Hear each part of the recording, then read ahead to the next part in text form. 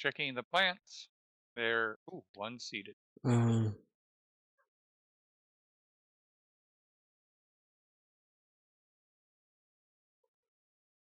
Oh wow. What? Someone filled the refrigerator. With what? Baked potatoes. I'm gonna guess that's a virtue thing. And I knocked. I see that. Okay.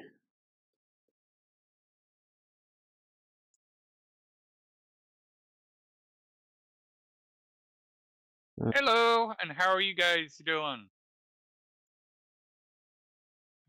Okay, you did enable shared chat. I just did. Yep.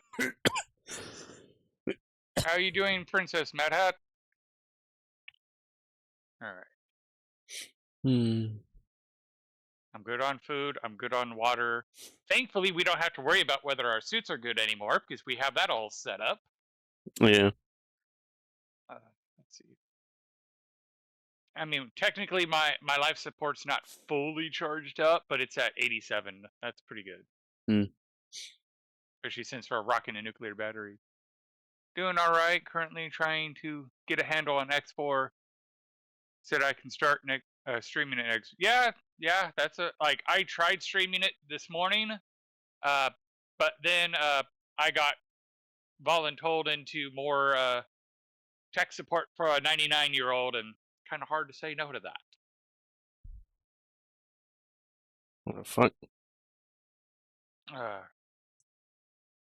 One part is I left off where the Hyperion is heading towards the space, the shipyard, and I'm already at the shipyard, so I just have to wait for it to get there, and then I get a Hyperion.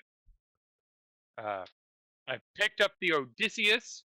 Do you know about the Odysseus that you can pick up right from the start? Because that is a great thing to do, is go and get the Odysseus in the beginning, and you can either keep it or sell it. I chose the middle ground where I keep the hull, but I'm basically selling off everything else.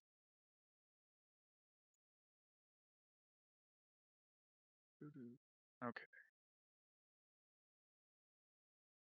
We really need to get more light. What's up? Somehow I got Steam into big picture mode.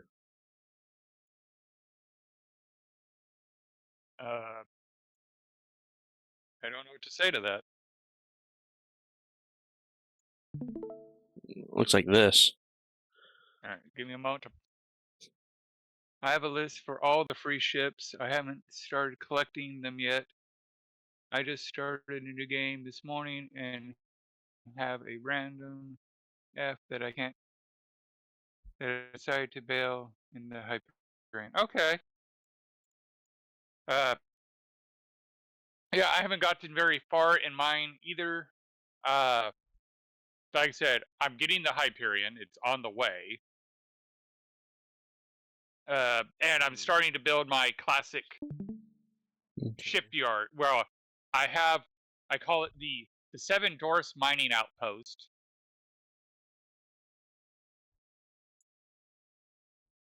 What happens if you push escape, creative? None. It's just like opens a menu and closes it. Give me a second to look that up. Getting Steam out of Big picture mode. Yeah. Go to power, and then select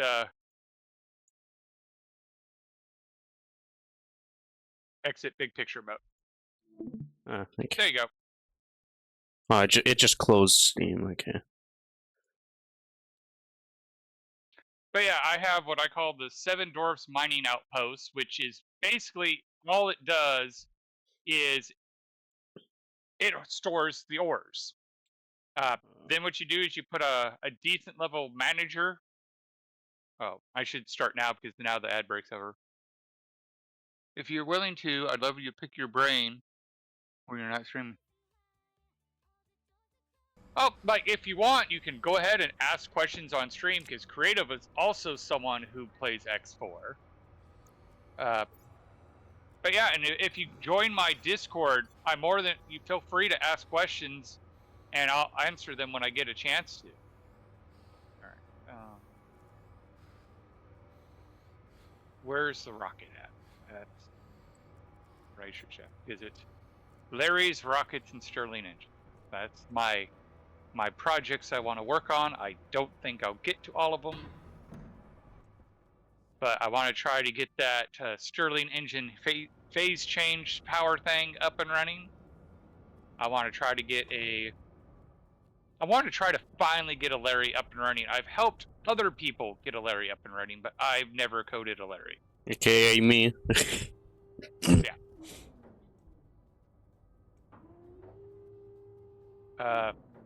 But I've never actually coded it myself. And I want to get this rocket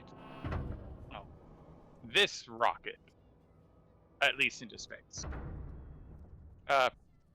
Which begs a question, do we want to just send an ugly gray rocket into space, or do we want to send a colorful rocket into space? Is this game similar to Space Engineers? It looks similar. I've only played Space Engineer for like 1 day. Okay, so like this question gets brought up a lot. Like most people who stream Stationeers, that's the first question it gets at. It is and it isn't at the same time. So where Space Engineers focuses on engineering and being a physics engine, this game focuses on being a thermodynamics engine. So like in this game, I can pull it up here, we have gases where you actually have phase changes of the gases. You know, you have to worry about temperatures and pressures and having a breathable atmosphere, which means you need a partial pressure of oxygen above a certain amount, but you also need a pressure above a certain amount.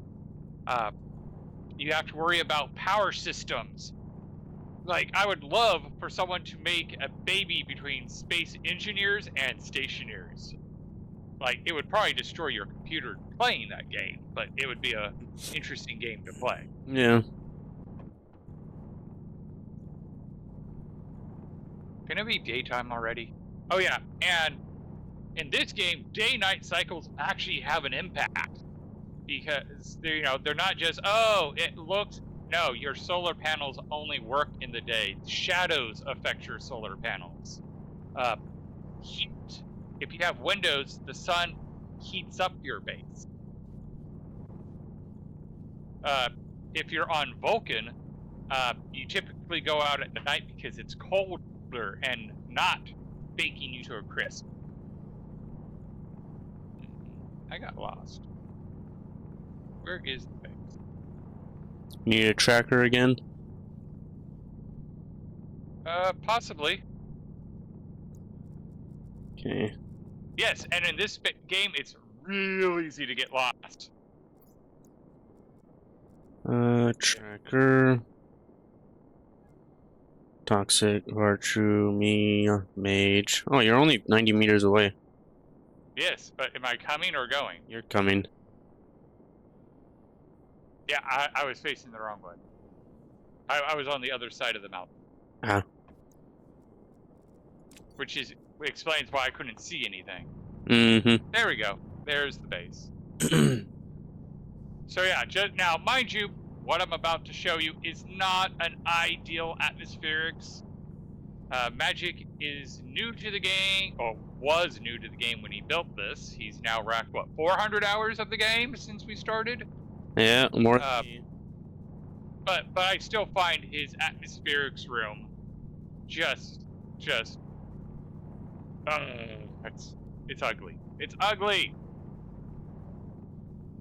Oh, didn't you want to set up gas sorting via? Yes. Well, that's one thing I want to do. I don't think we'll do that today, though. But we probably should remake an atmospherics room in the vertical base. Yeah.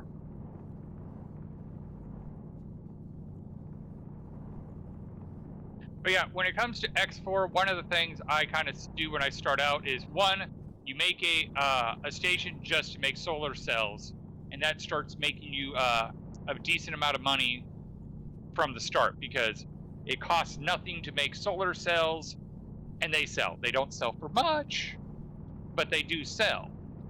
Oh shoot! I just remembered something we got to do. Because we lost our processing room. Because right, yeah. Because Vardy, bless his heart, didn't know what he was doing and blew it all up.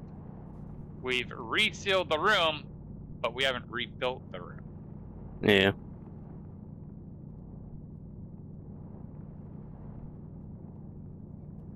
So we had ore processing in this room, but our base mate, who was new, this was intended for.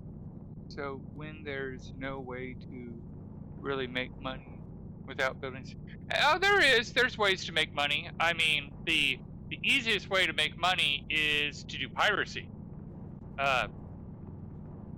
If you get the Odysseus and you get the Odysseus, you get the Hyperion, and you get the Geometric Owl.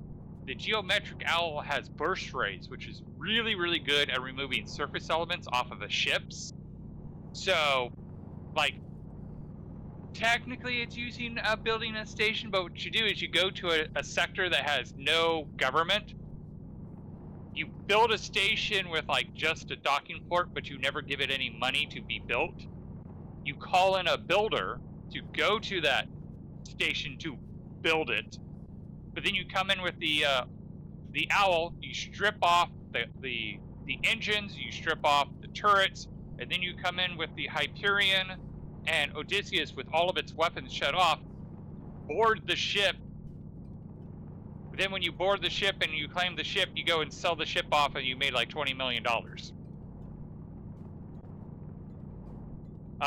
Another easy way to make money is you just you get on that super highway and you just keep doing loops and collecting missions as you go through the sectors. And a lot of them are like patrol the area, or that sometimes you can get lucky and get like 3 missions to take out a cock station, and they're all the same missions, and you just go in with your Hyperion and blow it up, and you get a lot of money doing that.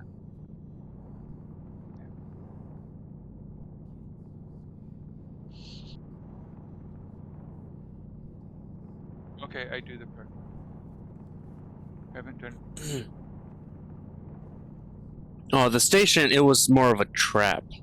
Yeah, it's a bait. It's a way that you can attract the builder to a location to ambush it.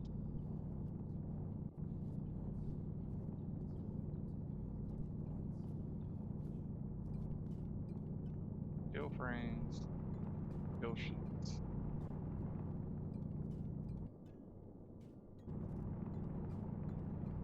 Yeah, sadly, there's no way. Well, there's no way to capture a station. However, if you do the research from the player HQ, you can use EMP bombs and steal the blueprints from stations. Sadly, you cannot steal a wharf or a shipyard, but you can basically steal everything else, saving yourselves billions in credits instead of buying all the blueprints.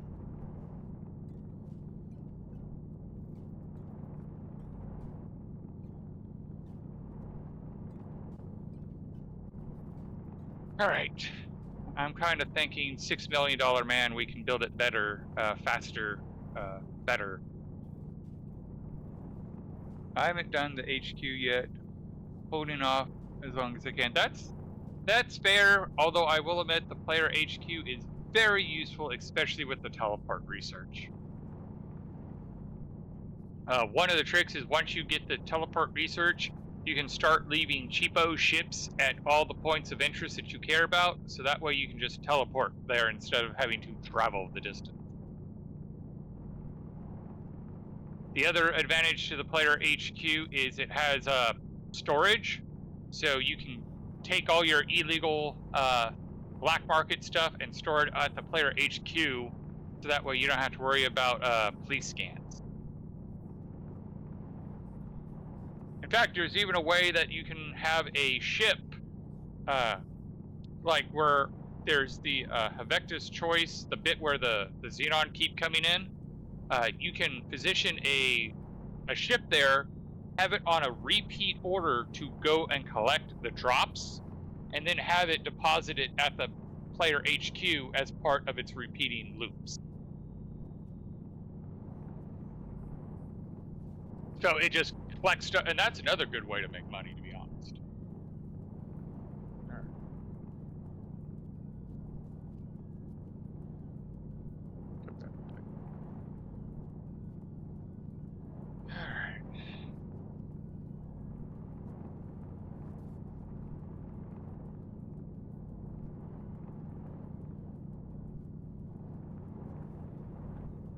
Furnace. Let's see if we have the ores to do this, or we're going to have to make the ores to do this with the other. Hoping we can do this without having to use the other one.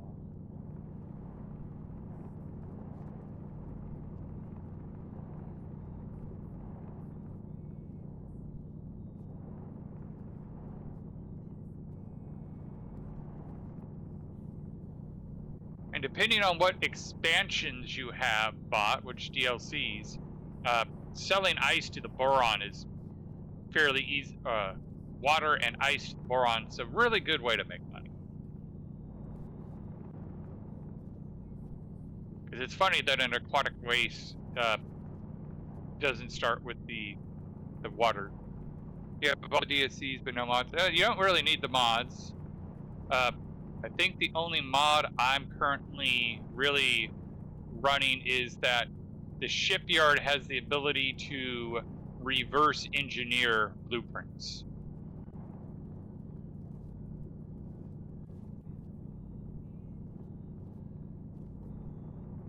Which is only useful once you get the shipyard, which at my current play does not have. Alright, we need silica.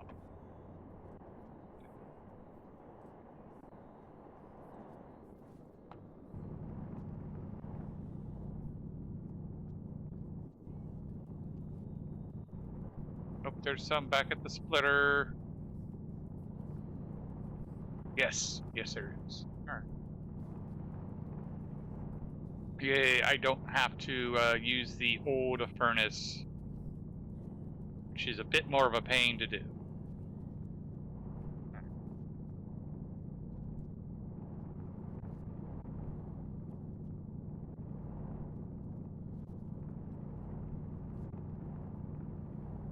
Do we have the labeler in here? Yes. Okay.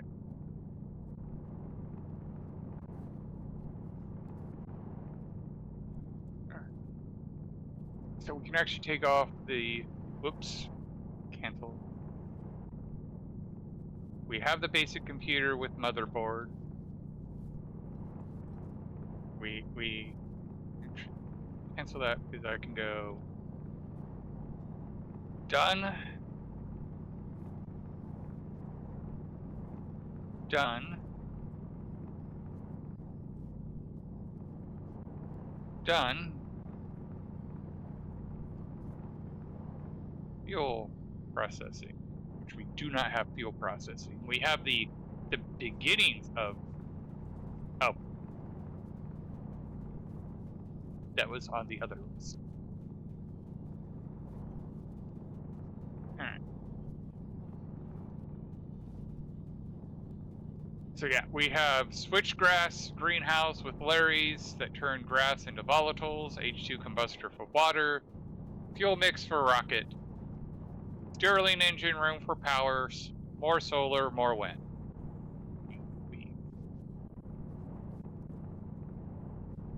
Done both of those. And actually, this is sort of done as well. So I'm going to go look at, because it's been a hot minute since I've looked at it. Alright. So this is the room that Creative is working on to process the Sterling engine's byproduct and everything.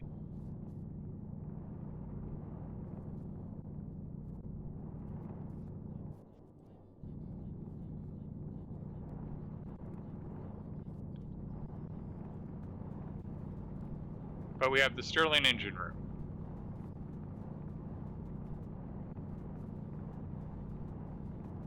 which produces about 10 kilowatts when it's running. The better he gets the cooling of this room going, the more it will run. And that's his current project, if I remember correctly. Am I right, Creative? Or are you feeding Herbie?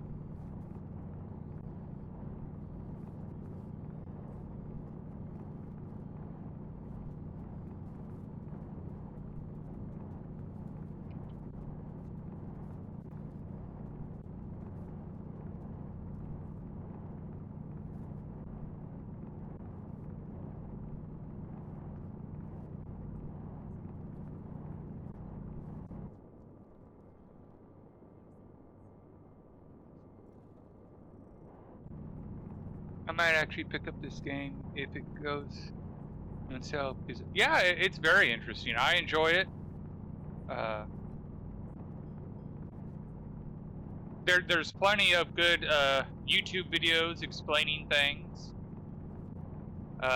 When I find time, which I'm trying to actively look for this time, I want to try to do a survive 30 days on each planet and make it sort of a tutorial where I explain what I'm doing for people so they can get a better idea of how to play the game. Especially with Brody showing an interest in the game and being a total noob blowing up our place, I feel it would be good to have a bit of a tutorial. Alright. Put it there. Gee, let's throw this up so that way I can judge properly. Yep, that is not the right one.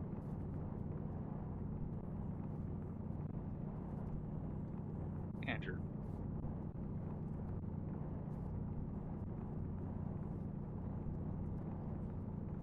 I tend to prefer the more niche games. Like, I'm also trying to get into one called Outpost Infinity. I've heard of that one.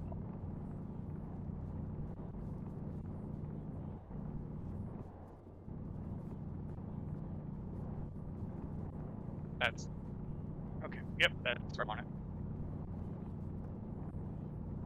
But yeah, I admit I have a thing for niche games as well. Not that. I want the welder. Oh no, electric currents first. Okay.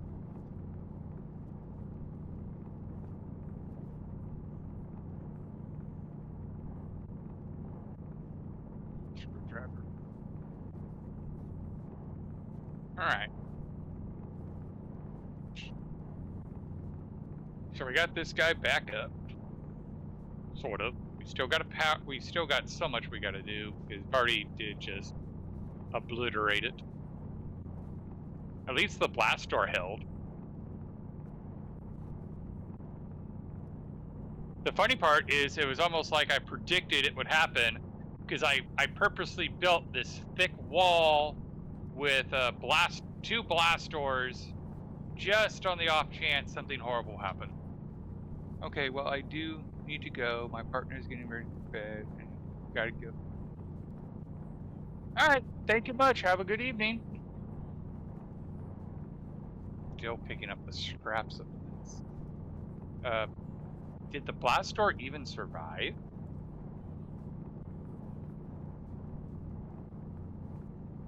No. Oh my god, it actually destroyed the blast door. Oh. So, good thing I put two.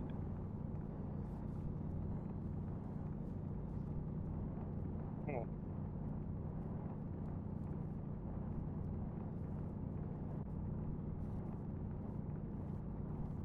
I think we have a spare blast door somewhere.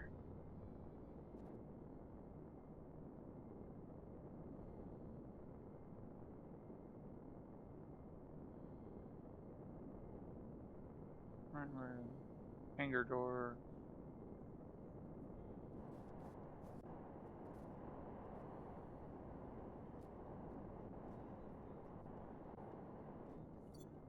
Is it over here? Or did we end up actually using it? I need flat balls. Check over here. Linear rail. We so need to get this place organized. I keep trying, but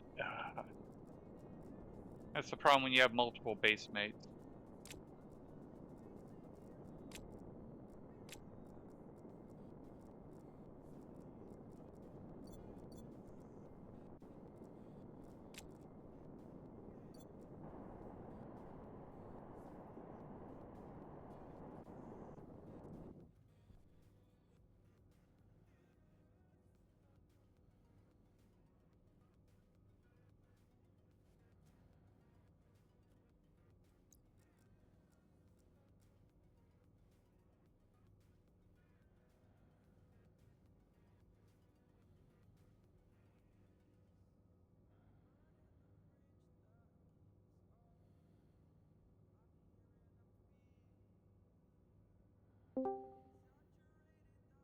Hola. Hello. So, I still still have not been able to get the evaporation and condensation chambers with the heat exchanger to work. Okay. Let me load it up and you can tell me what I'm doing wrong. Just so you know, I'm trying to repair the damage that Birdie did to our base. Oh, what do you do? He how do I say this? He was using the downstairs no gas or the no gas furnace with gas stores. Because he missed the part where this is only supposed to be you're only supposed to use the ores from the vending machine. He went upstairs and saw that there was backpacks full of ores. It's like, oh, they must have forgot about these.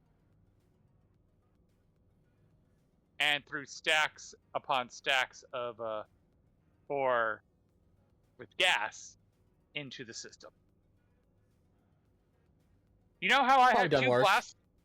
You know how I had two blast doors protecting the base? Yeah. Yeah, it actually blew up. It destroyed one of the blast doors. We're talking about where he made the airlock, right?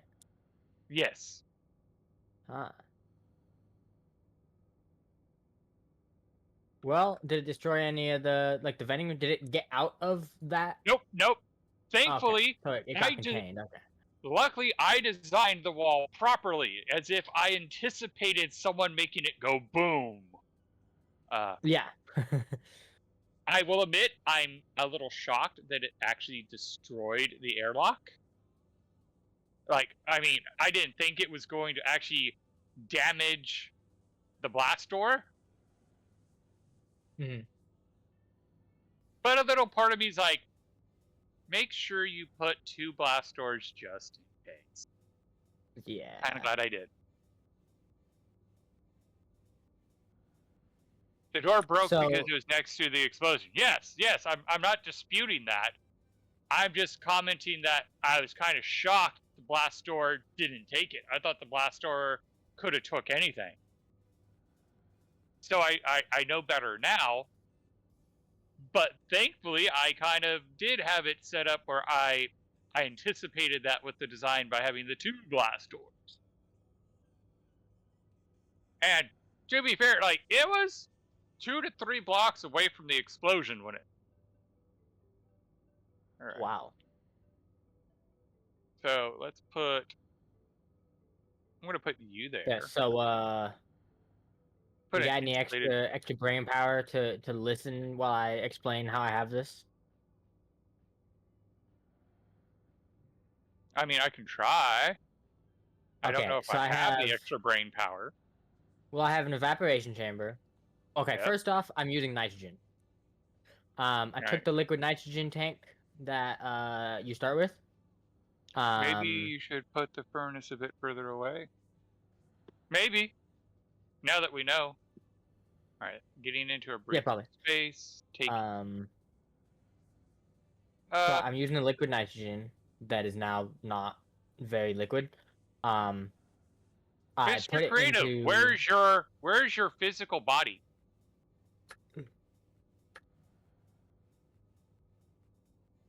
Or you just were running around and not in chat?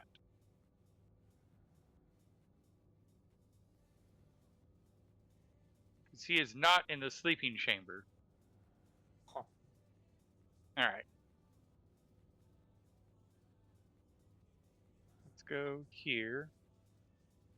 On floor 9.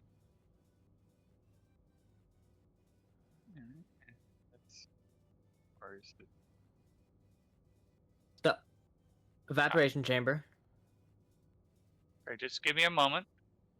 Because I'm going to do... There we go.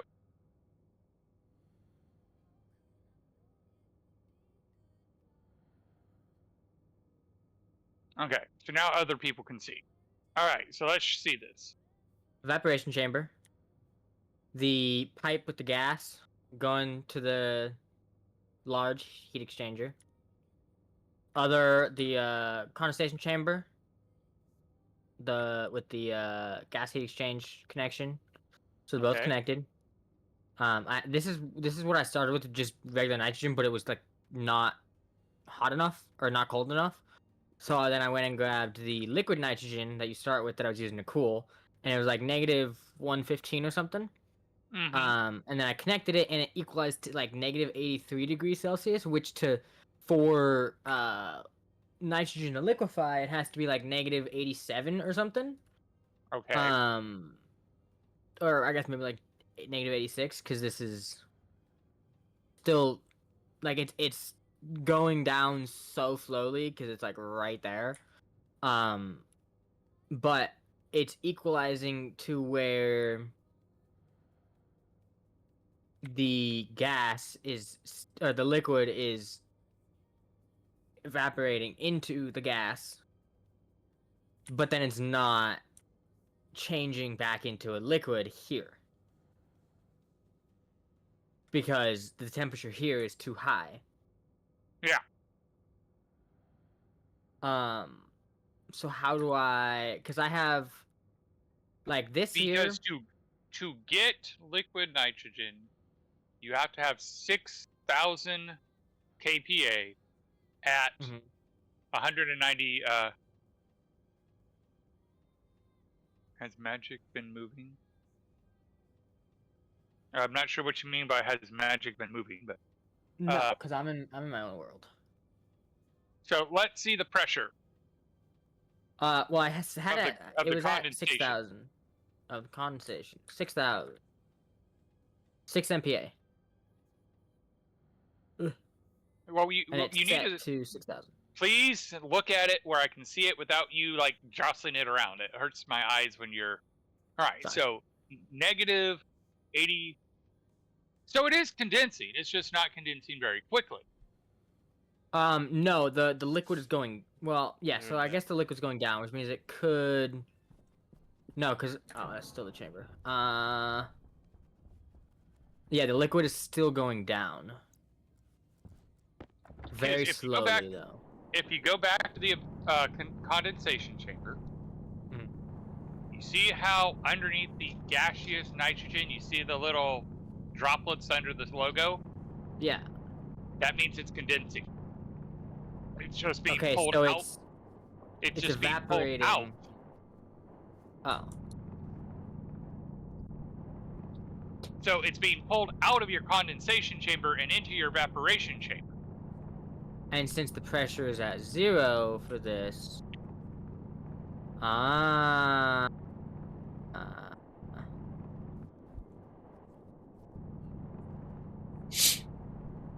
So where should I put the pressure for this at?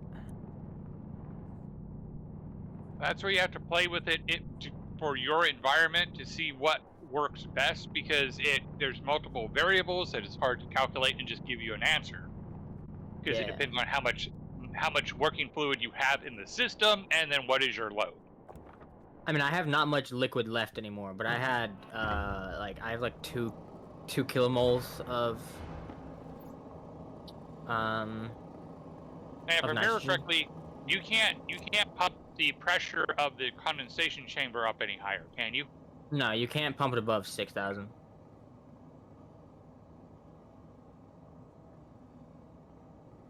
But I think.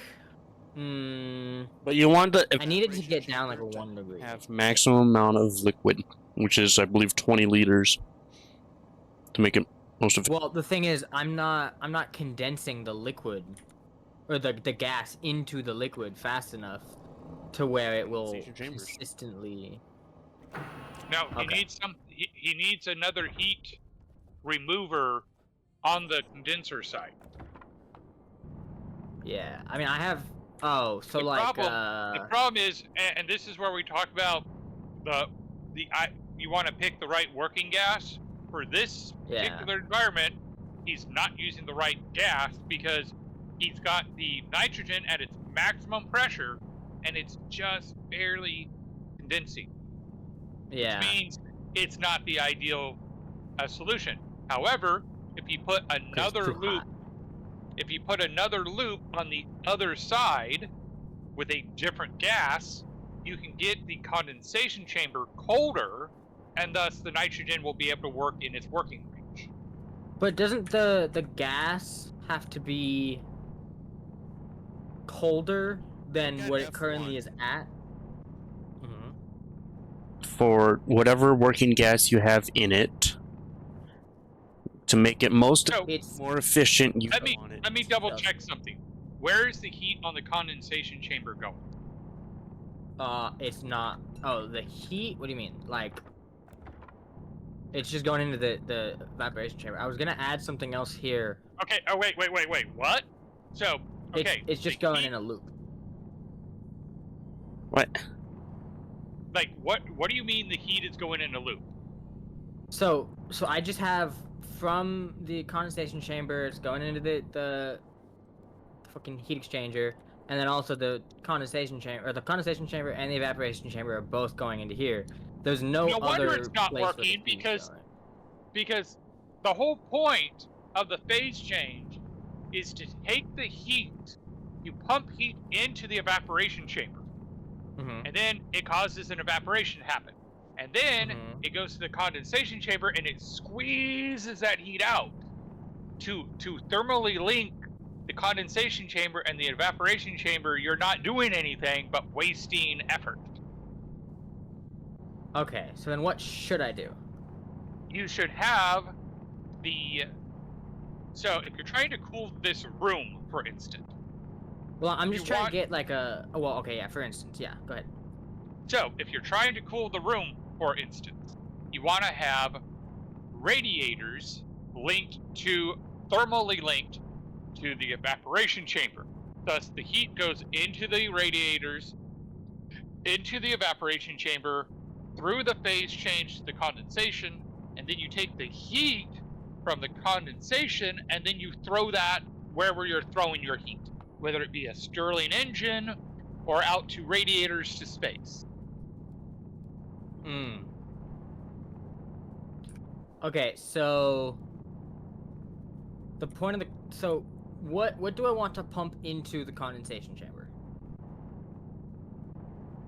You want to pump in the gas from the evaporation chamber because that is carrying the heat from the evaporation chamber. The working. Okay, so when gas evaporates, it takes heat. Or when liquid evaporates into gas, it cools down. No. It heats up. Okay. We need to start using different terminology because that's part of the problem.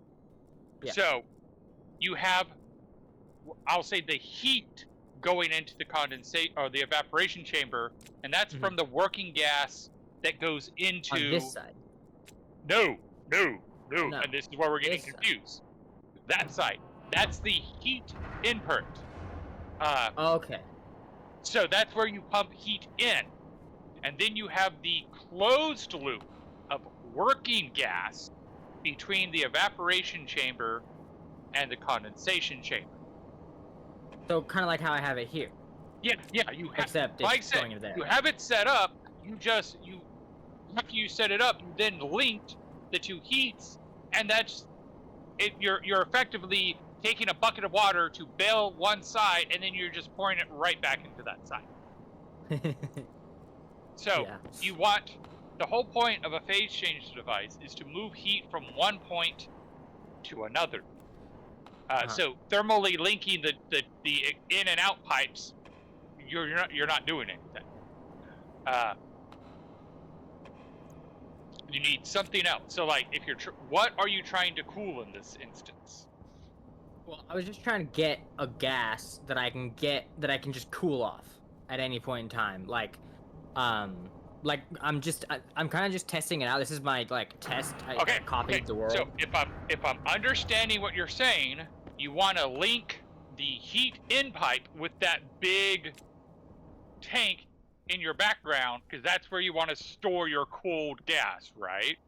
Yes, I want to take it from the atmosphere, cool it down, and out. So what you would do is you would run the pipe from that tank to your evaporation chamber. It won't. That does not mean the gas that's in that tank will fill the evaporation chamber. It just thermally links that gas to the evaporation chamber. Okay. So then it will take the heat out of that big tank and move it through the evaporation chamber to the condensation chamber, where you can then distribute the heat however you want. The phase change are heat concentrators. Here, hook up whatever gas is in here. Like if I pump gas from the atmosphere, pump it into this tank, take the gas from that tank, run it through this side. Yep. Run it out this way. Well, and here's the trick, and this is where I'm going to talk about the terminology. Once you run it from that tank to this, we're not talking about the gas anymore. We're talking about the working gas in the closed loop. Would it have been better to... So the evaporation chamber and the condensation chambers have two different sides to them. Yes. And the problem is they both use gas. That's why you have to talk about heat and the working gas. On the right side of the device is the closed loop that has the working gas, which you have chosen nitrogen for your working gas. Probably wouldn't have been the best idea for Venus, but yeah. Well, it depends, because on Venus you're going to have a multi-staged system.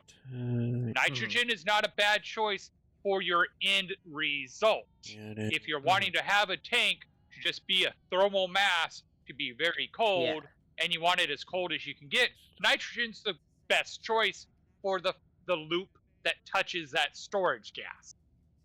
The trick will be, you're going to have to figure out what you're willing to do to get it to above Venus temperatures. So nitrogen's a great gas, but as you can see, once you get the temperature to that -80, you're struggling to recondense it. So what you do is you make a second phase change loop with a different working gas.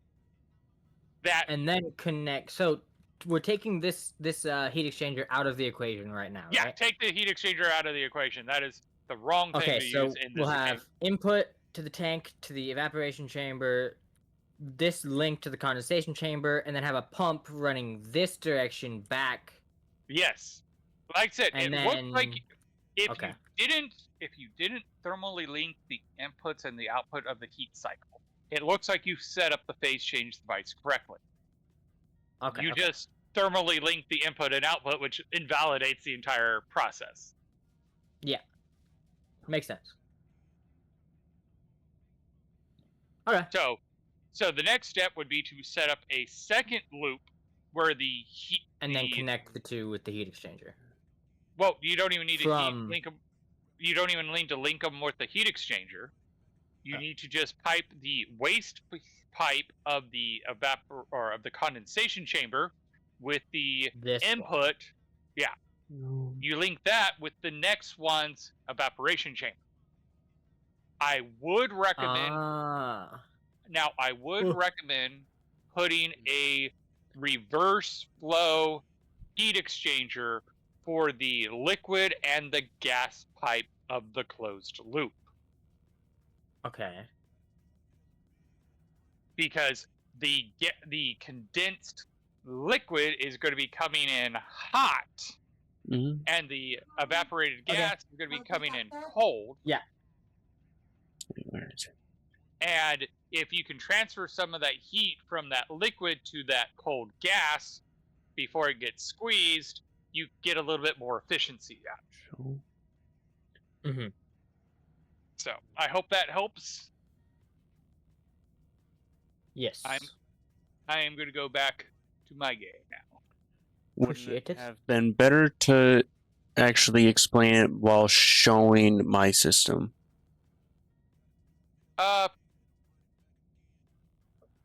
Well, explain it offhand probably, but help him. I think helping him, we needed to look at his to see what he wasn't understanding. Because if I had explained it through your system, I don't think we would have got to the point of, oh, you thermally link the heat in and out. That's your problem. Yeah. There. Okay. Save. Okay. Well, at least I'm not stinky now that I've set. And, yep, my battery's fully charged now. So there was a bit of a good thing in that. So, okay. Right.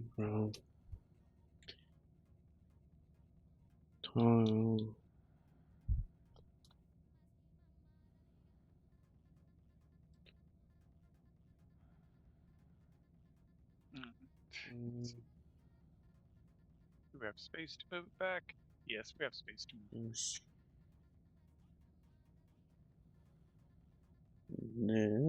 Okay. There. There's the wrench. Yeah.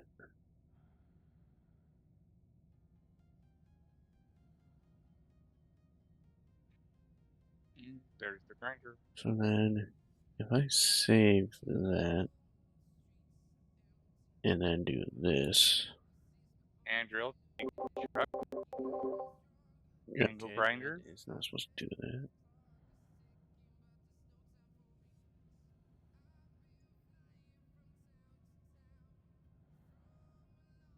No repeat. There. Okay. So did that mute? It did. And if I did, okay. Okay. There.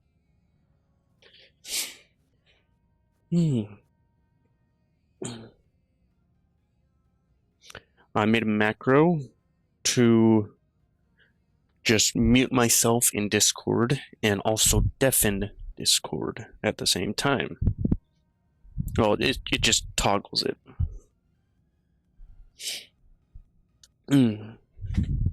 So, when Mage is explaining something to someone else, I could mute myself and Mage.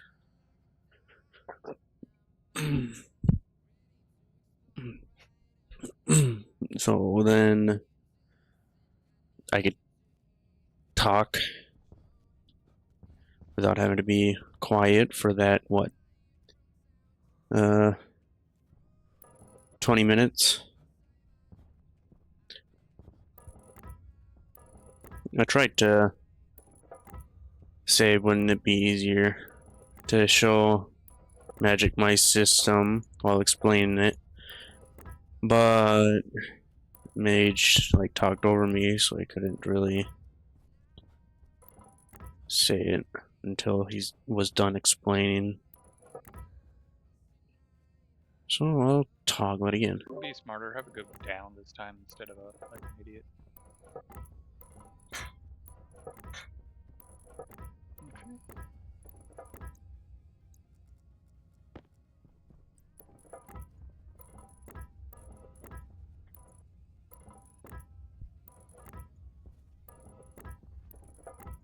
Okay.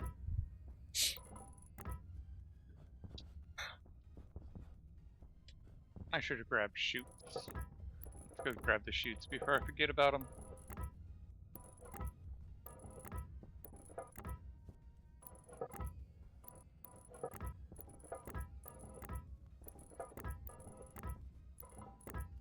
Let's get the ones off the floor first because they bother me. Do we have many frames in the printer room? I believe we do. Yeah. As you are working on that advanced furnace back. Yep, I have 16 steel frames if you need them. Alright, I'll just grab whatever frames are in the printer room. I placed, I think, 90. And it's a 13 by 13, which is there was only one stack. Okay. Well, let's see. 13 by 13. So I need 49 more.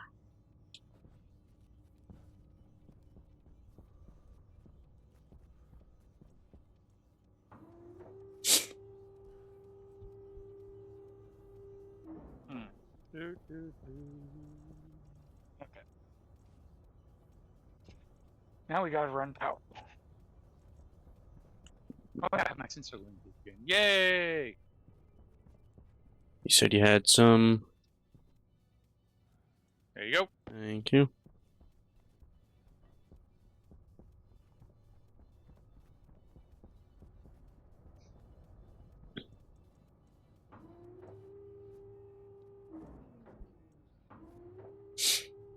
Is there much besides, like, actually having oxygen to do so? Is there much stopping us from having the vertical base being, like, all oxygenated? Like, airlocks for the elevator, yes. But, and then, like, just for the surface. And probably have some sort of, like, airlock on each floor, specifically meant to get outside of the vertical base on that floor. I mean, we have heat management to think about, cleaning of the gas to worry about. Like, we should be able to do it, but I haven't gone through all the checklists yet.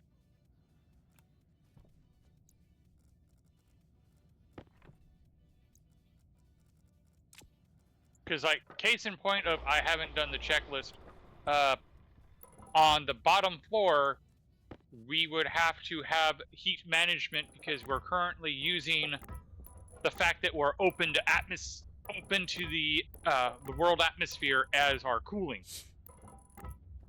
It's not insurmountable, it's just something we have to take in mind.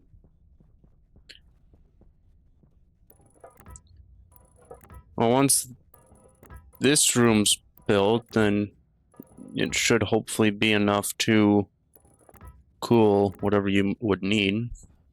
Yeah. So, just need pipe.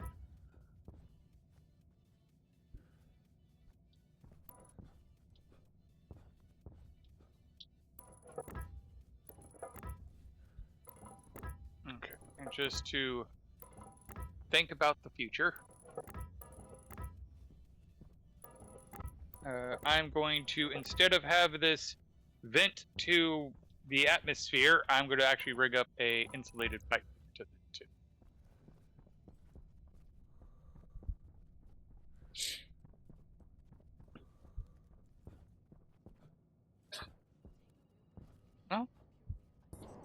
Nice. My wife is playing Palia because they had the update, and she's like, "Oh my goodness, it's a huge new map." Palia? Yep, it's a cozy game. Steam, I'm guessing. It is on Steam now. Initially it wasn't, but she's playing it on her Switch. Ooh, don't have any steel sheets.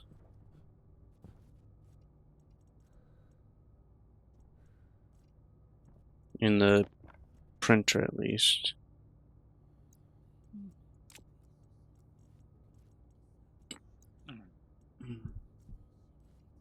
So,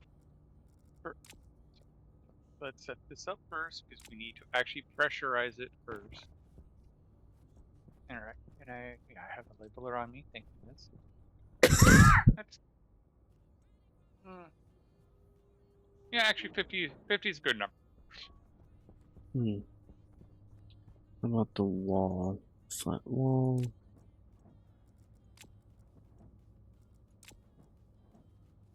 All right.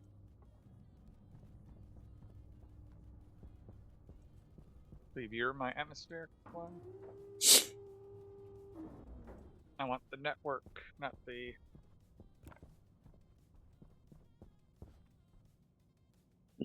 Right, it's a welding torch I don't have. I'll just have to wait and see what's going on. Well, actually, you'll know it will get to pressure when this stays steady. Okay. Now we need to work on this guy.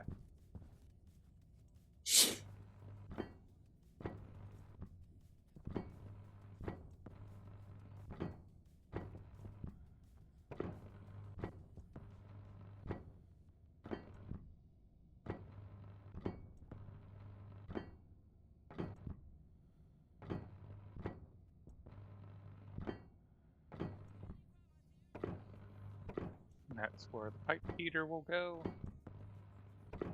I need a second insulated tank. And then I need the pipe heater.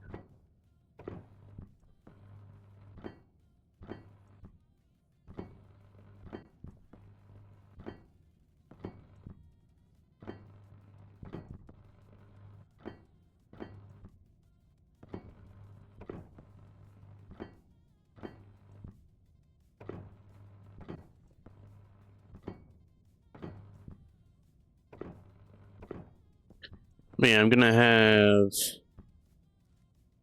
multiple stages of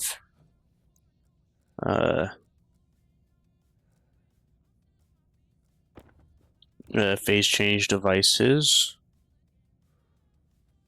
in order to condense all that liquid carbon dioxide and liquid pollutant, the cold from that, to like liquid nitrogen.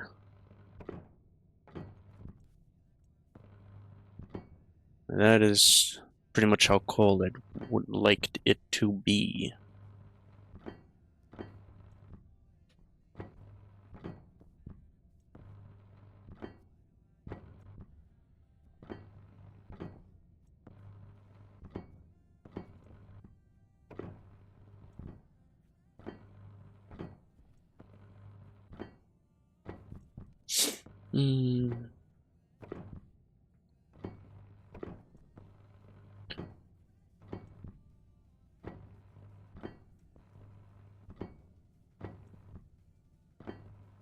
Battery's almost dead on here. Really need like a nuclear battery for the welder. 10%.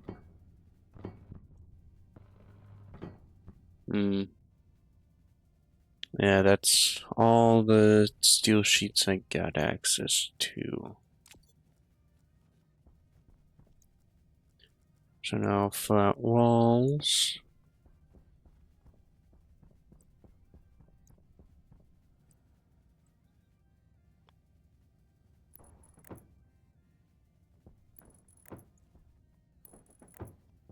Wait, no, I don't want it to be just flat wall.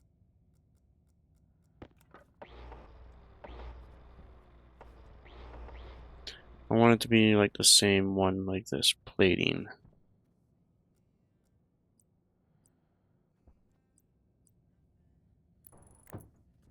Which does kind of require me to be able to see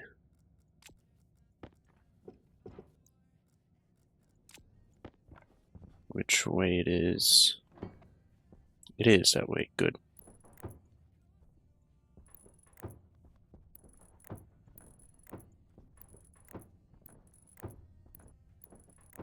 I should actually make sure. Yeah, I'm not good.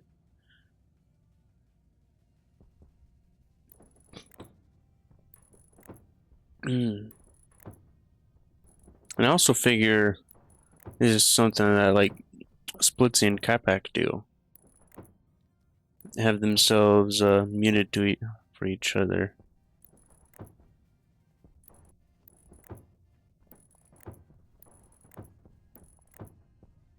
Until they're gotta talk to each other.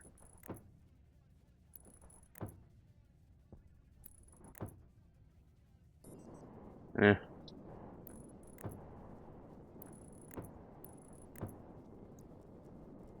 Gotta make sure I do that. Now, want to make sure this is the right one. It's a crowbar. Like, which direction? Okay.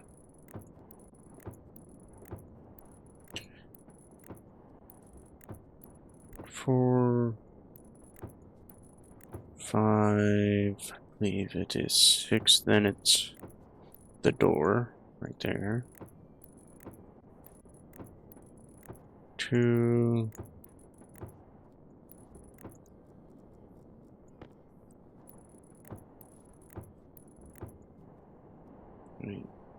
2, 3, 4, 5, 6, good. See.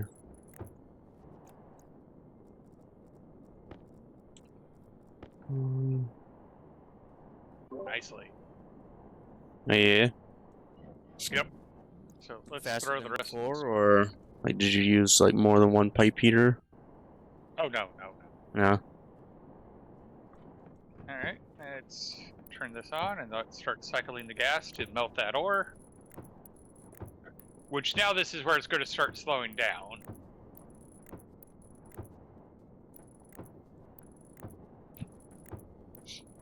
So what? Because right now I don't. That tank with just Mars atmosphere, or? Well, actually, I just put 2 pieces of nitrous in there just to get it started. And now I'm cycling that. Jeez. Okay. There we go. And we have all this ore that has gas in it. At least I think the gold had gas in it.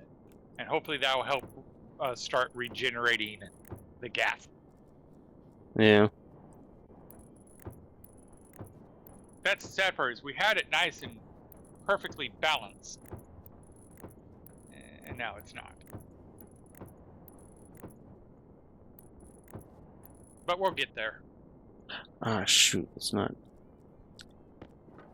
We gotta. That's actually one way to know if it's gas stored. Yes, we are getting more oxygen, so yes, it is gas stored.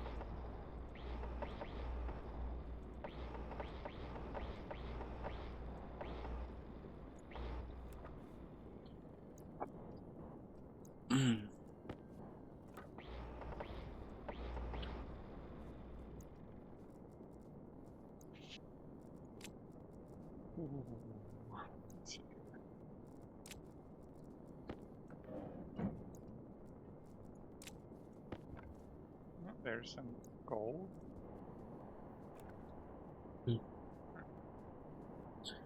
So this is 1, 2, 3, 4. I mean, keep talking about the concept of having a pre-heat degassing furnace just to pre-mix the reagents and degas the ores before it goes into the processing furnace, but that's a lot of extra steps when you're supposed to have a crew that knows better. 9, 10, 12, 13. Oh. Okay. So, I want to at least get this ore to cycle. There's 9 left in it, and then I'll throw in this stack of 50, and then we can just leave it to process. Oh, there is one thing I can do, because this is no longer needed. In fact, that's going to be detrimental with what Creative wants to do with gassing up the whole base. So we have this, which will protect us from that. And it looks like it's already been doing the job.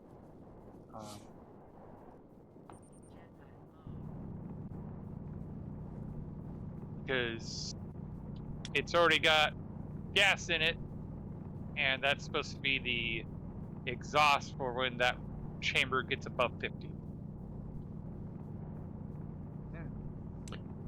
So, All right. I want this room that I'm making that's going to condense the cold. I want it to be the same size as current room on floor 9. And Okay. I thought it was a 13 by 13, but it's actually a 15 by 15. So I got to make it a little bit bigger.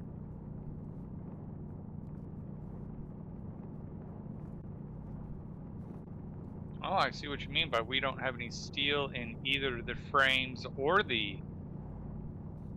Yep. That's not any good. Nope.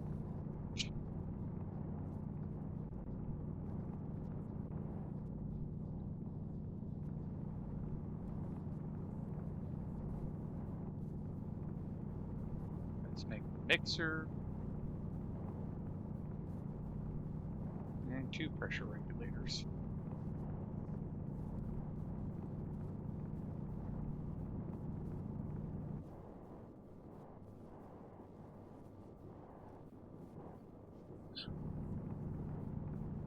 So that's...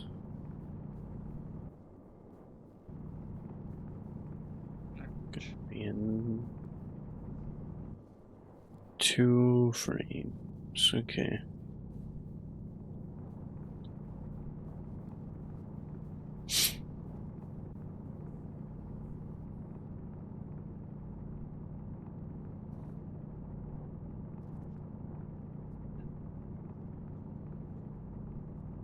Alright, that's now.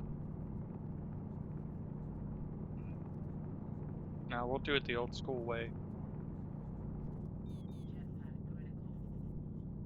I was tempted to do it a different way, but no, we'll do it the old school way. I don't feel like setting it up the other way.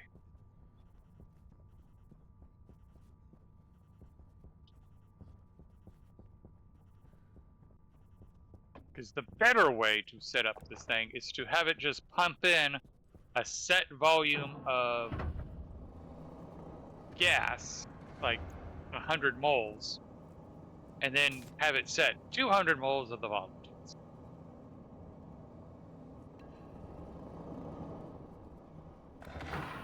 All right.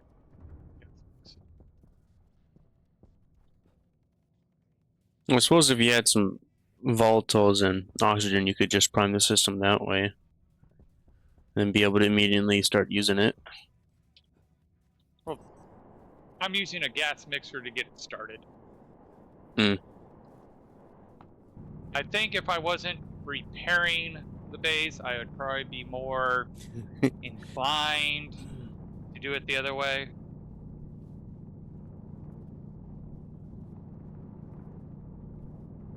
I imagine if I hadn't been doing tech support all morning, I might be inclined to do it more proper the first. Yeah.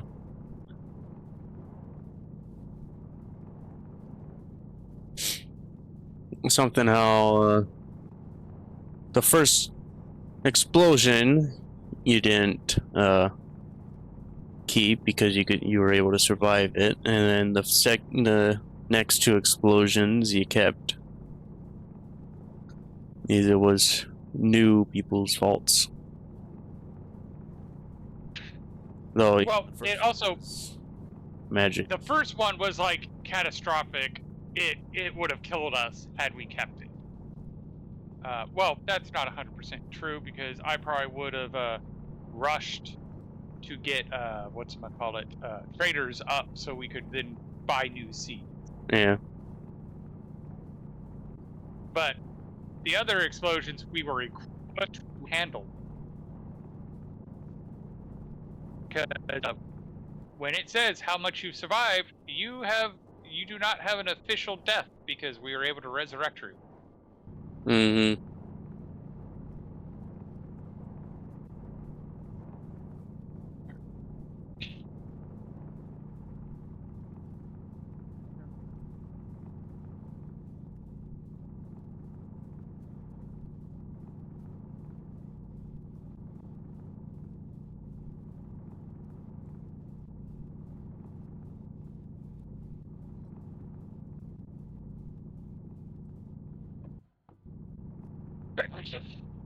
Excuse me.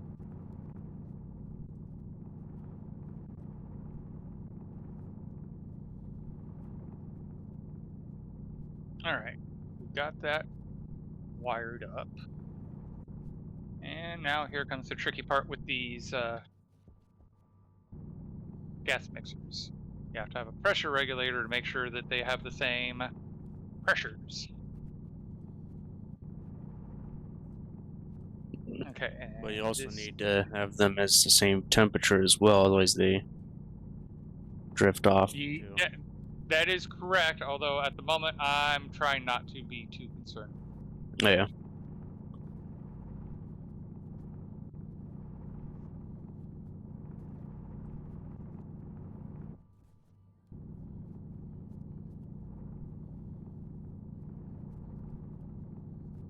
I'll accept that.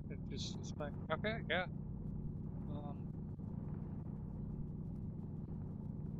I mean, they should be roughly the same temperature, and they are, because they're both coming from the ice crusher. Yeah.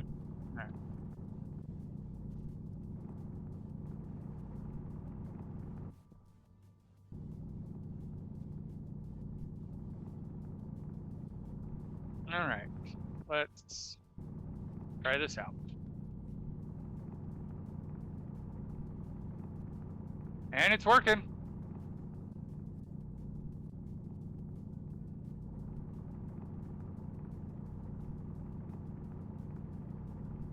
All right, now we just need to pipe it up to the rocket. I don't know if you saw that I purposely built the processing thing below the rocket, so that way the fire has no way of hitting it. Oh, from rocket launching, yeah. Yeah. What was that, baby? I'm sorry. I don't know what happened.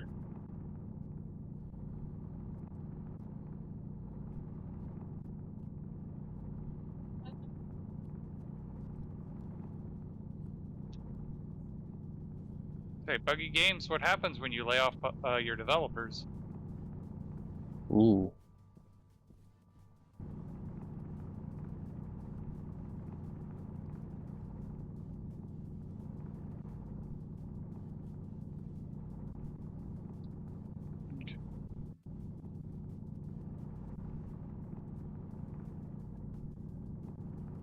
We did.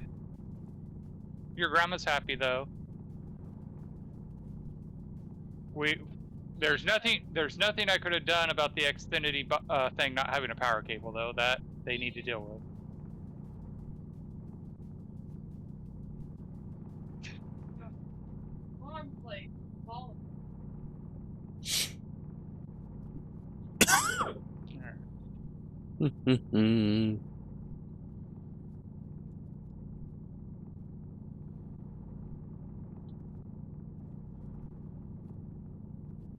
Geez, I'm gonna need quite a lot of power to keep the phase change devices going.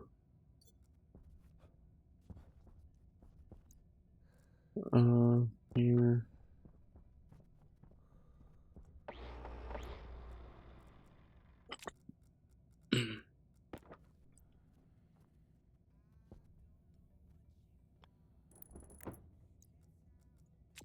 But, oh my gosh, I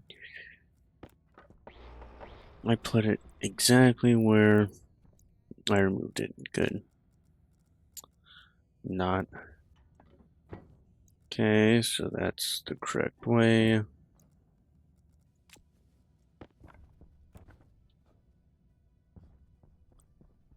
So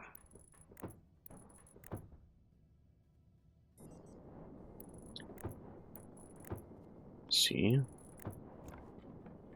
do this. That's a good one.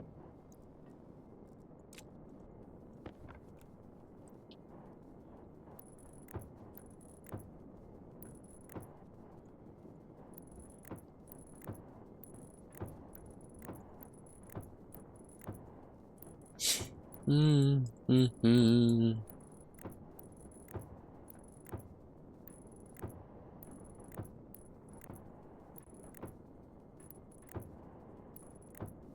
No. No. Okay. Do this. Come over here because it'll be easier to go that way with this walls.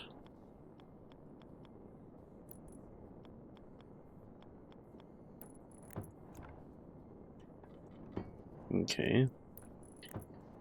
The correct way. Better do this. So I can use it once I get more over there. If I tilt my head as if you guys can see it. Yeah, no.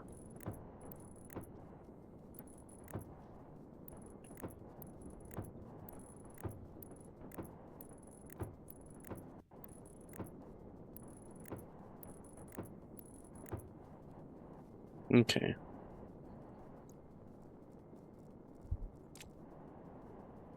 I like.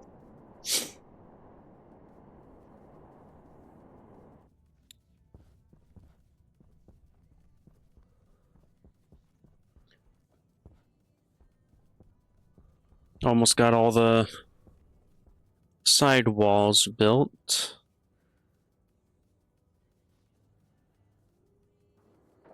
Oh, hello. Hello.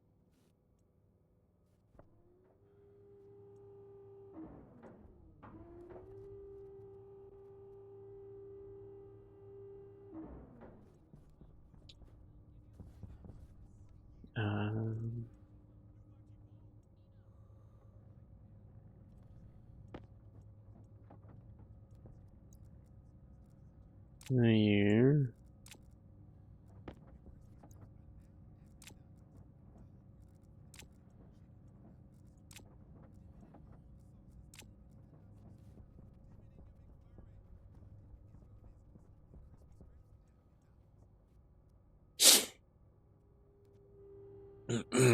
So that's just a surveying rocket, right?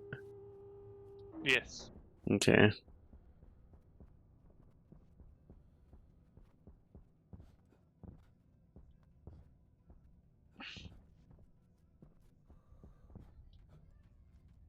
All right. This has a 800 capacity on the fuel.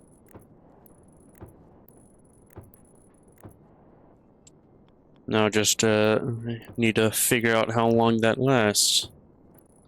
Well, we need to fill it. Yeah.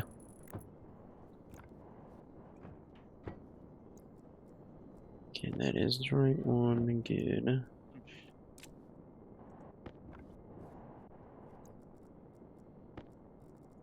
So what?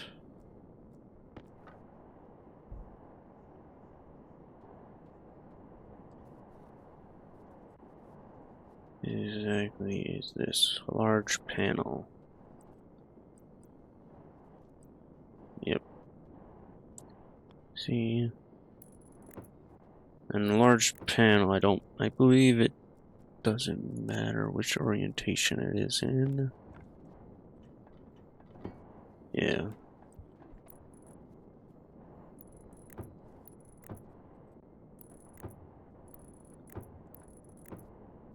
Alright, actually. Here.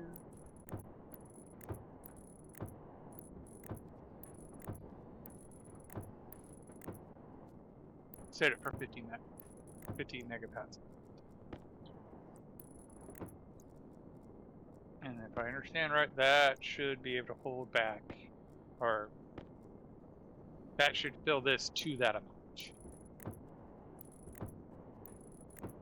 Alright. So now we just have to wait on the rockets, because I believe there's enough fuel to fill that.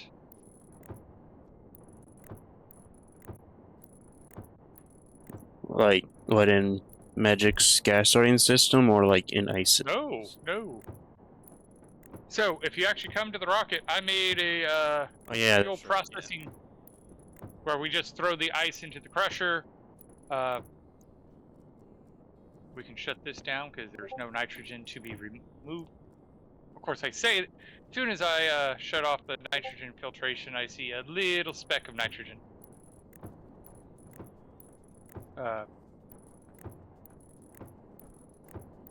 But we have we have just under 5 kilomoles in both tanks.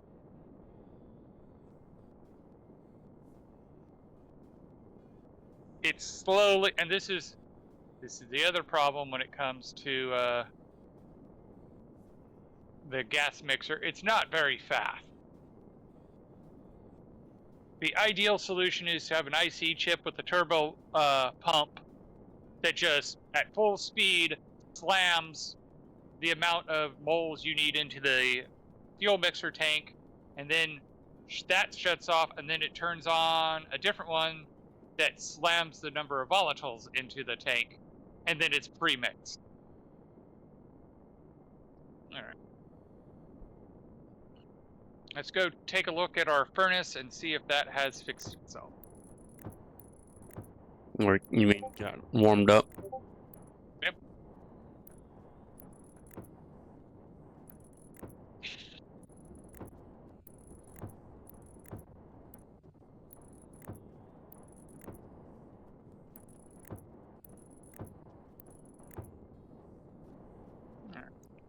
Run.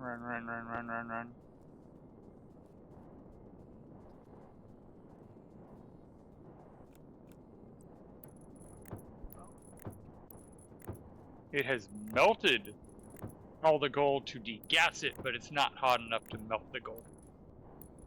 Or like refine it, you mean? Yes. Well, if I pump it out, it will be ores that have just been degassed.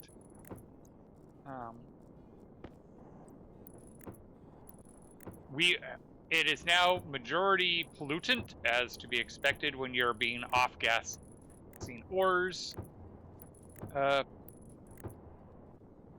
I'm also going to do it a favor, and I'm going to pump it out of the advanced furnace, and that way you're not having to heat up the atmosphere inside the little box. I mean, eventually we want to heat up that box, but let's get this hot enough that we can start doing stuff. Yeah. Plus, at this way, I can also see how much gas is actually in the system.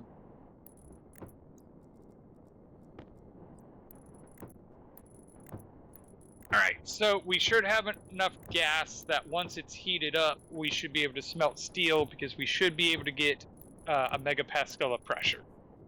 Okay. We definitely need to process more stuff through here that hasn't been degassed to build that volume back up. With random ores. So, well, you know, pretty much if it's ores in a backpack, they're safe to say they're gassed ore. Well, from me mining this room. Oh. Yeah. I have a backpack that has a crap ton of volatiles, so yeah. Alright. Here's that. They should be both falling down the elevator shaft. But we right now it's just waiting for. I mean, I have a somewhat of a solution, but I'd rather not. Technically, you provided what I needed, so I should just do that. All right, put you away. On the backpack, I'm guessing. Yep. Okay. Celsius. 1, 2, 3, 4. Ooh, that's. Oh shit! Oh shit! Too much. Oh shit! Wrong hand. Wrong hand. Ooh. Yikes. Yeah. At least it'll be degas. Right? Wrong hand. Yeah, Okay. backpack. Yeah, I know. Yeah, I threw the whole backpack in. Oh! Degas it, so you just have to be like. You had actual ice with gas and. Oh yeah. Please keep the pressure down. Oh, and it ignited.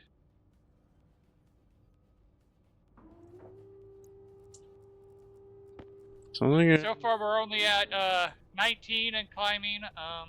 Megapascal, I'm guessing. Oh, you chucked on another tank, or you're working on it? I'm going to. Yeah. That tank was supposed to be for the purge for the room. Mmm. Ooh. Ooh.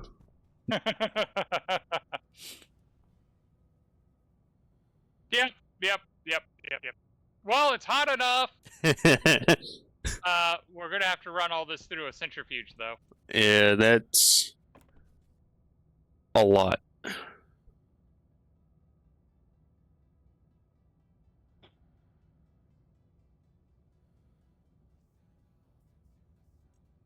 All right. Hmm.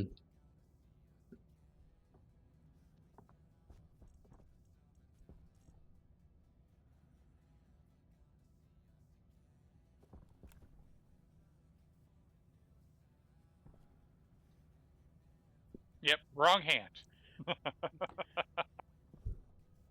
I went to throw 4 pieces of volatile ice in, and I just threw in the entire backpack instead. All right. Well, is that enough that you would probably want to have like its own centrifuge for doing that one? Or simply just turn off the drills or deep miners? What's going on with deep?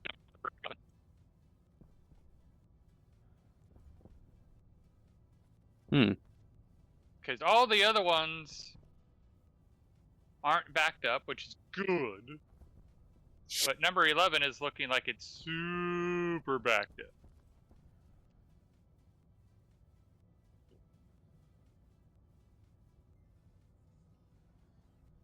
Well, I know how to solve this anyway, so I just need some chutes.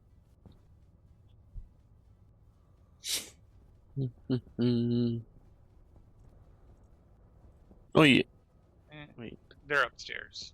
Oh yeah, you already did turn off the deep miners, or quite a few of them. Yeah, we're only doing what, one now? I'll turn on a second one. Ah. I meant more because it's free for the others. Well, let's see what happens. That's what happens if I break the pipe here. Okay, it did not freak out, because the last time when I did that, it just started spilling out. Yeah. From there. It shows you how backed up we. You're going to want to have all of that go into its own centrifuge. Otherwise, you have like 0.1 in one of them. Correct. Correct. I have a... All right. And it does look like we have caught up. It's just number 11 has to process. Oh, damage at 10%. 30 ore. Did you find some? Look. Up here. Oh, so it is. I can deal with that. I don't know where that came from. Oh, I know where it came from. Or even how it got up here. When I first checked to see how backlogged it was, I missed one. Ah. That's how. Okay. Oh, that won't go in that bag. Okay. Oh. Right before you got on. Floor 4, please. It's same for me. I needed flat walls. I needed chutes.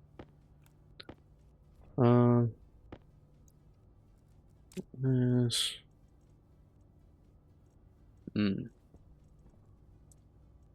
Okay, that looks to be all the flat walls here.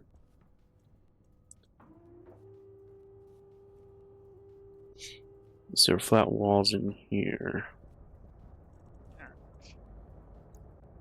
Yes. This too will make a mess. Or can I get away with not making a mess? Order.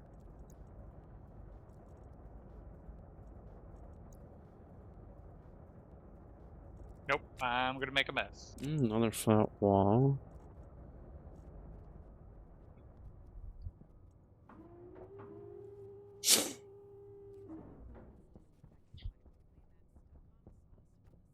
There we go. Junction there.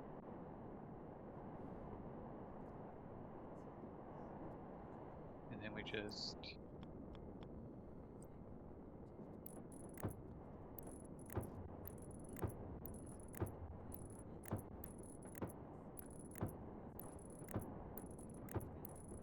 Yeah, it's going to be Centrifuge 11 that's going to process all that.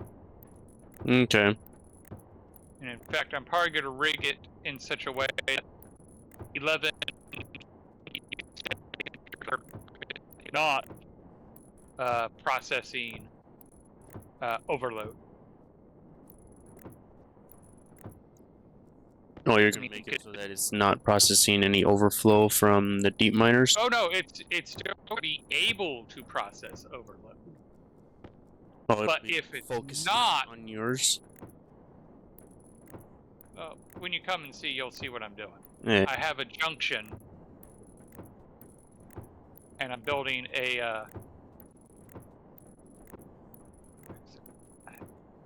Wait, could you even prioritize input of one side over the other? Technically, yes, but that's a different one. The powered one. I actually haven't messed with the power ones, but yes. The digital one. Okay. But yeah, I'll leave this set up so that way if we ever just throw it in the centrifuge from like or something, it will be set up. Because theoretically, nothing should ever make it to Centrifuge 11, but as we know, that's not always true. Mm-hmm. And in fact, it even looks like we can turn on the rest of the deep miners, because I also haven't noticed any power problems. Wasn't each deep miner like only 500. 500? Okay. Yeah. Alrighty.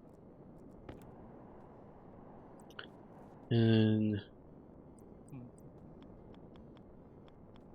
never said I was perfect. Okay, all deep miners are up and running again.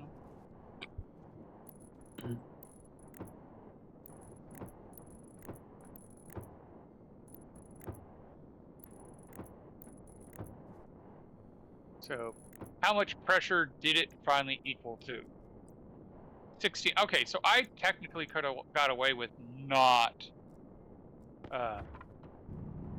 linking the pipes. So I'm actually going to fix that right now. By how much? Oh, like it basically equalized right after I did it. Ah. Oh, so if it's all in one tank, it'll be like, what, 50 or 40? About 40. Okay. Which is kind of where we... No, is it? Like, we do kind of want to... You don't want it to be?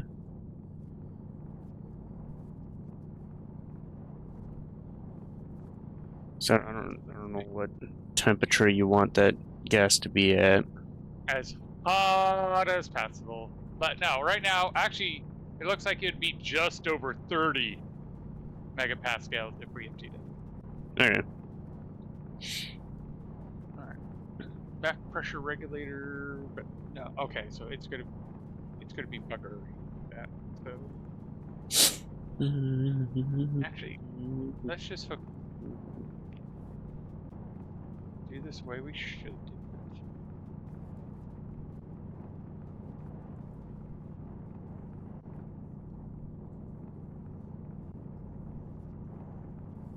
Let's put this guy back to make sure that we don't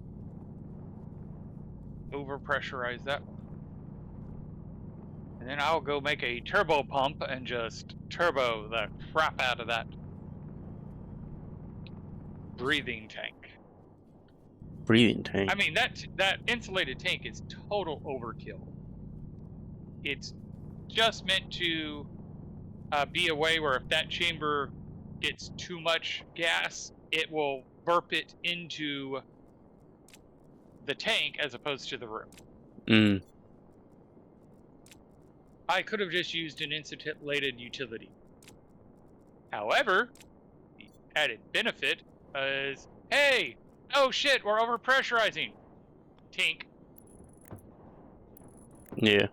Didn't have to worry about it once I linked those two pipes. So that's the advantage of having that pipe. And in fact, I think I'm going to leave the turbo pump in place in case we ever need to do a similar, oh crap, event. In place and running? No, not running. Yeah. Just in place.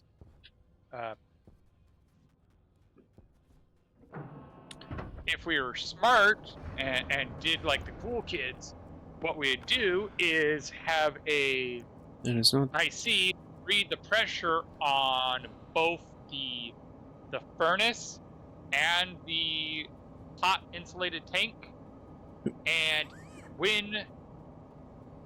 if the furnace started to get too much pressure, have it dump right into this, empty the vessel, we're getting too pressurized, empty. Mm-hmm. And once the tank starts getting too pressurized, turn on the turbo pump to put it into the breathe tank.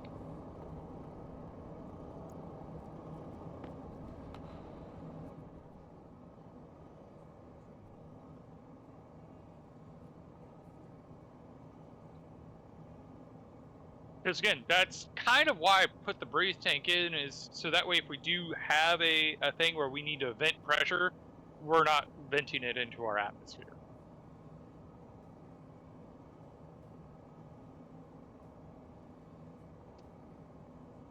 Mm-hmm. All right.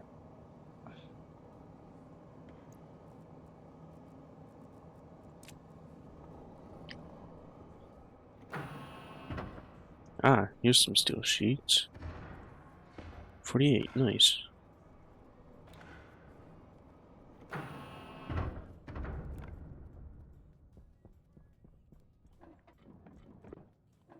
Okay. That should be good. That's doing its thing. Mm. All right. I wonder if Bill got done reading the current Manga that he's reading? Yeah. I know he got done with All right. the other one. And then he switched to this. The last one I know about him reading. So we have like 120 stacks of coal, FYI. Nice. So if either one of us found time to do the whole emergency coal power, we have it.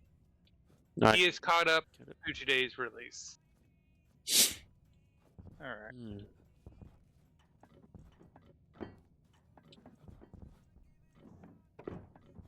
And how are you doing, Mr. Bill?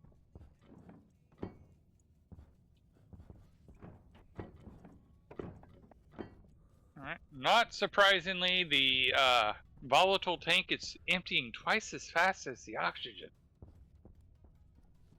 We're now down to 3.6 kilomoles.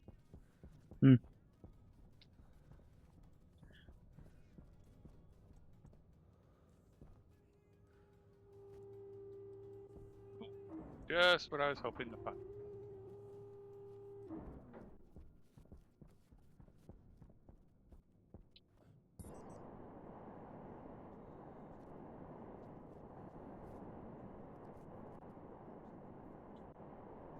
Just chilling. Yeah, 53. That must be nice. Yeah. I still think it's funny. Last Jelly Bean was telling me about how summer's not shown up for them, and they're like, "Where's summer?" And I sent them a screenshot of the 100-degree weather. I go, "I found your summer. It's hiding in California with a lot of other states' summer."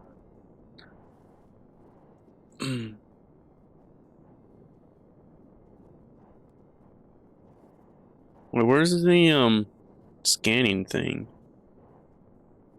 Be more specific. For the rocket. It's up in the nose cone. So take your grinder and shave off the nose cone.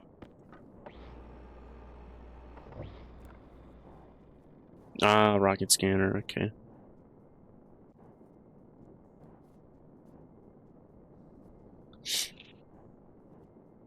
So, and this is where I talk about when I could get around to doing a mod, I would totally steal the mechanics on this scanner and just replace it with a solar panel.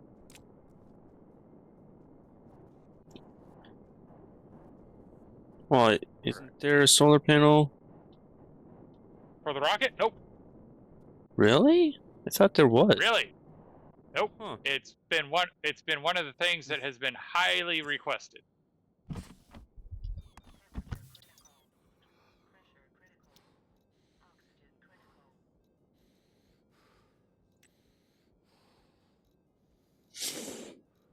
Because especially for like this rocket here, it's going to be, once it gets into space, it's going to be very fuel efficient. It's launching and landing that uses the bulk of the fuel. Yeah.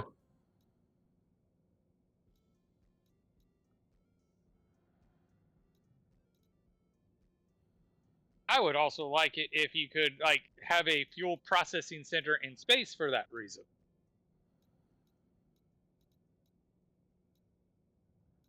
Because if you have rockets that are gathering volatile ice and pure oxygen ice, it'd be nice if you could like launch a platform into space that those two can dock to, unload their ice, and turn it into fuel for other rockets. Yeah.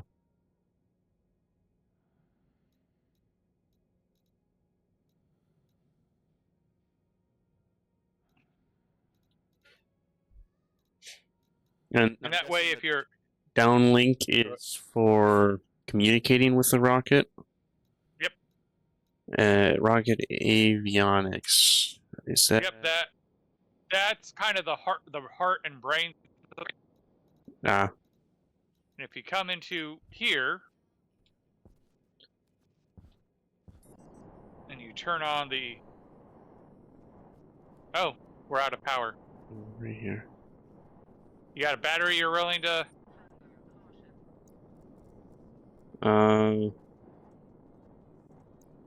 Guess sensor lenses. It's set to off. There, it's on. When you come over here, you can look at the UI and see all these things. You can see we have 2 batteries, which we're going to shut one off because that's going to be an emergency battery. Okay. At least rocket scan. 8.11 kilonewtons of engine thrust required. Auto shut off. But as you can see, we're very, like, it's even saying, oh, you're out of fuel. We're not. We don't have a lot of fuel in it yet. It's just taking time to fill it. Yeah. Thrust to weight, -1 Mars. Wait. Thrust. Guessing it won't tell you the thrust until you launch, or until it's got enough fuel? I don't remember, but basically you do a test fire and it tells you. Okay. And we're having power problems.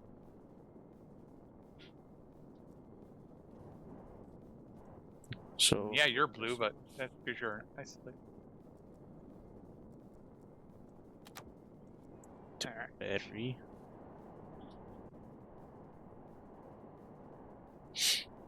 Okay, cutters.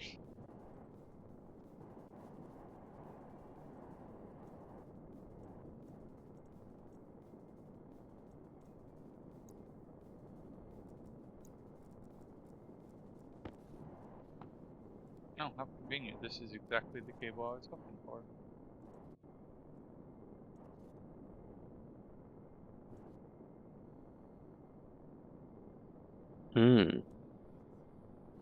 You said you wanted the inputs to have the same amount of pressure, right?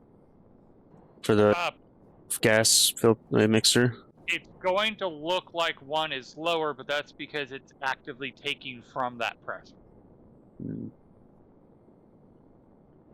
So why can't you just link the 2 tanks together? Or like, no, not that.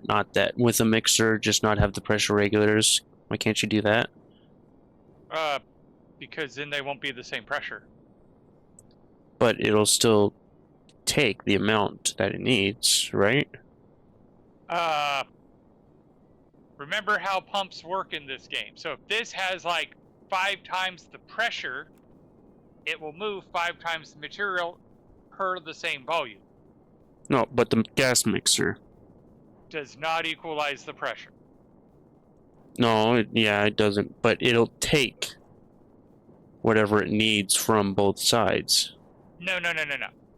So, if I made the oxygen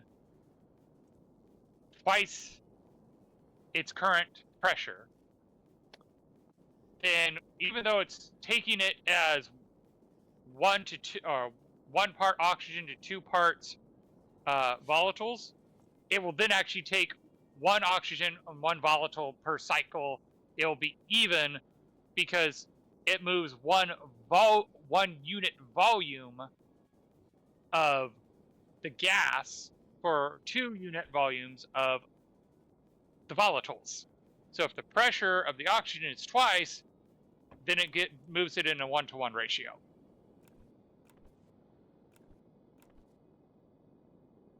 Which is actually how gases work in real life. When you tested this? Yes. To make sure it actually does that? In fact, if you look at the actual fuel tank, you'll see that it is in the right ratio. 66.6% volatile. Well, despite, and if you actually, it's interesting. There's still the same pressure on this side, even though the, that's right, because I piped in more, I've been piping in more volatile.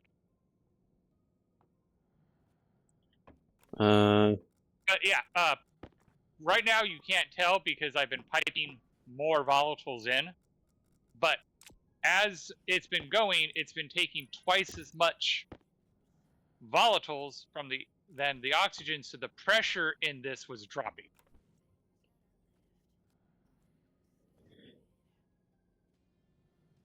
But again, this is why. What? You have an Did you APC purposely here? just? I wanted. Uh, I wanted to test it as well. Or is there no APC here? no, there's not an APC here. Mm. There's a transformer, but not an APC. I'm just gonna slap the nuclear battery in here, so supply this with power.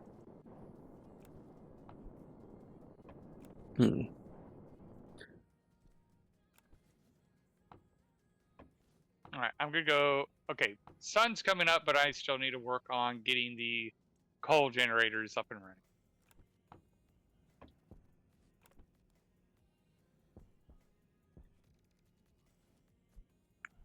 Because we have run out of power. Which is just I suppose you're gonna want to. I suppose have chutes coming from the coal silo going all the way up to where Eventually. Through. But for right now, thing. that would be ideal, but I'm not going to do that right now. That is a lot of work. I knew it.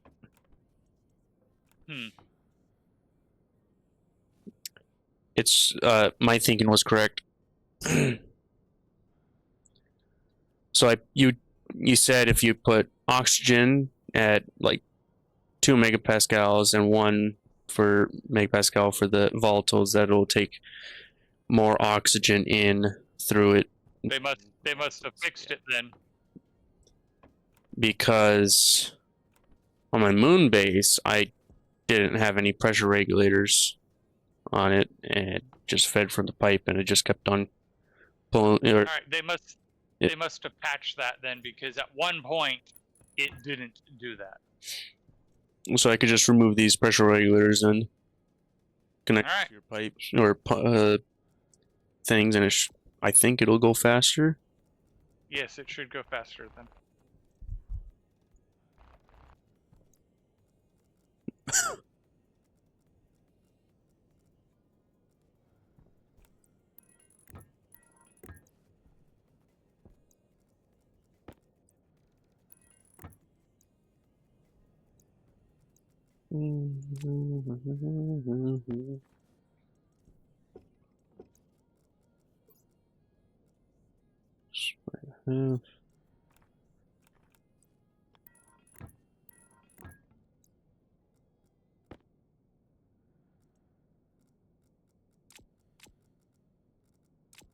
Let's make a silo.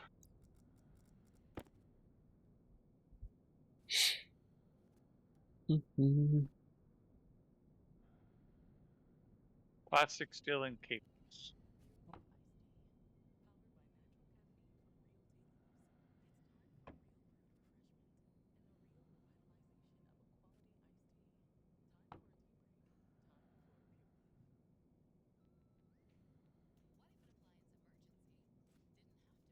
Oh, I need more steel.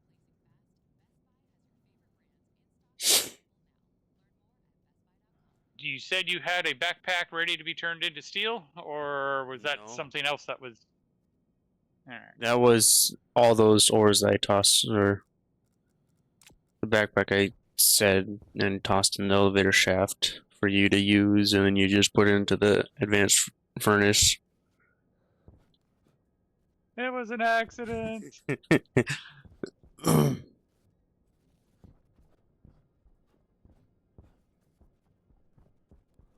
We should have a pretty good amount of chutes, so I could just work on placing those chutes in the maintenance shaft or whatever for coal. Yeah, that could work. I'm also building a silo specifically to hold the coal or the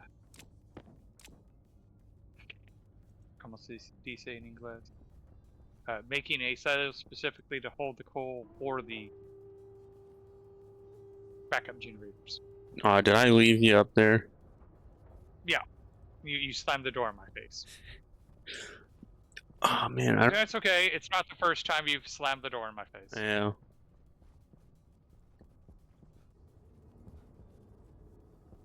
Wait, the elevator. Shaft is right here. I suppose I'm gonna have to place a wall. Once I find... There's actually a wall that leads to the Oh, really? Yeah. Follow the white cable. From way at the bottom?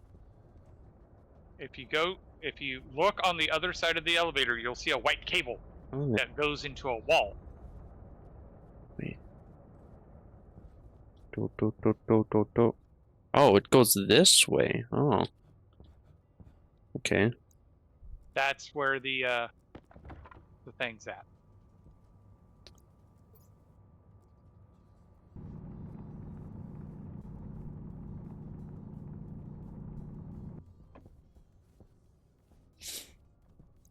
I thought I thought it was a different direction. And I know. Remember, it goes behind the elevator, not to the side of it. Oh, trust me. You notice I'm not judging you when it's like, yep, follow the white cable, because, yeah. And it's over by one? Wait, not... Huh.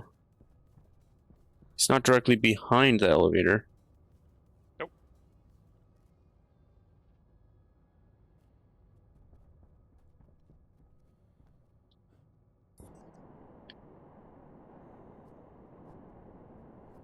Alright, yeah, okay, yeah.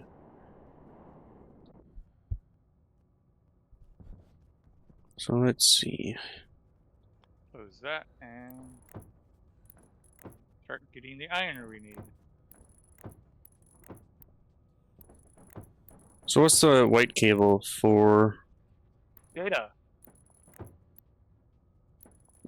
So the white cable goes all the way up to the old trade trans platform, with the intention of the traders could then see what was in the vending machine. Oh, way at the bottom, okay. That's right.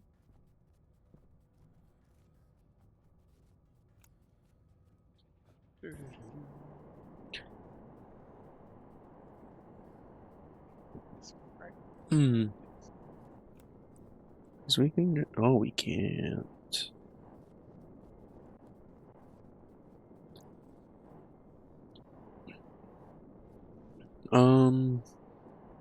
Yeah, this is the floor. Okay. Right, some of that is gas store, somehow.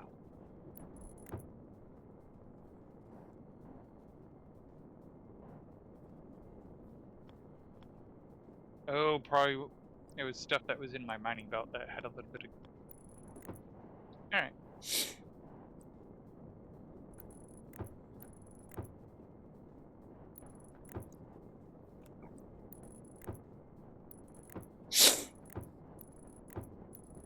I just noticed I forgot to put the privacy blocker up.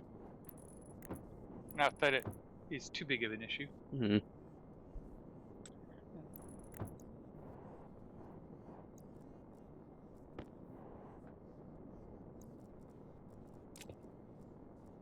Process that steel.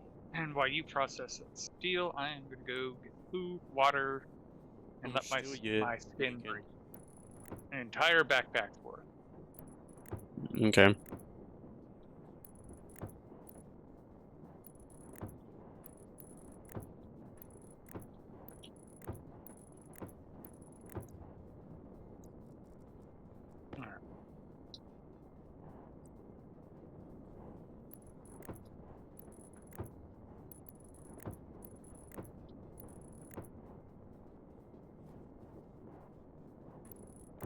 Well, so I could probably use your data cable for sending down information about needing coal or not.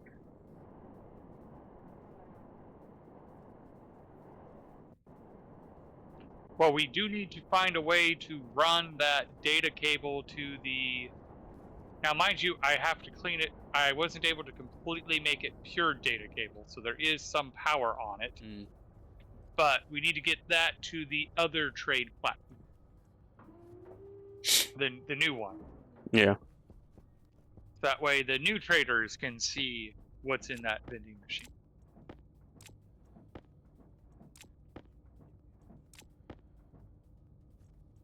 How are we looking here? Thriving. Soybean seed. You're really thriving because you already gave us the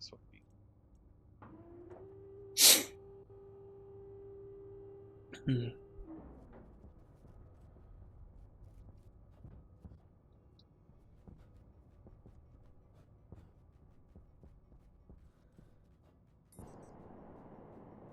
Alright. Fed, watered.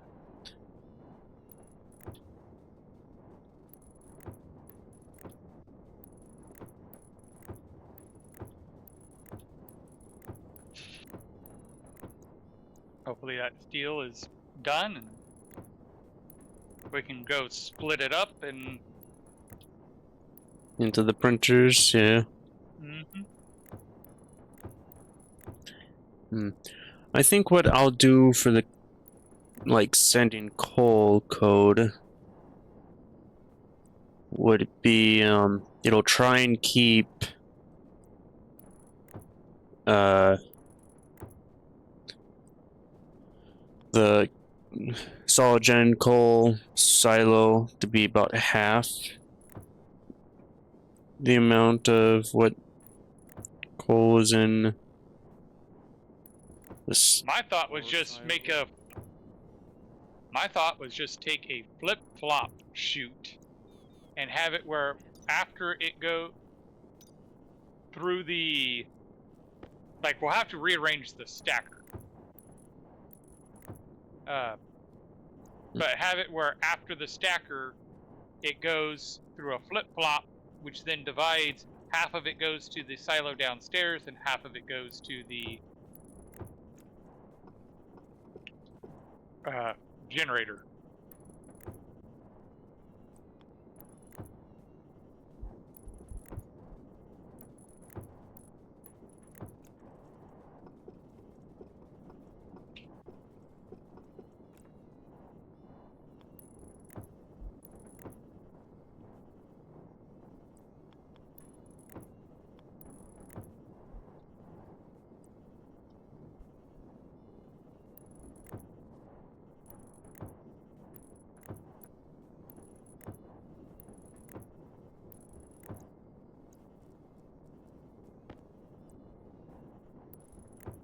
Make more steel sheet.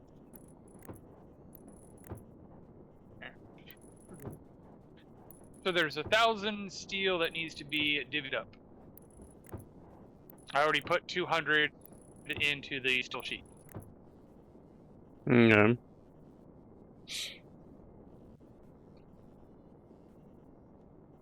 Apparently I didn't. I need 15, not 10.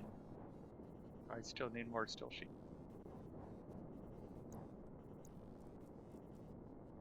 Wait to spawn time out mothership. Wait to spawn time mothership. I don't know why we're getting a mothership count.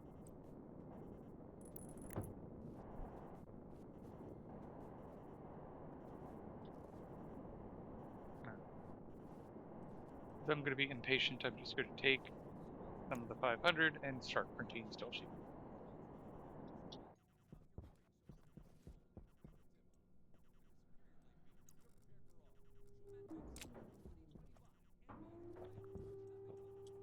So I'm guessing you already placed the silo or still working on it? Still working on it. Okay. Ah, you're gonna have it here? Yep. You like it compact.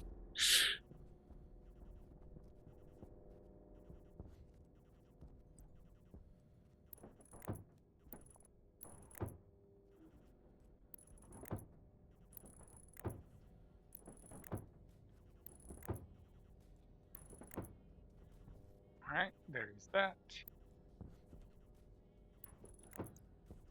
Okay. There's that.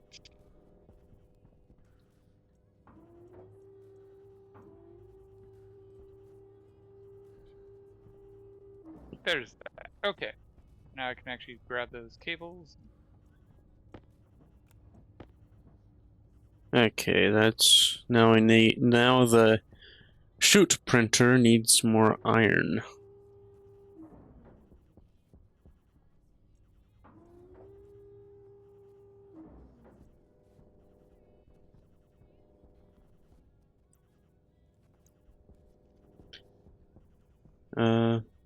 You've seen, yeah.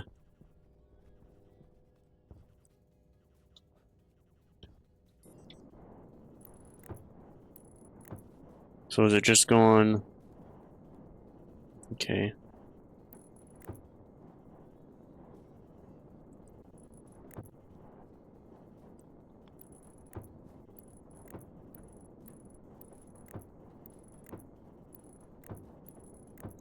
There we go. Oh, that's kind of funny because I didn't actually see your side of things. I just goes, all right, let's just go from there. Oh yeah. I was debating if I wanted it to be like right above the wire, but I'm like, he'd probably want to place more batteries and wind turbines and such and put wire on top of each other. I got 7 more chutes. Well, we need to Shoot these guys up. Yep.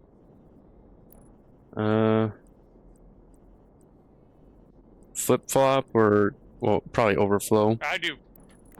Yeah, overflow might work. Wait. Alright. It's not connected to the coal. It's right up against that one wall. Oh.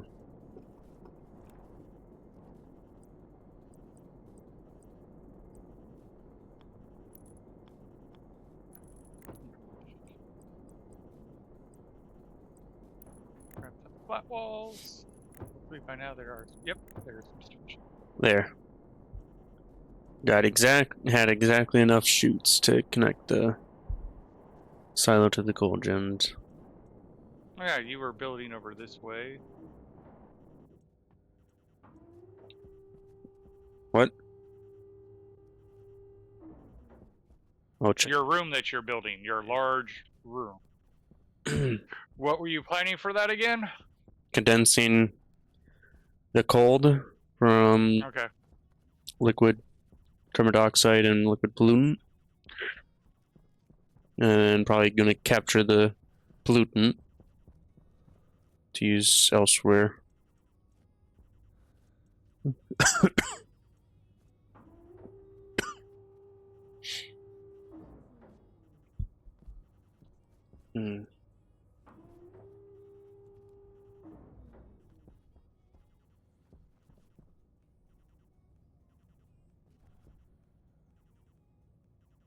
What's this? Just a way to get back here, probably? Yep. Okay. Down. Now, don't leave me halfway in between the door. Come on. What? No, you didn't. Elevator. Oh, not me. Alright.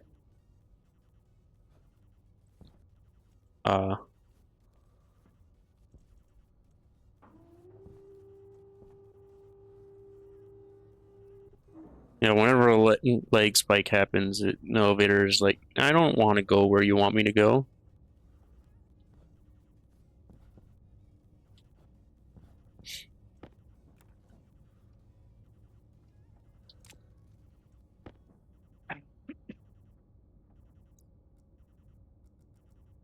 Alrighty.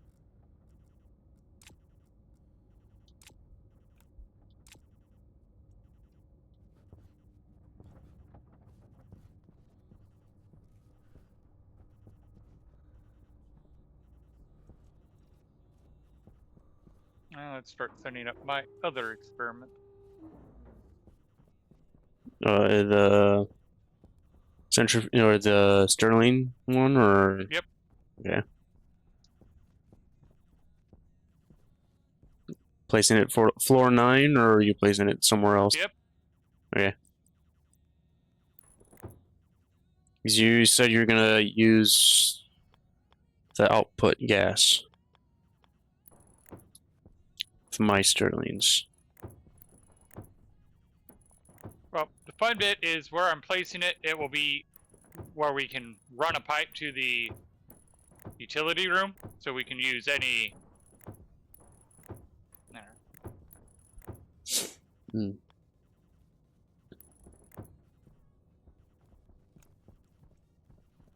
All right. Mm.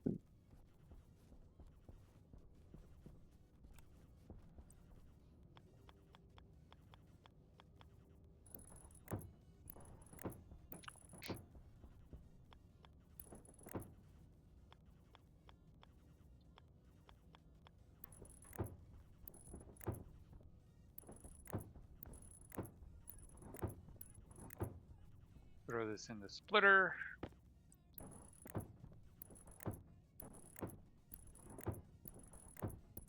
Make us more frames, because I will need more frames. I also need more frames.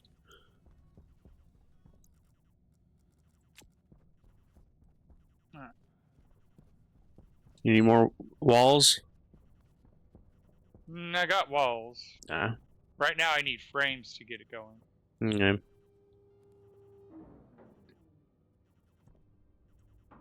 Gold, copper, and steel.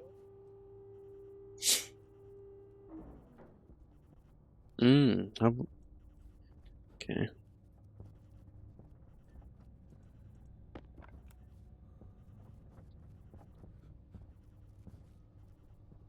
All right.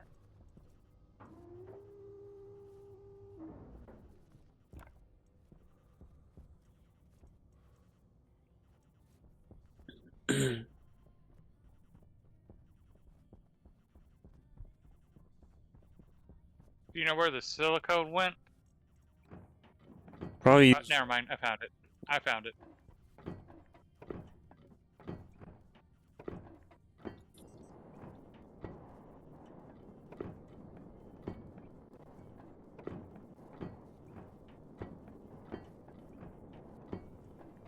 All right. So Sterling engine. And I need 4 phase change devices. You're just doing one Sterling engine, or? For now. Okay.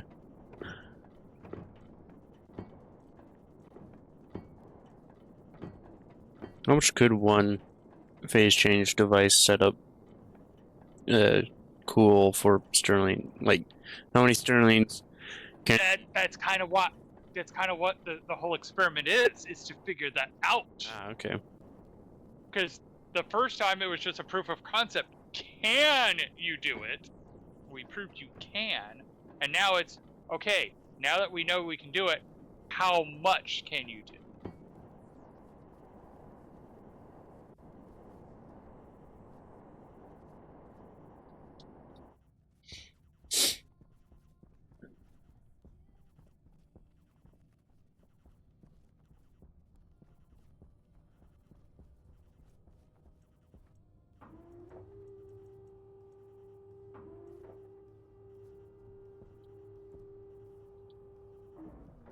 Oh, and I suppose I should go check on the rocket status. You go over there, like, it's overpressuring and it's like gonna blow up. Should not happen unless you remove the pressure regulator going to the rocket. No.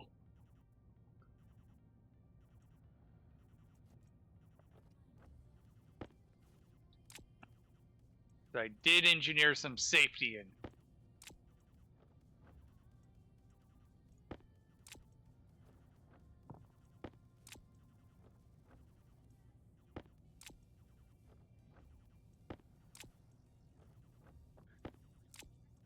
Alright, it's at 3.95 megapascals.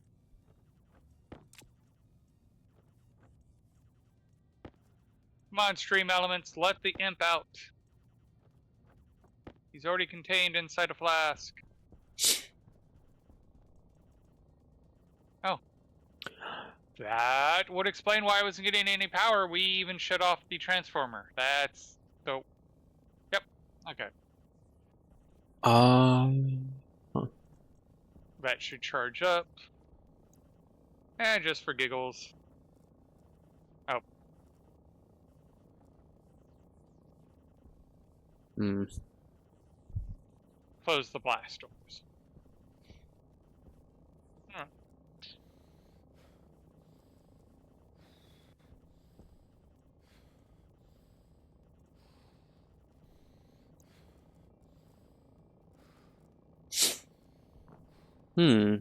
How much does an advanced furnace have any sort of limit to how much ores can be put in? Like, could I put like 1,000,000,000 iron in and still add more? To my knowledge, there's no limit, but I'm pretty sure there is a limit. Okay.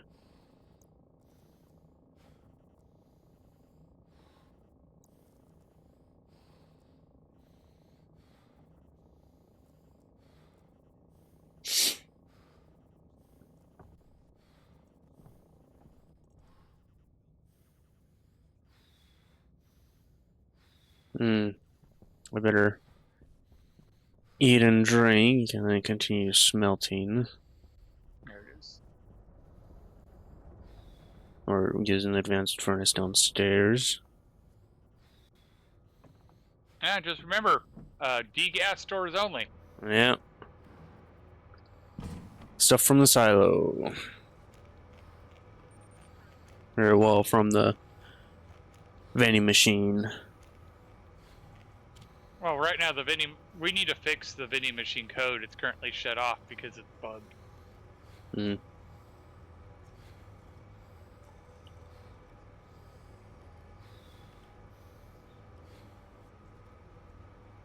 Okay. That is all set up.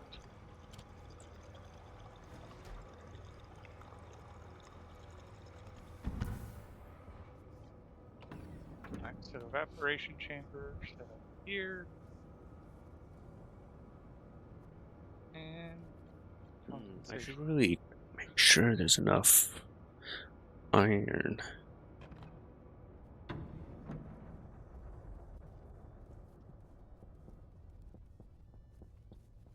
Let's see, the first one I believe is iron. Yep.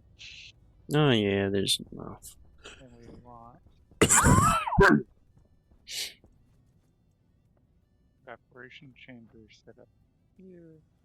I really wish you could mirror the phase change devices. Yeah.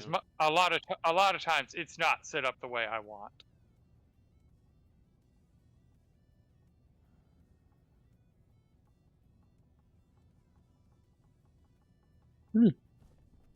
All the iron's out of the vending machine now. You gotta add more of that then. Add more coal as well.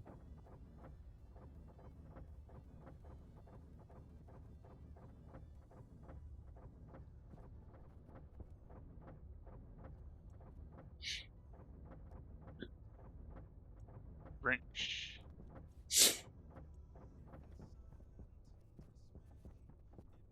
Oh, don't have enough stuff. Okay.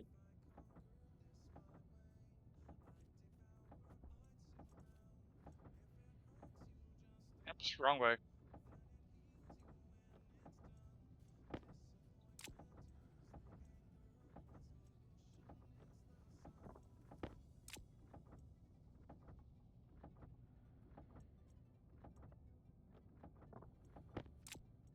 Definitely gonna need a door.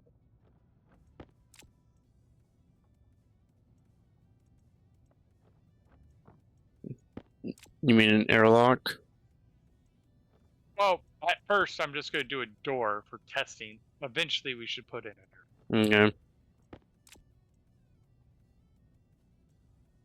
But I should just build 2 doors to start. And I need to go change a battery. Because my light Die.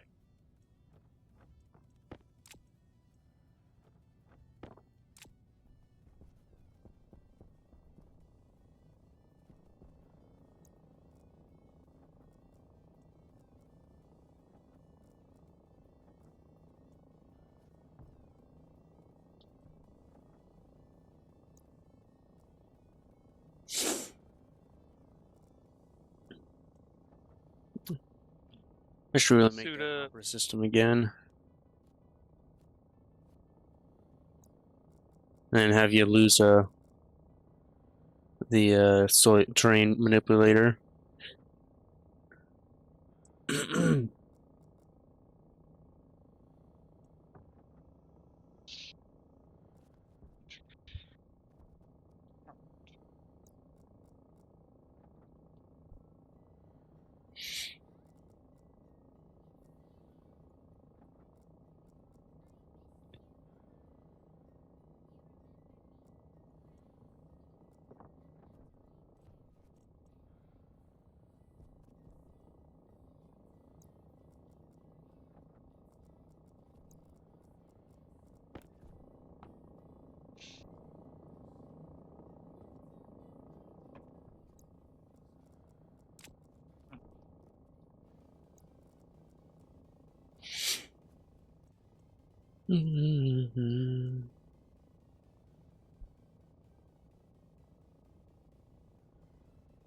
Okay.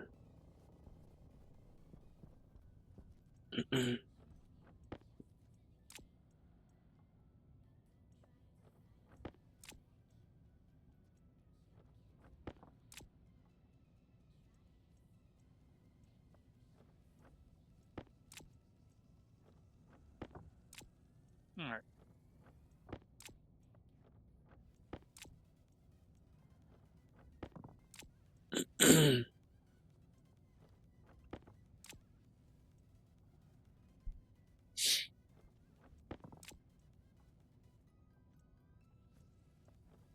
Two luck.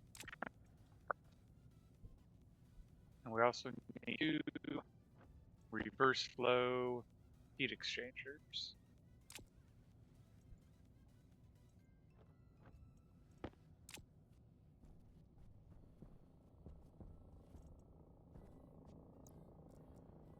It's counterflow heat exchangers.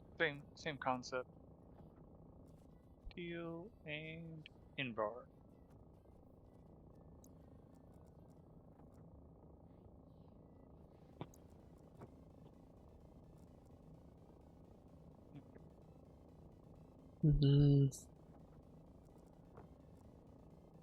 I will need more of you.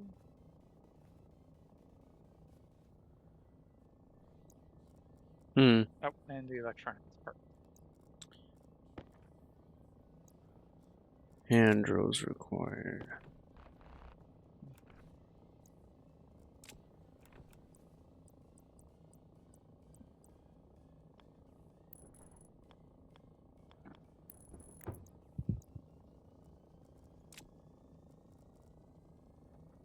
Oh, apparently I had an internet flummox and it broke up my stream.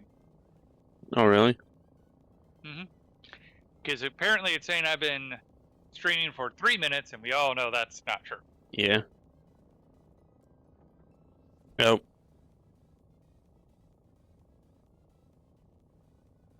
All right. Well, I destroyed something, but I didn't get the achievement. And apparently in that whole messing around, I didn't realize I had made too many heat exchangers. You should have got it when I gave it, when I did it. Oh.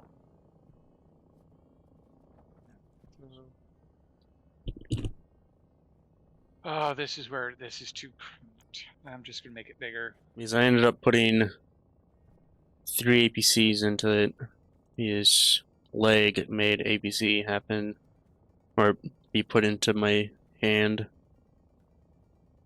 instead of iron ore.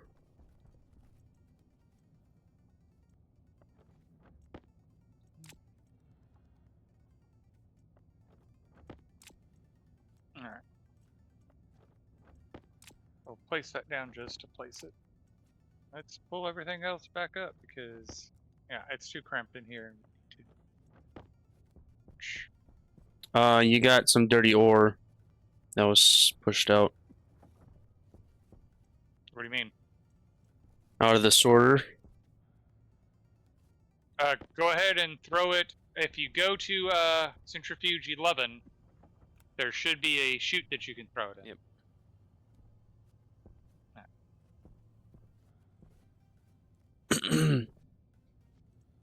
Oh, I need liquid pipe. Okay.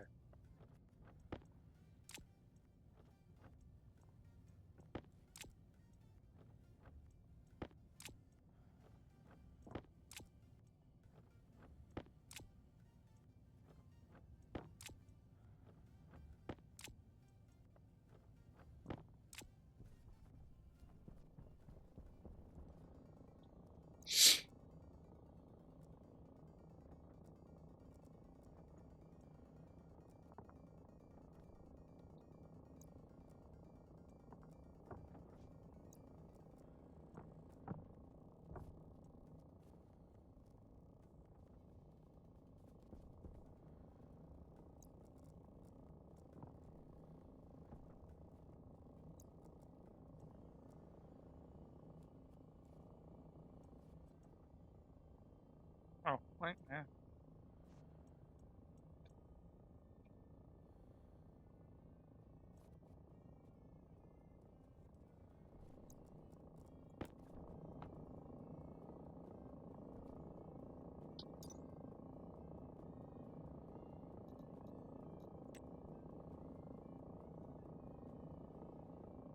I want it facing the other direction.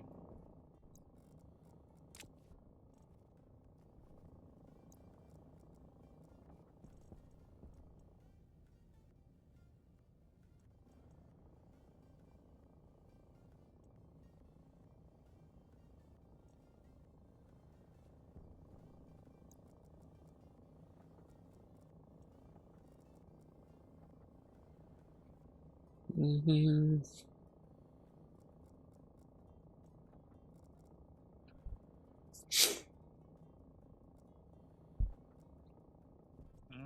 Mine. I'm not happy about it. It is what it is. What? I can't mirror it, so I have to have it facing a particular direction. Mm. Yeah. Mm. Am I happy with that amount? No. So let's see. 1. So I need 7 more.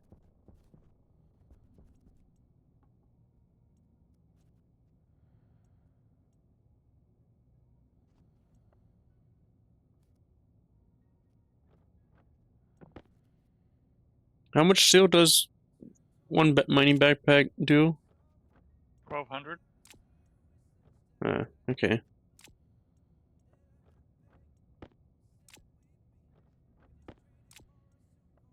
I'm doing a little bit more than that. Another dirty ore.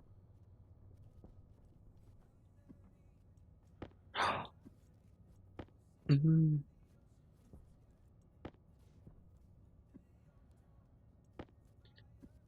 Come on. Why isn't this dirty ore going into the chute? I don't see any.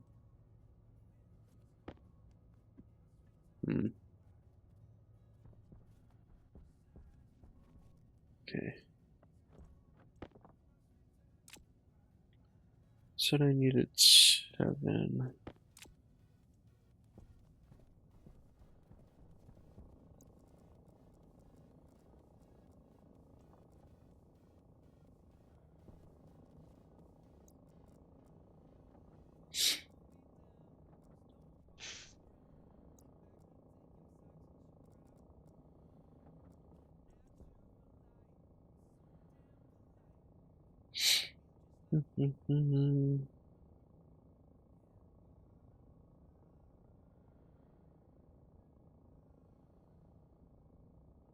Okay.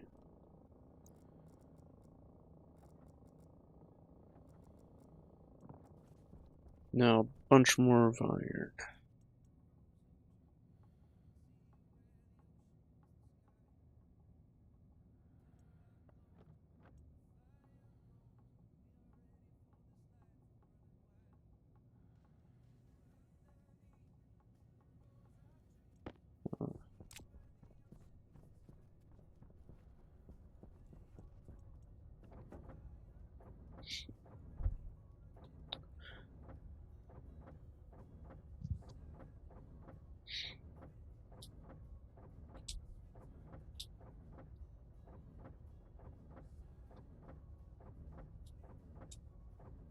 All right. I'm gonna hope that's enough.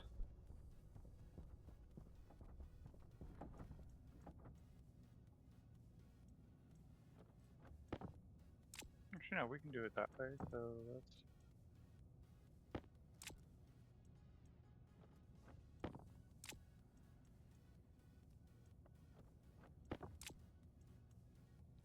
Hand drill.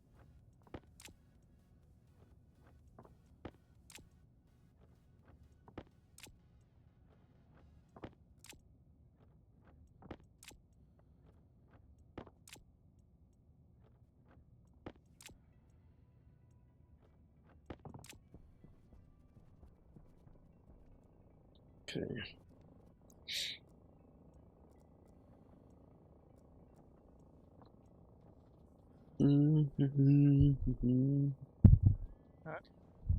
Ooh.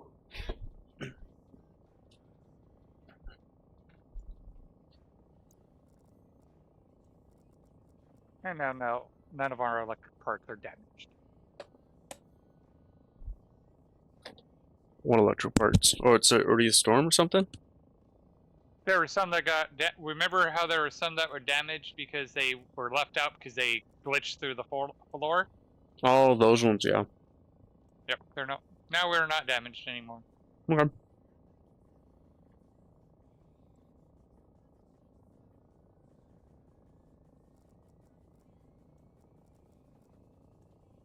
Would you use them and then retake them off, or just use them?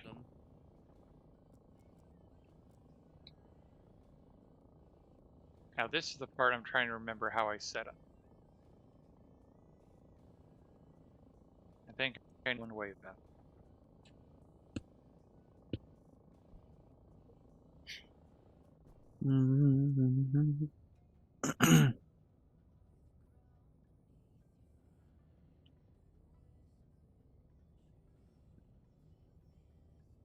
All right. And because of the nature of the experiment, we're just going to wire everything with heavy cable.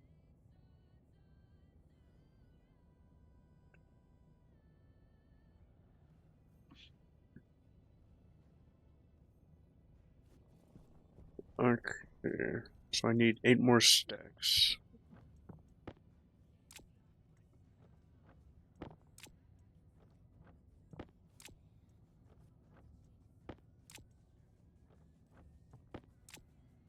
Get out of there, Thomas. No. Trying to take my food. That's a cat for you. Uh,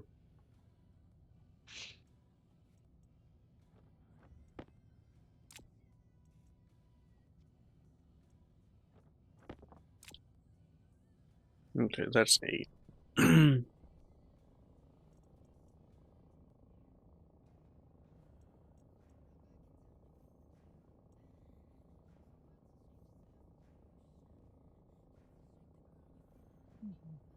Hmm.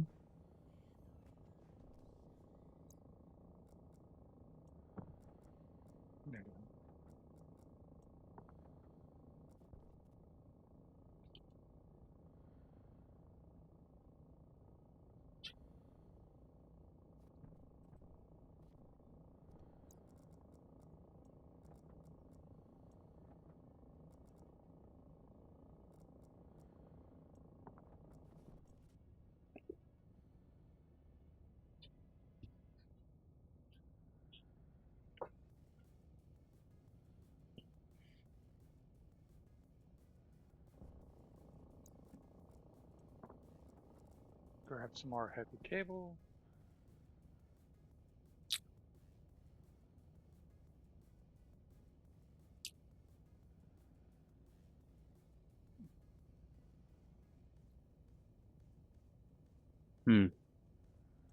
That is a good amount of steel.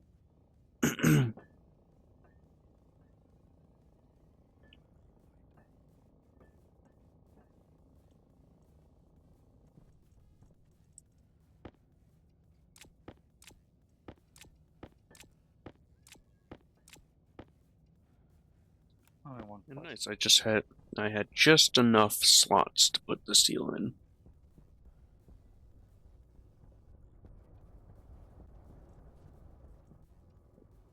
Oh.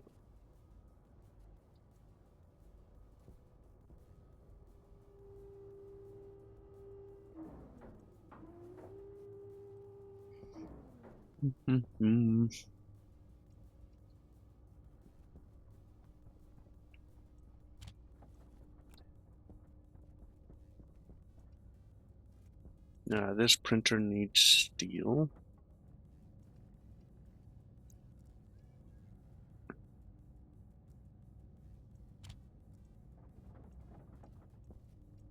But you. Yep.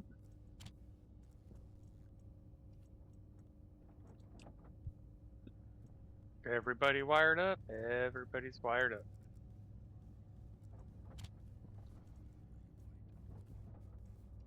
Oh, you just need gold. That's where we're going to put the APC.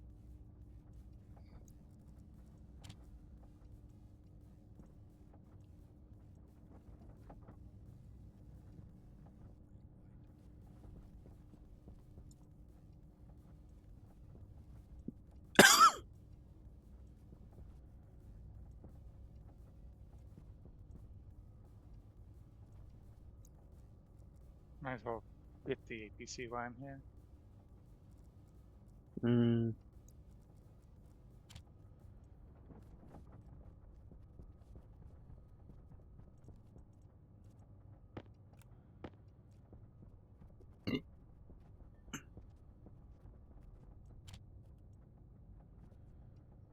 Da, da, da, da, da. Oh, solder.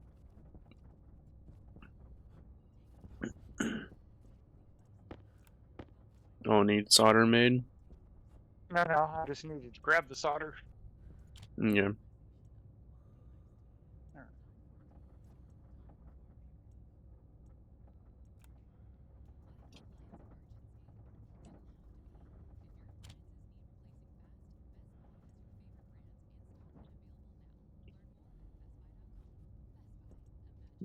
Excuse me? What? Oh. All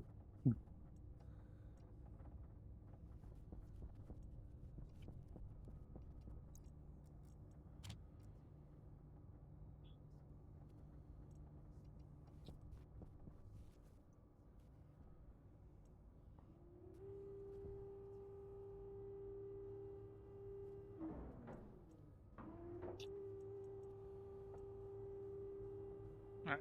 So if this works, that's where the power will be.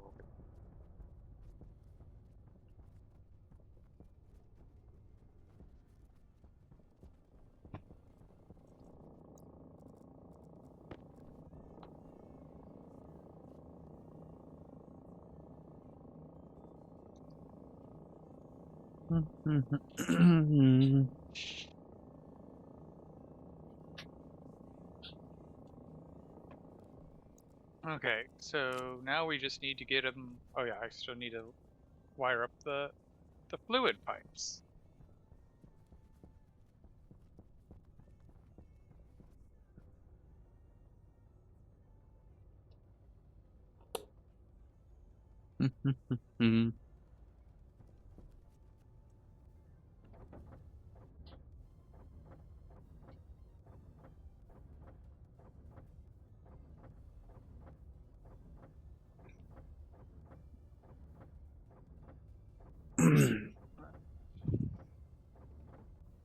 Yeah, we probably want that one.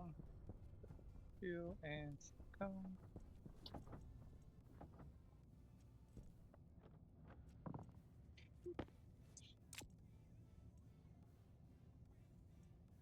What did you do with those pressure regulators? I placed them up there. Okay.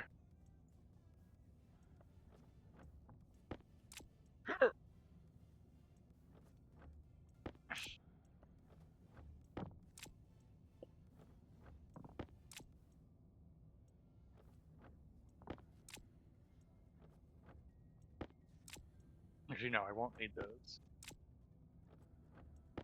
There.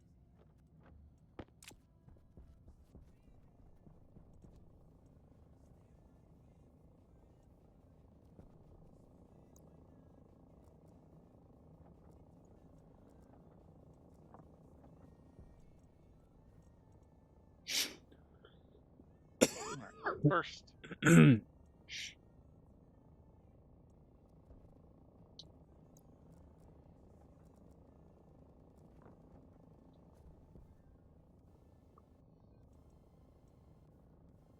Oh, it's the wrong one actually, because.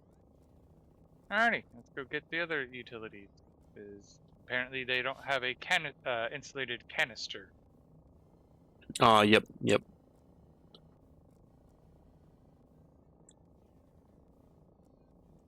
I knew that from the moon one because I tried placing an insulated canister. I knew that. I forgot it.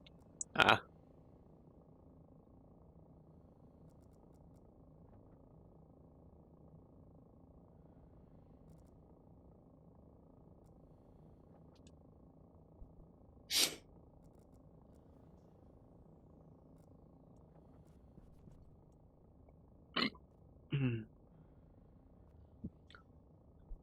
The part that's going to make this hard is we really don't have an atmospheric separation thing that's done well. Yeah. So getting a canister full of the gas to charge all this is going to be a bit more tricky. Pollutant, I'm guessing. Pollutant and steam. Yes. And I think nitrogen. Well, I have nitrogen filtering and Okay. pollutant as well, but that's coming in extremely slowly because it's coming from the atmosphere and specifically during the day. Well, when it comes to the water, I think I'm just going to get an ice crusher and pipe it in as a liquid. Yeah, much easier and quicker. Jeez, we don't have much silicon.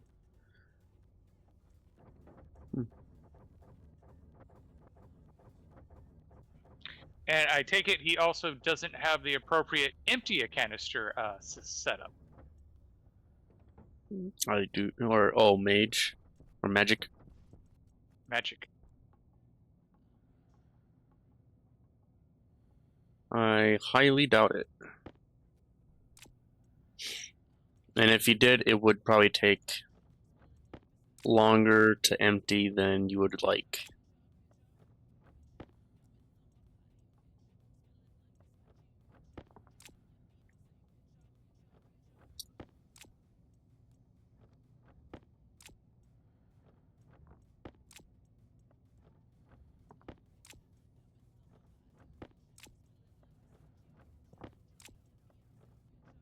Okay, this is not clean air, so I can pollute it, and I'm not going to feel bad about it.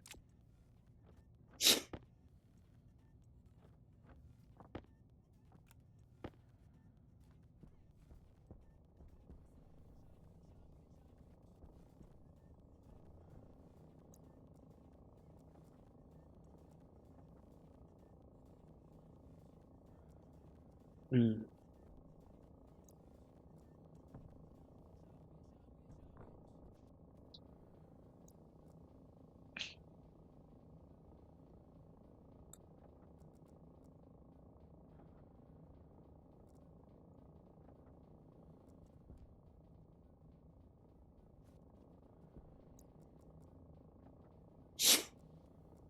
All right.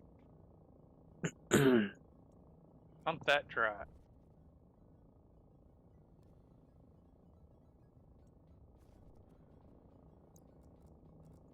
Because I do want it to be pure gas.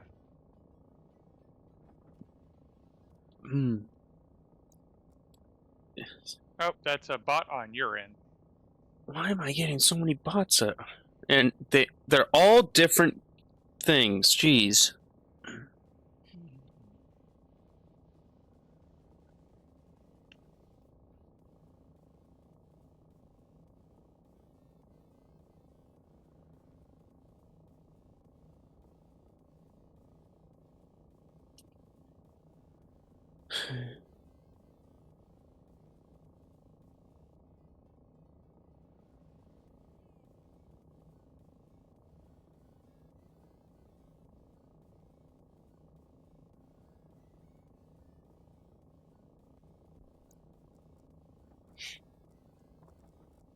You said you had something for pure nitrogen? Yep, it's right next to the door. It's where you're taking the oxygen from. I have a canister on there, smart one. Jetpack. Because I was using that for the stirring engine room because I wanted it to be pure.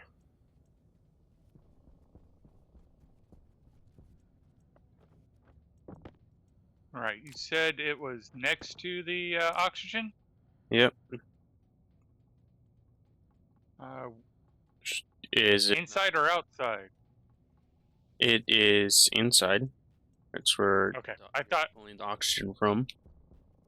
Oh, I thought you meant like he has the oxygen refillers, and I thought that's what you were talking about. Oh, over by him? No. Mine. Your setup. Gotcha.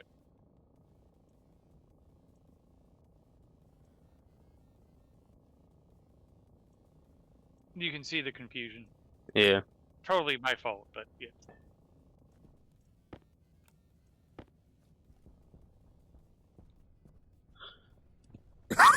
Oh.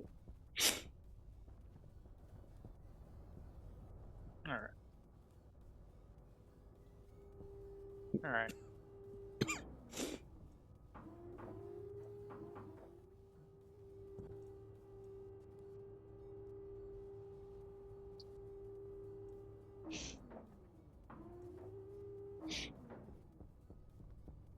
All right. Mm-hmm. I want to...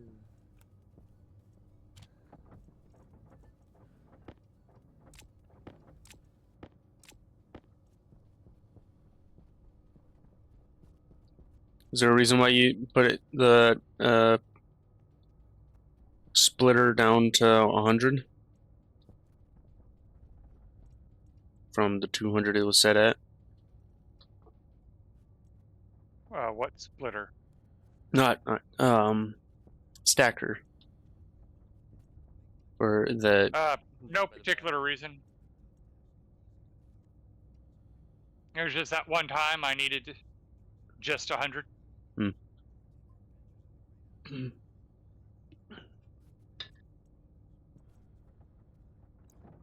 All right, let that recharge.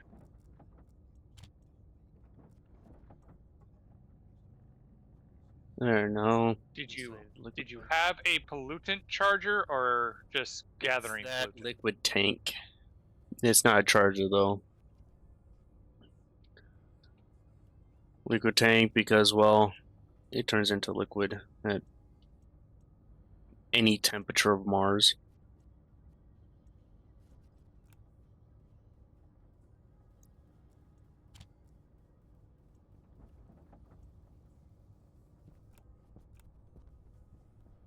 With all the recoloring, I'm not sure which one's the liquid.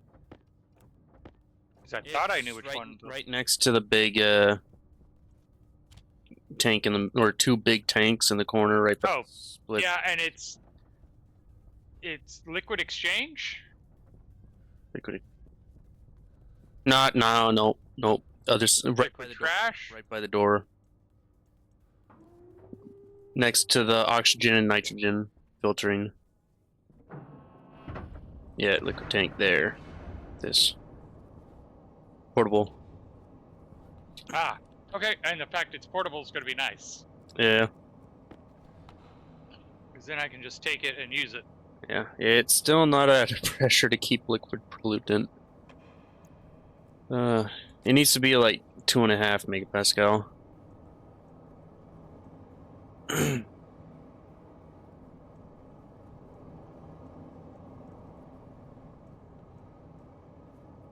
And carbon dioxide is the only one that's being pumped like outside or back outside. Keeping 30 megapascals in it is this nitrogen tank only 3.6 megapascal after who knows how long running. And the oxygen you're taking elsewhere. Well, this is probably going to work for the nitrogen's probably going to work for its intended purpose. That's just to transfer the heat. For the room? Between systems. Ah.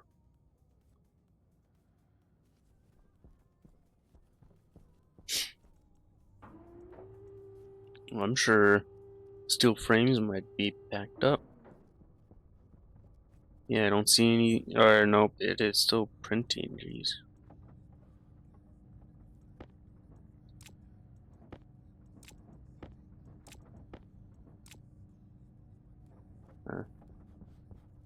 All right, where's the chute one? It's this.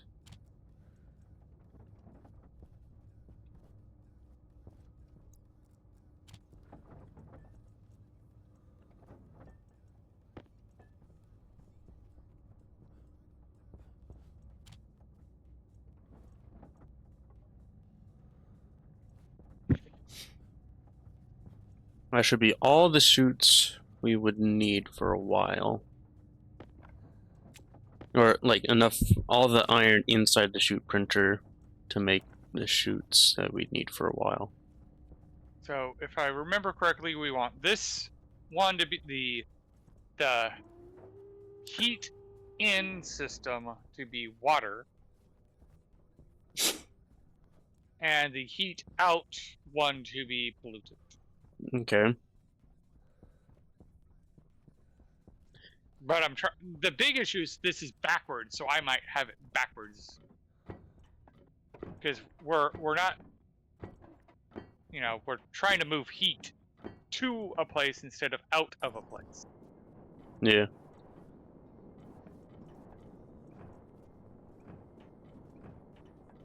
Or are you not feeding the Stirling engines directly from the tank? Or Think about what you're saying. What do you mean by from the tank? the output tank of my Stirlings. That's where 260 or something. Oh, that's heat in.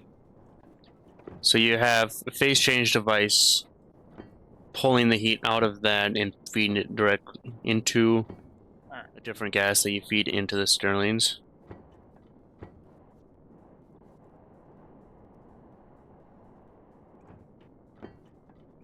Because actually, I think it's water going into the Stirling on my end. So it's all about raising the temperature, not lowering the temperature. And once I remember that, then it's so coming in. It's going to be pollutant because we're taking the heat from yours and moving it to a higher heat.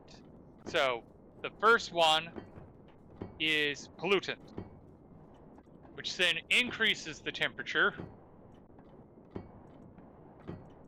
and then we cool that increased temperature with water. The water then gets moved and squeezes out the heat at a higher temperature, and that's what goes into the Stirling engine. Okay.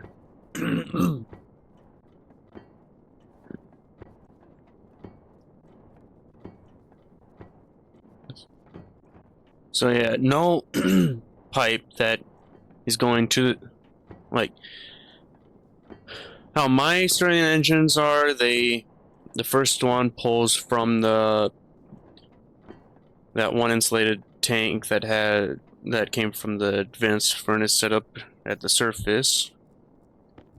You don't have it coming straight off of a hot source. You have a phase change device pulling the heat from a hot source and put it into like a closed loop gas into the Stirling. And again, I keep getting where this is not how things are normally done, so I have to remember, and it keeps mucking up my head. No. So, actually, we're taking the heat from the room.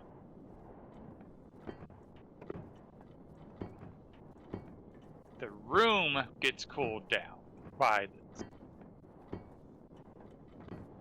And then we will bring the heat to the room from your Stirling engine.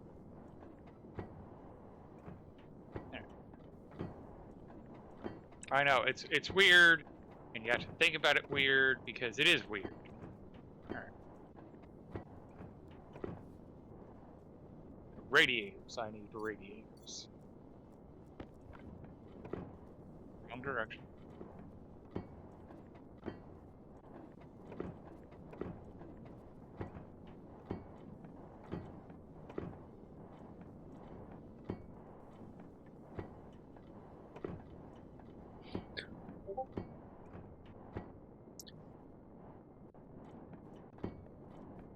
Are we out of copper? Right? Nope, there's copper.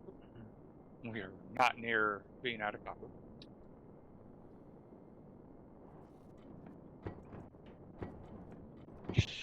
I'll need 2 of these guns. One to take the heat from the room, because we do have to cool the room down for the Stirling engine.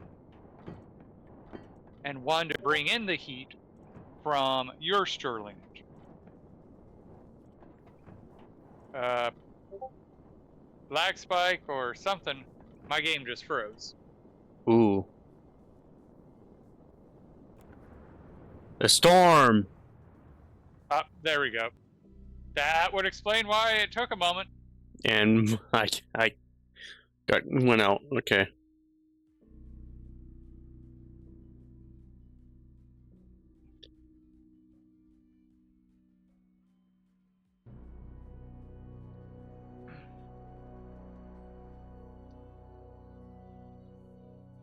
Oh, that means I'm not going to be able to get to the rocket easily.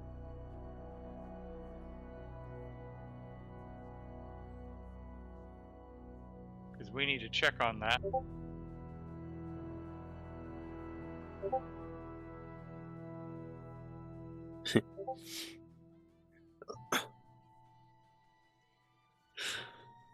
Oh, you got disconnected, I see.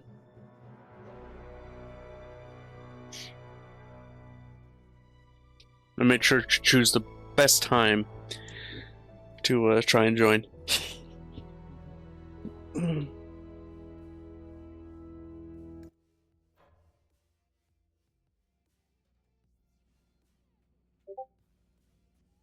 No storm now?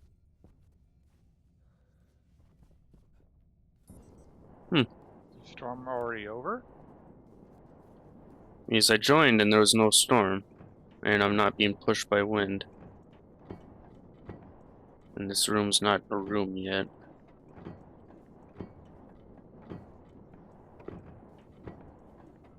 Well, I guess that was a very short storm. Like a 30-second storm is like, you know, I'm just gonna have a breeze for you. I gotta open everything again.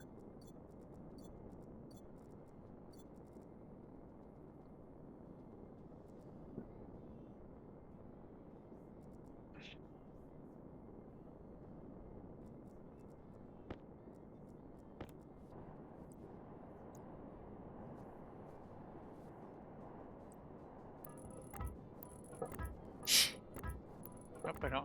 Oh, I do have the volatiles. They're right there staring in my face. Apparently Magic has to deal with that girl again. Wait, when the fuck did... I thought Magic left. VC. Oh. He's still in VC.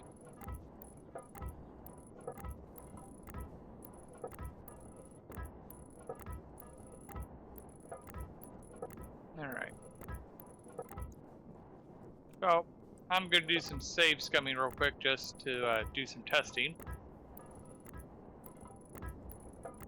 Oh, so, like a back. I would come up to thing. Come up to the rocket. To see. Okay.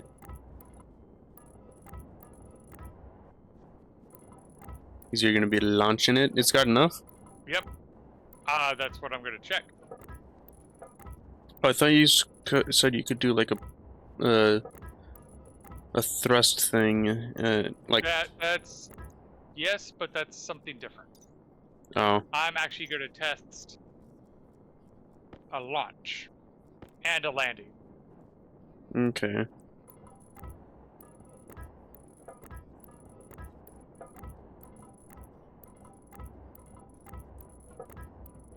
Let me know when you're up here.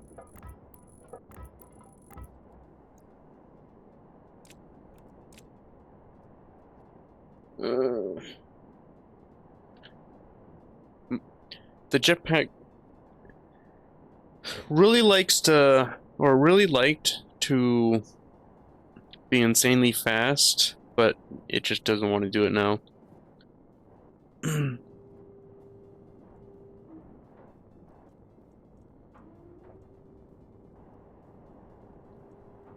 want to go up, not down.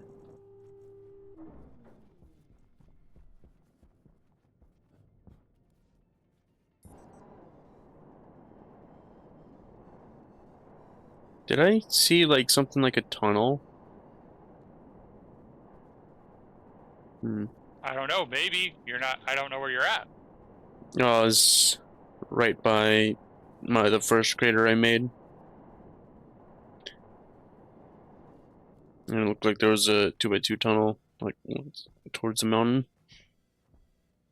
So open.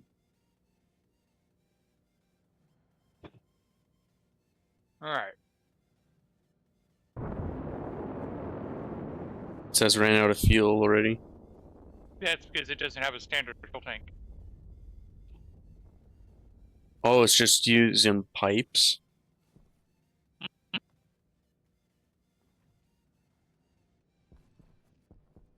Well, thanks for that achievement.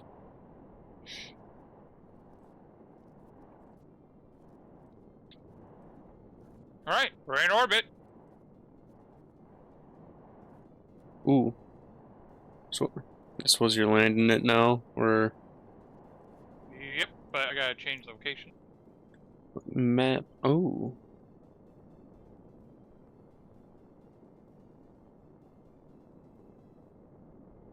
Only 1 point for the first one? Okay.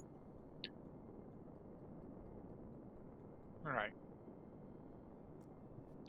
Calling it in, and I'm letting the auto system do it.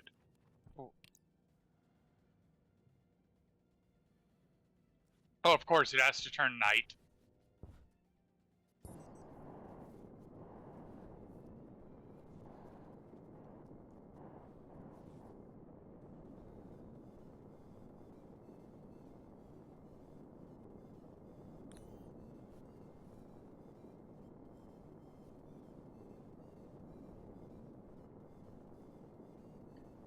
See anything yet? I don't. Oh, wait.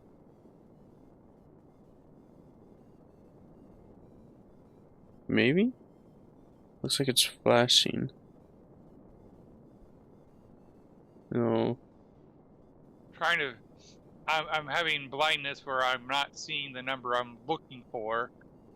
Because I'm looking for what its height is. And I'm not seeing. Oh, now it's a storm again. There we go. Altitude. We're at 24 kilometers and falling.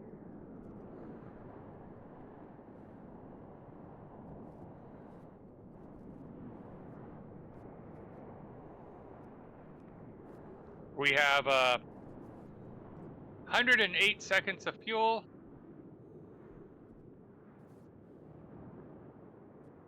And this is why some people land it manually.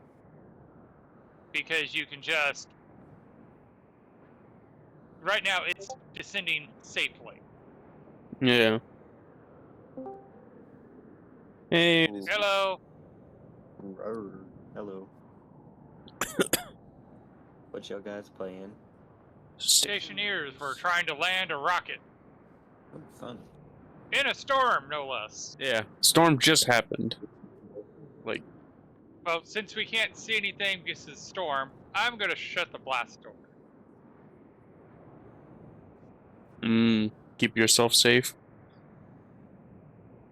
All right, we're at 14 kilometers. We have 65 seconds left of fuel. I don't think you're gonna have enough fuel. I don't know how to count in kilometers.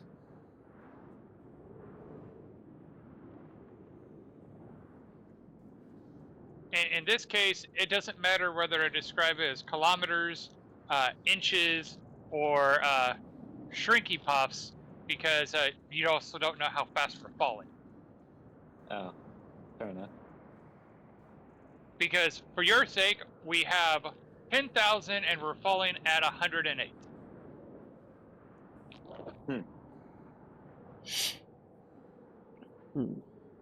Yeah, it sounds like math. And I don't feel like doing on break, so. Yeah.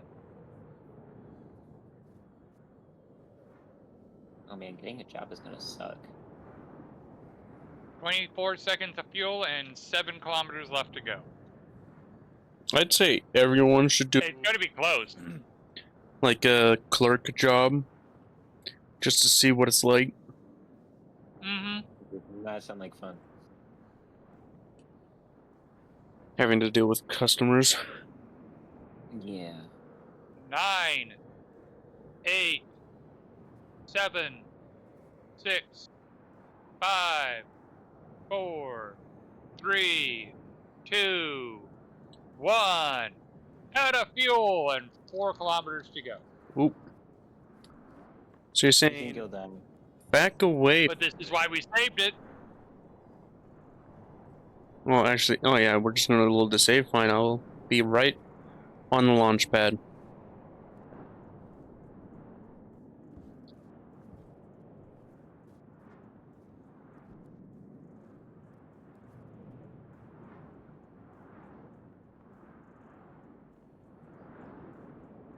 Five 500 meters.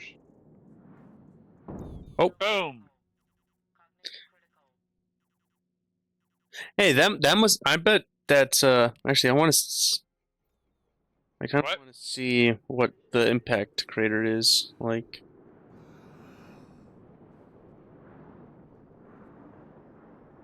Unfortunately, it's a storm, and I kind of just want to reload and get going. Because the other bit is, I'm going to try it again, but I'm going to change a setting. Where the hell am I?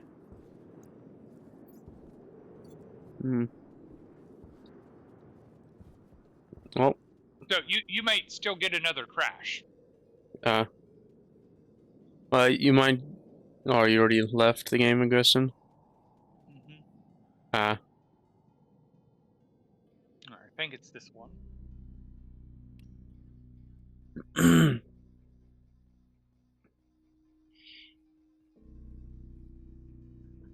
Because I've seen a lot of ice on it. I want to know if, like, how big the crater is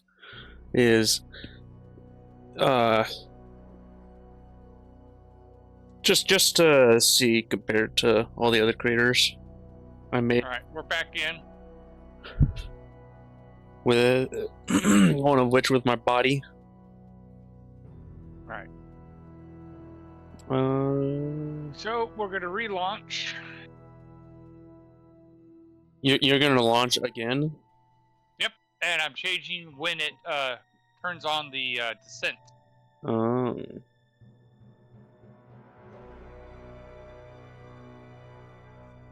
Connection could not be established. Try again. I'm stuck.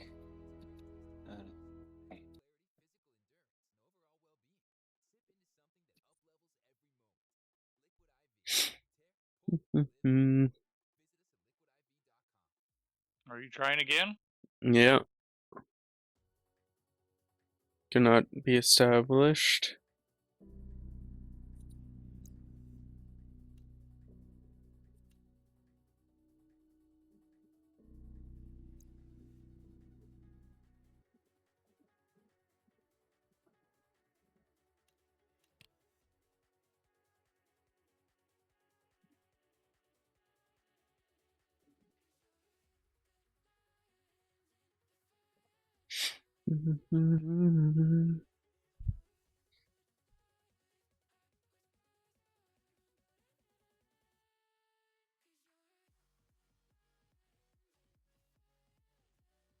It does make me wonder if you're in like the asteroid belt or another place that has 0 gravity, if you don't have to worry about it as much. Well, doesn't it say like something like -1 for Mars or something? Negative 3.7. Okay. Like on the rocket UI? On the rocket UI, Mars's gravity is negative 3.7 meters per second squared. You have to worry about your fuel freezing or burning in this game? Yes. Oh, fun. Which is why I used insulated pipes instead of just a regular tank. Yeah. Huh. Sounds like a fun game. I enjoy it. It's the game I have the most hours in Steam. Oh, dang. But people who play it's like, Cool. people who play it usually say, yeah, this is a game for chemistry. And it's like, yeah, I was a chemist for like 20 years. Where'd my other earbud go? Bruh, someone stole my earbud. Some sort of error, okay. Yeah, I can't join. Okay, well, after this test, which looks like it's going to be successful, I'll restart my game and see if that helps. Okay. Because I have 90 seconds worth of fuel and only 5 kilometers to go. Ooh, dang. 5 kilometers was where it ran out last time. Way better than you will last time. Oh, I'm sure you had it set to like, I don't know, 15 kilometers or 10 kilometers. 45 kilometers to start because I was like, I'm not sure if I trust that, but then I'm like, wait, this is the scanning rocket. This one is the lightest rocket we will make. When we make the ore or the mining rockets, we not only have to account for the rocket, but its payload. Mm-hmm. And that's when you want to basically have a lot more fuel and a lot higher start point. Yeah.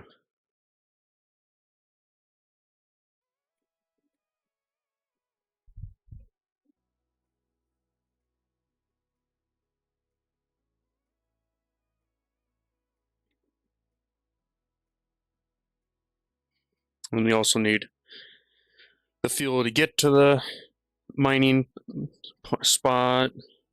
Mm-hmm.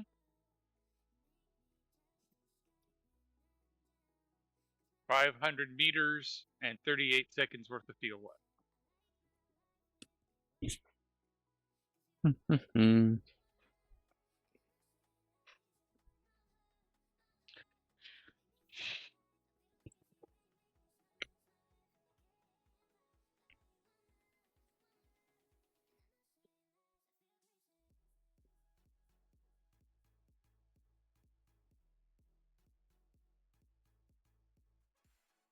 Sadly, it's a storm. Otherwise, I would actually show the rocket landing. Yeah. 30 meters. So, like, if it wasn't a storm, I could see the rocket.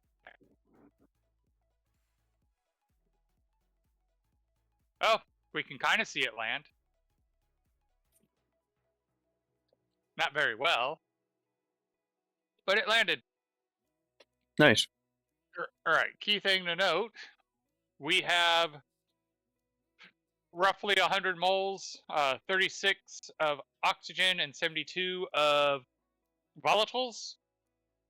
So when we reload the game, we need to look at how much we have minus that value from it, and then we know what the minimum launch and land is, and then we have that much wiggle room.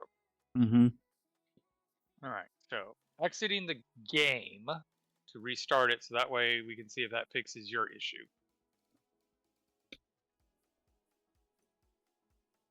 Well, I will figure, or I figured it'd be best to pump it full. Oh yeah, no, totally. The best bet is what most Stationeer players say is you want to have those fuel tanks singing as you launch it, so you want it basically right before bursting. Mm.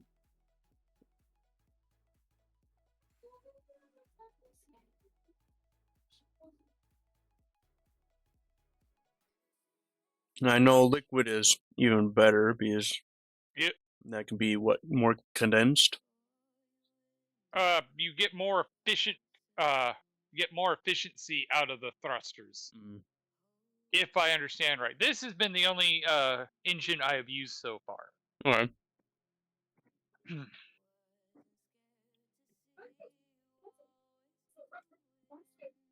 Because again, my moon base went boom, and that kind of slowed things. Mm-hmm. Where it's not being done like I wanted it. All right.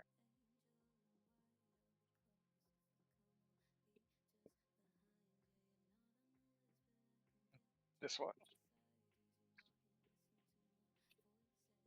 Alien world.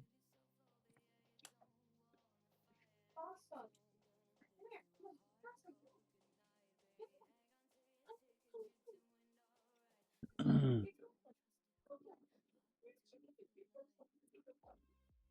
All right, we're in. Okay.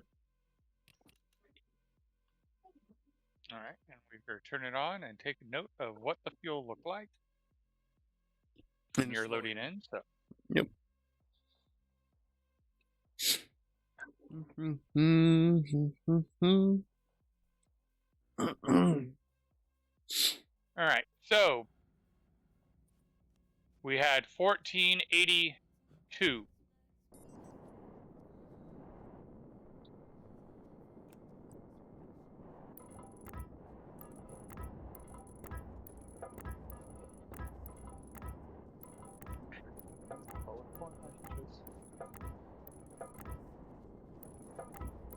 Nope, because we're going to need that later on. 82 minus 73. The only downside to having multiple backpacks is that they don't save the location. All right.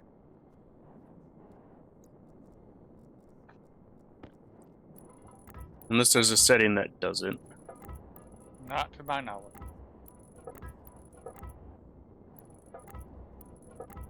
All right.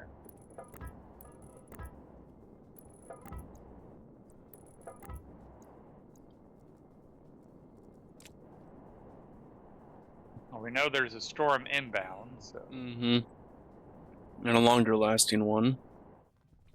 Yeah, my guess is because you joined, I think what it did is it basically go, oh, we're going to give the person joining a little bit of a break. We're going to delay the storm enough for him to get to shelter. Mm. Ow! What? You bastard!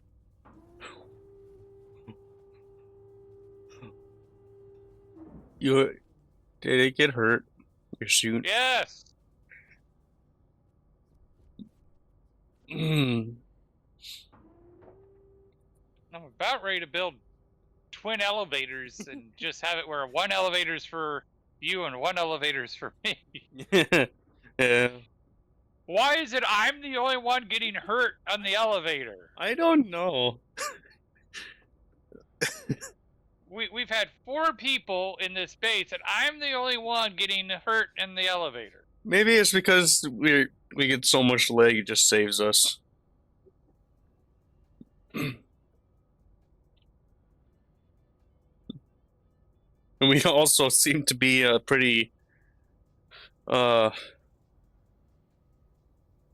in sync. Yeah.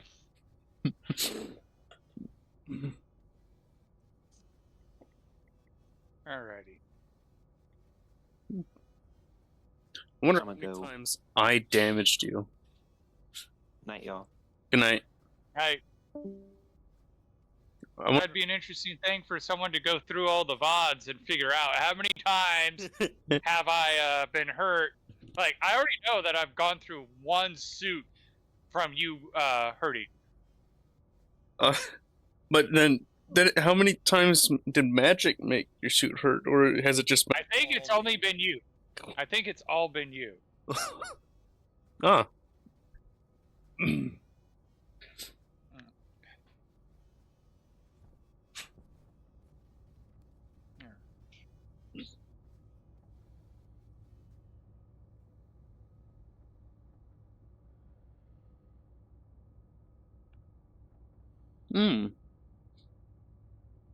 If you do indeed do the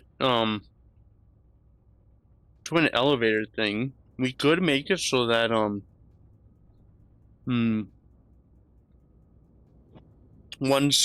elevator specifically goes down, one elevator specifically goes up.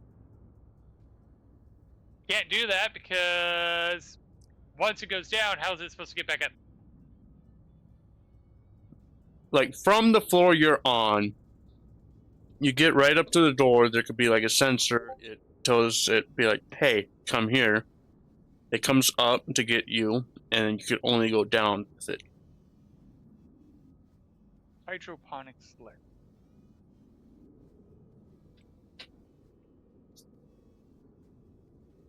And just by doing that,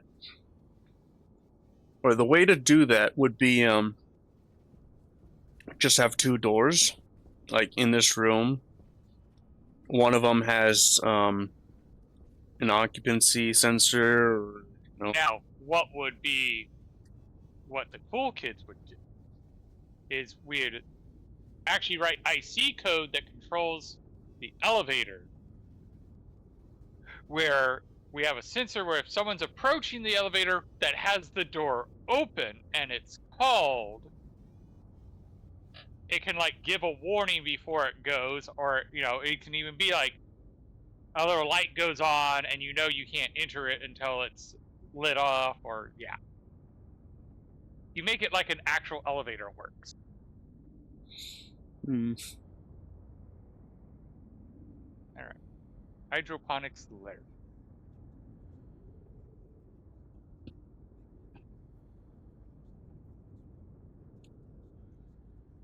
Okay, so you'd be doing a greenhouse somewhere?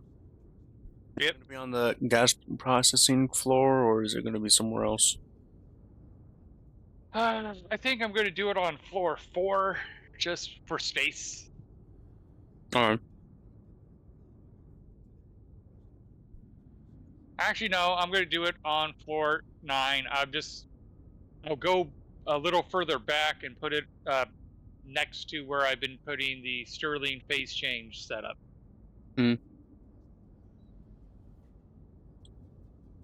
Ads for 3 minutes. Okay. No, it's time to... It means it's been an hour. Some sort of bio break, I guess. Well, right now I'm waiting for the hydroponics Larry to print. I guess I should come over here, turn you on. Where's the iron? Because I'm going to need it. Oh, spray. I made 4,000 steel. I put That's a lot of steel.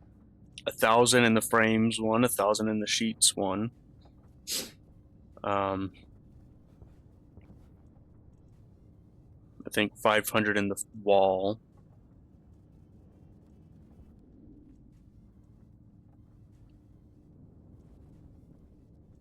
Alright, so we have, oh yeah. And some steel in each of the pipe benders. Linear well. Okay, we're gonna need steel for the rail.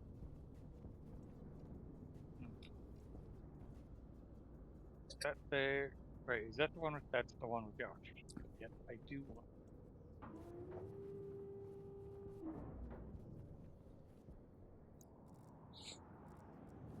Wait, is this not? Yes, you're the one with the steel. Oh yeah, it isn't. Yeah.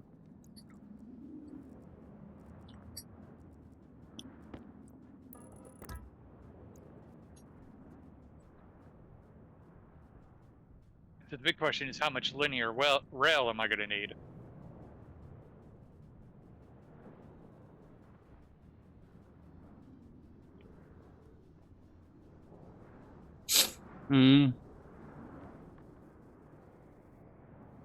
What? Oh. I'm going to grab just 20, just because.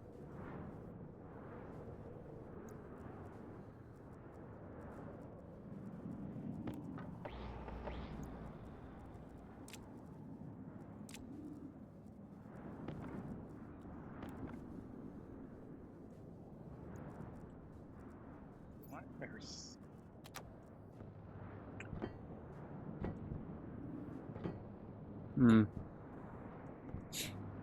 Are you using the printer that could make or using an electronic printer at all right now? Yes.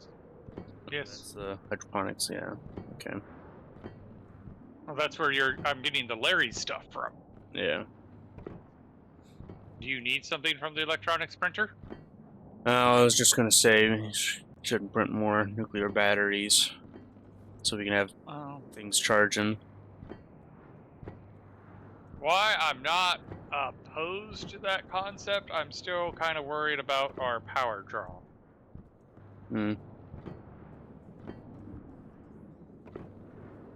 why nuclear batteries are just storage.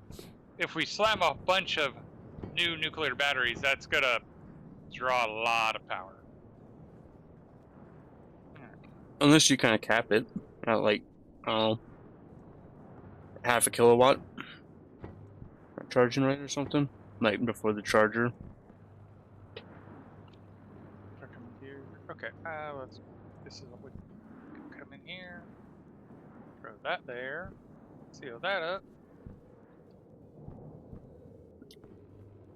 and that is I'm actually not, well, that is not a room, but where I'm standing is.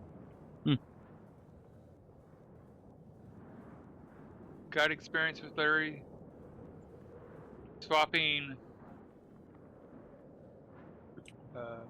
filters. Oh. I probably have This is where, like, more of an experience for it because I did cargo Larry. Yeah.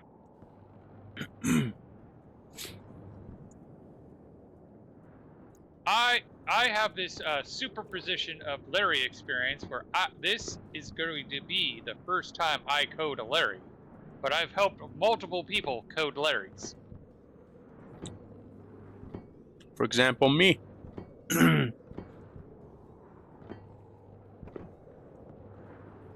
Like the Larry code I did was like taking items from printers and putting it into lockers. And like it would scan the locker, see how much of an item there is. If it's not enough, then it'll call for more using the digital chute valve or whatever. That would send an item to a specific export bin. Cargo,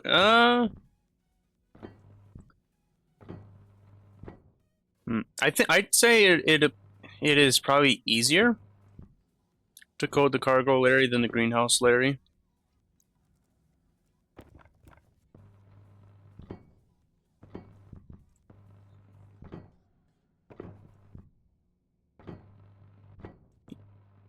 Like with the locker thing, the only thing you have to do is actually kind of link two different informations, like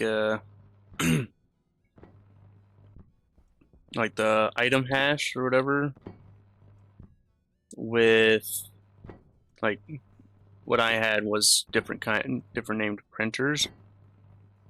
So I had to link the item hash to the specific name hash of the printers.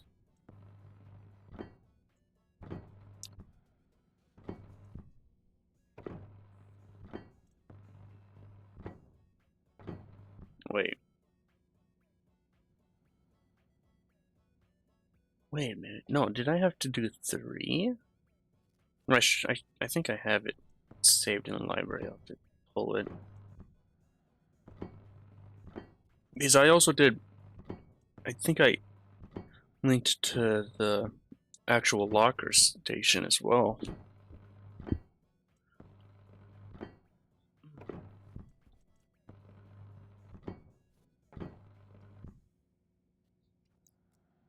But specifically changing filters, I have not done that.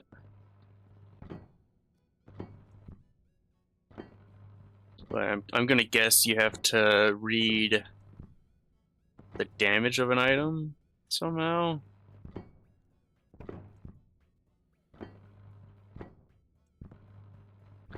Well, it'd be very similar to the growth stage of the plant. Yeah, where it's mature and or not mature.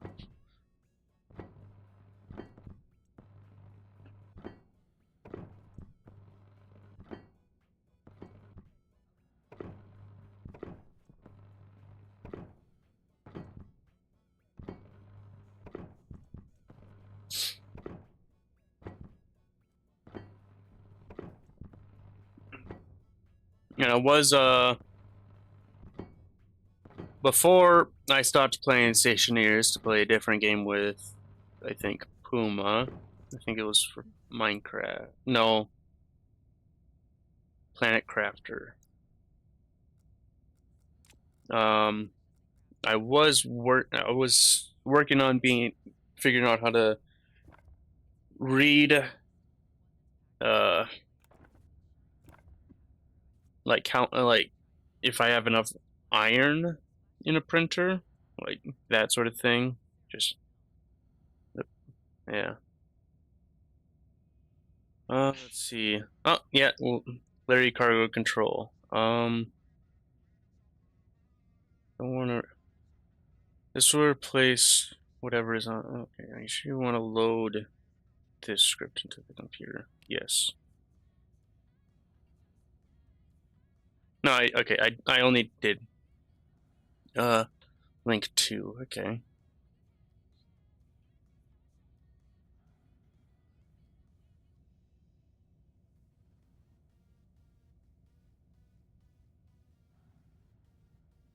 I say it's simpler than hydroponics, Larry, and then I used all 127 lines. But I think Magic's is broken. The Larry. Oh yeah. Let's take a look at his Larry, and because I went to get some water, and I happened to look at his Larry, and it's just. He's not streaming it though. How are you seeing it? What was that? He's not streaming it in Discord. His Larry here. Oh, up top. He set up a Larry up here, and it's. I don't know what it's doing. Let me.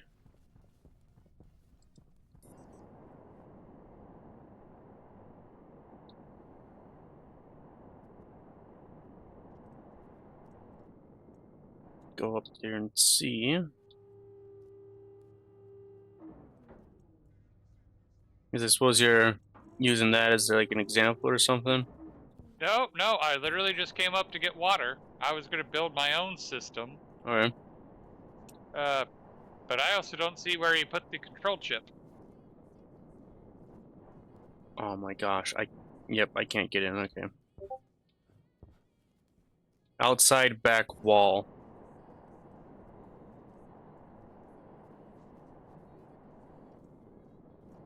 Well, he has one that's not even connected. And it has information on it. Did he message you directly? Yep.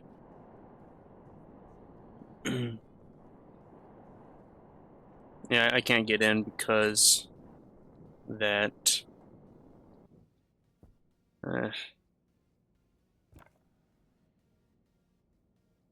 But if you want to see my Larry code for cargo Larry, so your viewer sees it.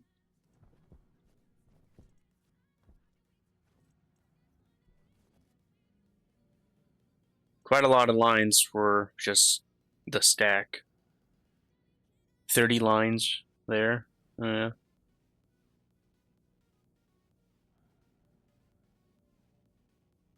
Alright. That's what. I did actually link 3 things, but I only needed to push 2. I linked the third thing for the station number by dividing the SP by 2.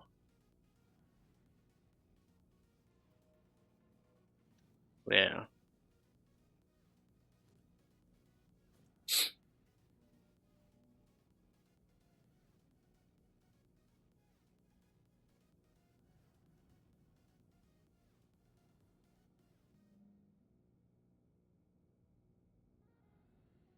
There you go. I hope that was slow enough for you to see it. All right. So yeah, go ahead and take a look and see what the Larry is doing for.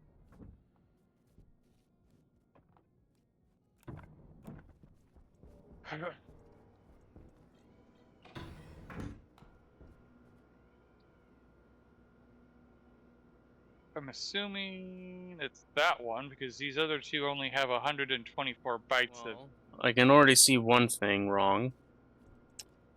The powered chute's not powered, so it can't get rid of the item.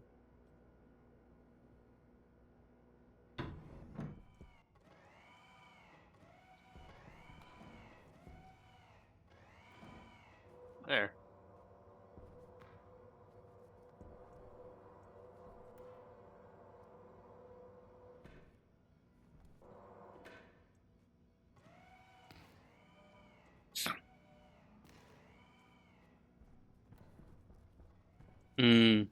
Yeah, that's probably why. He probably was working on doing a recycler.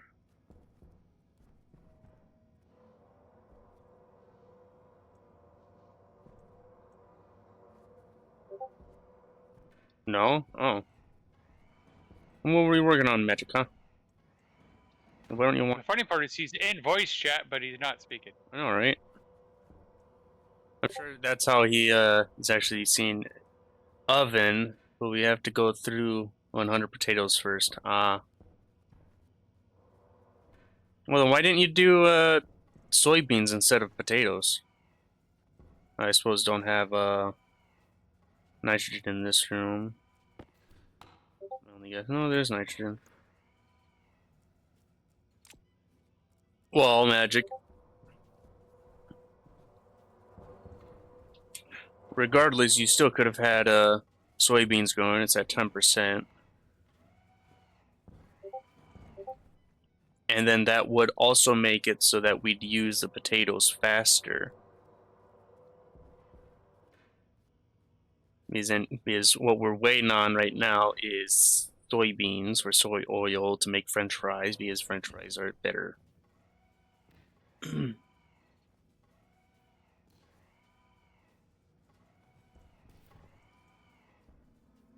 Yeah, there's nothing wrong with the Larry code. It was just the import bin being off. They couldn't get rid of the item, so.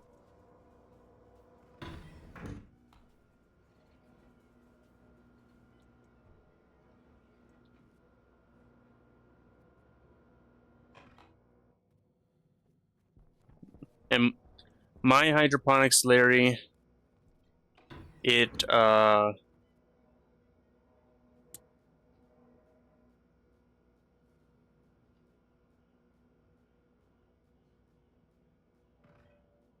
it plants one of the potatoes and then it empties out, so it basically gives you access to seeds, and seeds do the exact same amount of like volatiles or whatever being recycled as potatoes or any of the fruit.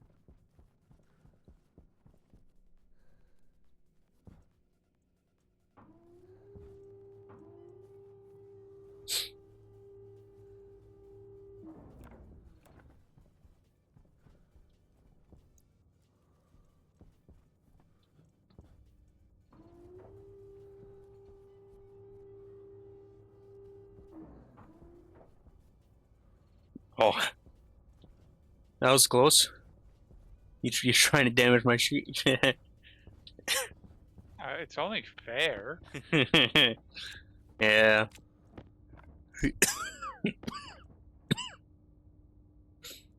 Hmm.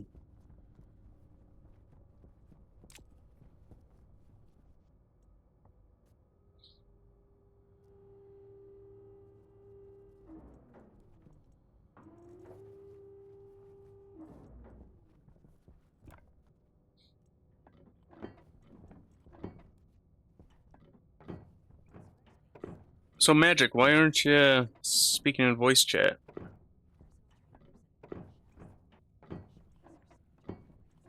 I know you can hear me, but you've been messaging me as soon as I speak. Because of the girl.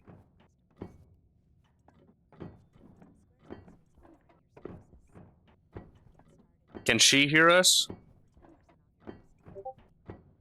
Okay. Yes, that's a very good question. Can she hear us? You know, he says no. Oh, good, because that means we can talk smack and she can't hear.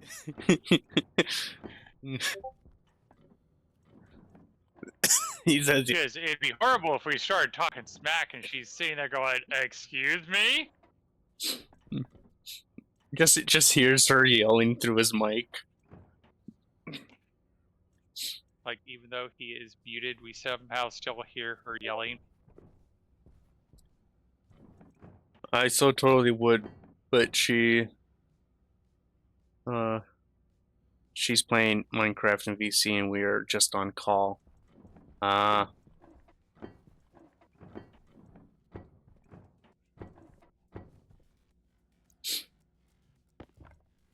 You playing modded or just vanilla Minecraft?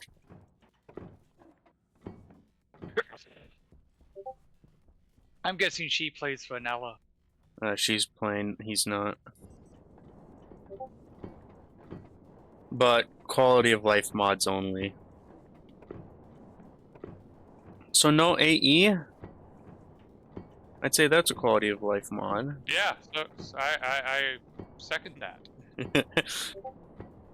No, she hates those mods.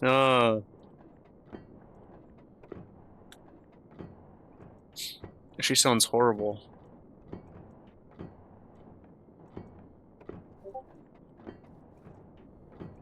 Have you ever made a item sorting system in vanilla?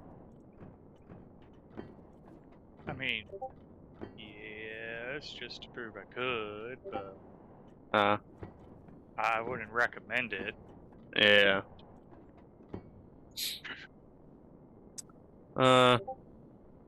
Any mod that's not Optifine or like those kinds of mods, like minimap or waypoints. I have a very big one, took forever. Oh, he has a very big vanilla sorting system. Was it Tango Tech or Impulse that showed me how to do a nice vanilla sorting system using hoppers? Oh, like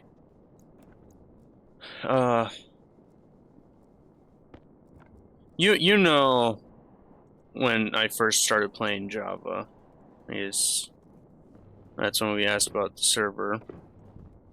Mm-hmm. I spent like Xbox account says that I spent like 60 days worth of time on Minecraft Bedrock. Mm-hmm. I made like a redstone shop, like Hermitcraft, like season 6 or 7 or something like that. Mm-hmm. So yeah, I made that, and then you could also specify how much of each purchase you want. It goes up to like just normal, it goes to 2 times, 3 times, and 4 times, and then I even asked someone on Reddit who liked making bedrock redstone contraptions small, and asked them if they can make it smaller, and specific part they could not.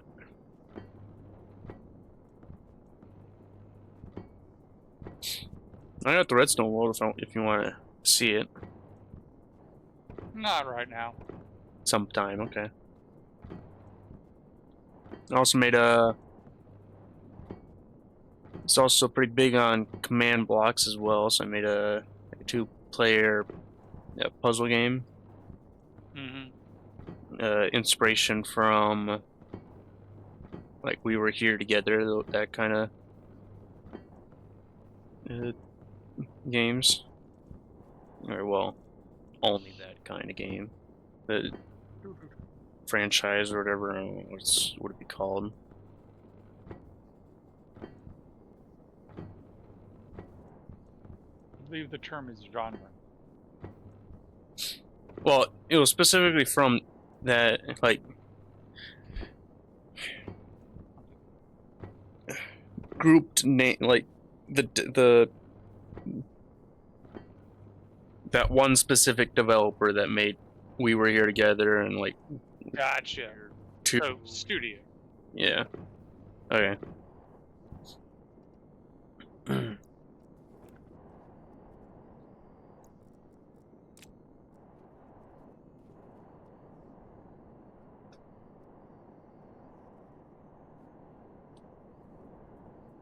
Now I gotta go against each of these rooms' walls to find where the exit.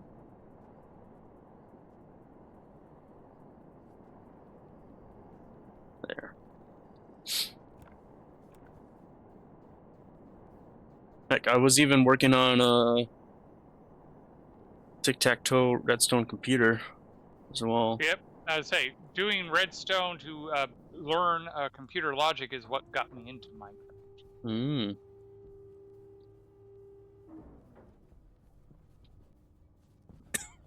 One of the things I made was a music box that actually like had memory where you could program it with the song and back when you didn't have repeaters and stuff like that, and you had to make your own repeater with redstone. Oh, that long ago? Yep. Like redstone had just come out that long ago.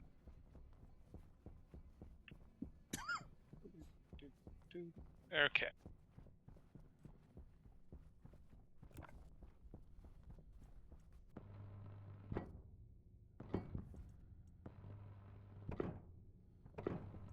Yeah, I need an APC. I suppose you probably started on Java. Back when I started, there was only one way to play it.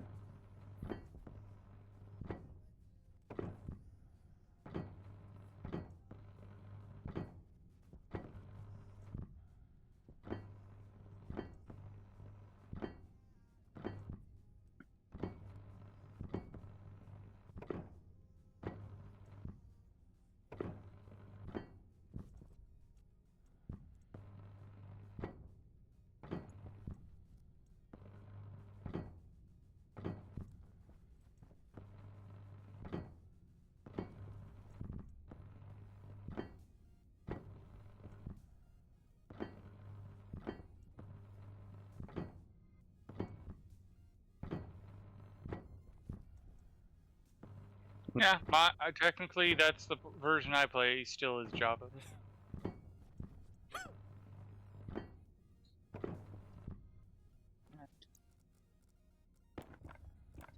Yeah, I stopped playing Minecraft on the phone for so long that when I tried going back to playing it on the phone before I got Java, I just couldn't. The controls just felt too weird.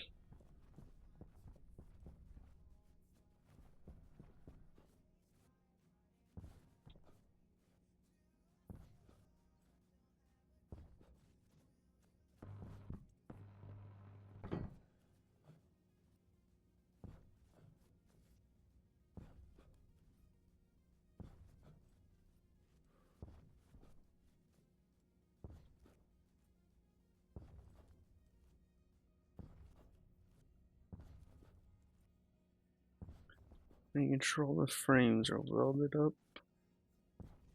Looks like it. Okay, so that's for the oxygen sensor. We'll go. That's for and here's power coming into the room.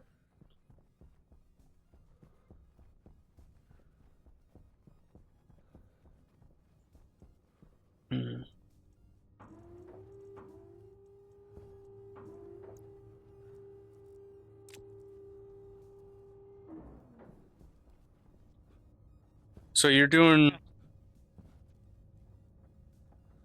Larry up top, or wait? No, I'm gonna build a little test rig here, and then depending on how the test goes, we'll revamp this room to grow switchgrass.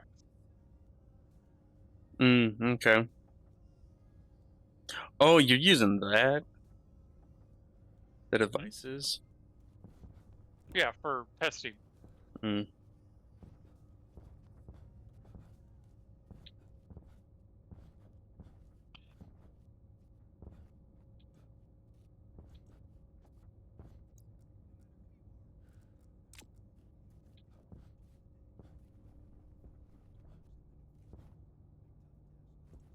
Jeez, what's up with this pile here? Oh wait, there's a console there. Oh, Yep, yeah. I'll take that console. This, yeah.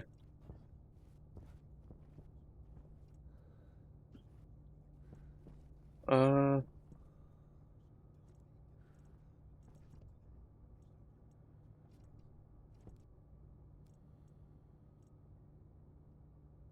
Okay, all my lights gone. Okay.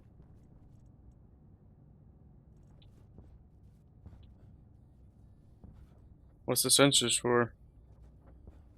An airlock. Oh. Greenhouse has to be a livable space for the plants. Right. Any reason why you didn't just build it downstairs, like in your little survival place down on floor 0? Because this, if it works, then I'll just expand this room to be the switchgrass room. And the switchgrass room is going to be built in the same area as the gas processing, because the whole point of the switchgrass room is to grow grass to turn into volatiles. Yeah.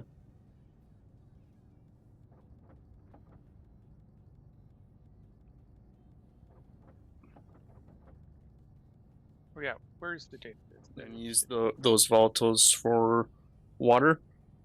Water and rockets. Mm-hmm.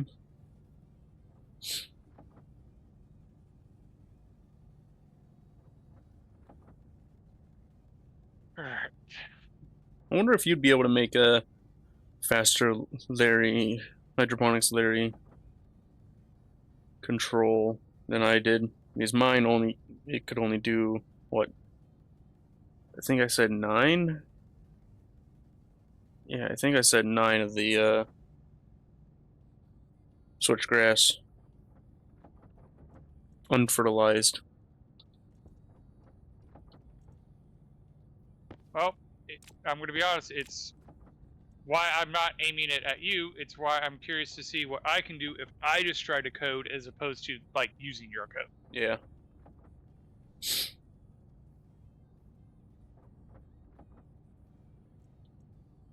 Because I know I have an unconventional way of thinking, although the funny part was I watched a short today about how to use Blender better, and the actual tip they gave, I'm like, I was literally giving my buddies that advice 20 years ago when they were using rendering, when they had the project where they had to write the rendering software.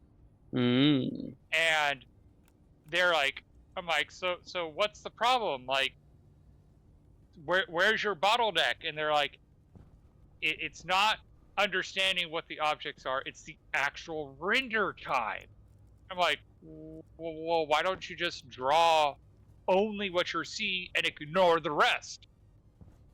And it took a few minutes for me to explain it well enough that they understood what I was saying. Like, they were missing the concept. And then I'm like, look, if I picked up some bottles off the table, I'm like, if you have it arranged like this bottle isn't even seen.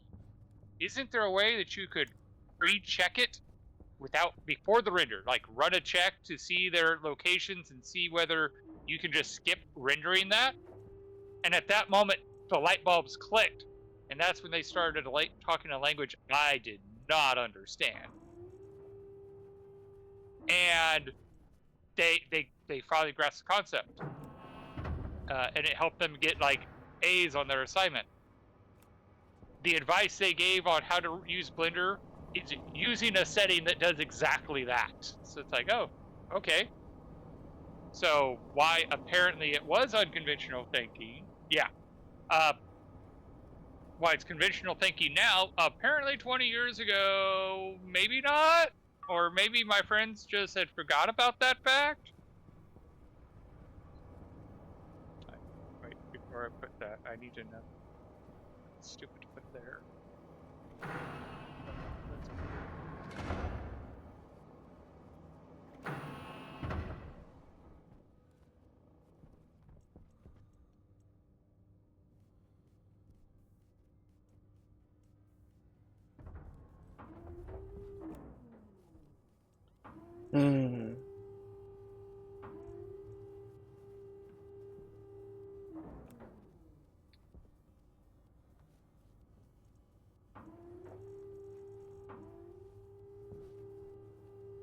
Probably gonna have to rework all this anyway.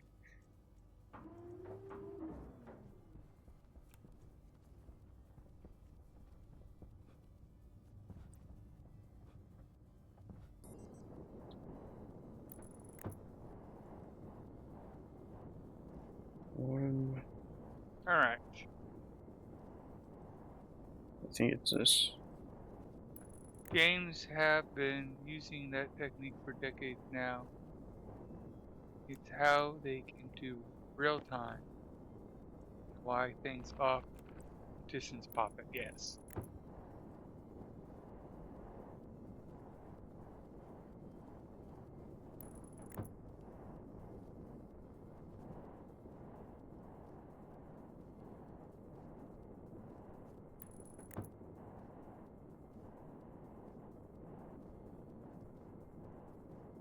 Alright, gas sensor, exterior, interior,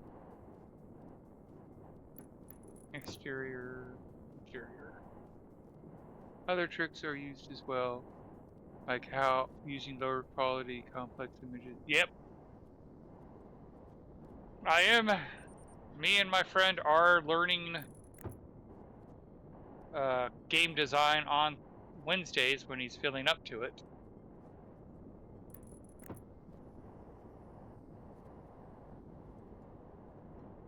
And it is nice when I can come in with some of these things that I already know.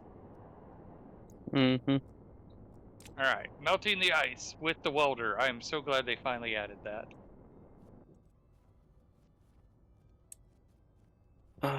There's no way to get out here. Well, I believe it's this.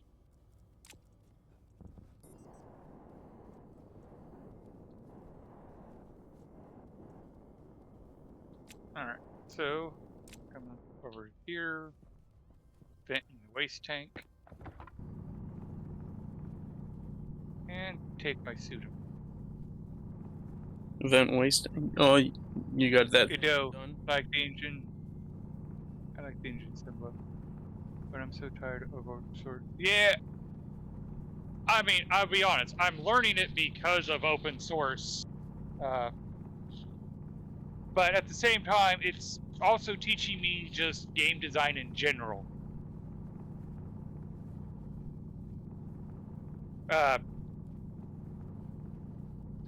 Especially with what Unity's been doing, I want to try to avoid Unity because they've been doing some weird stuff.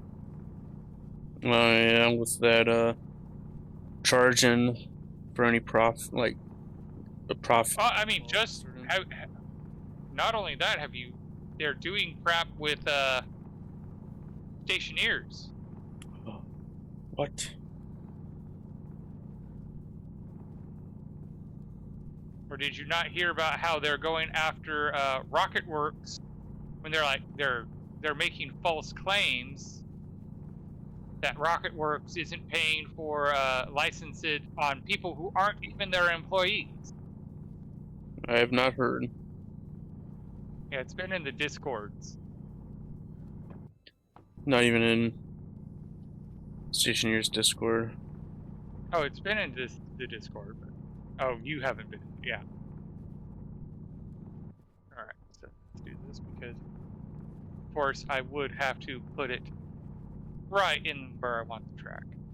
If you need more waste gas, my tank's almost full. Yeah, that would not be a bad thing.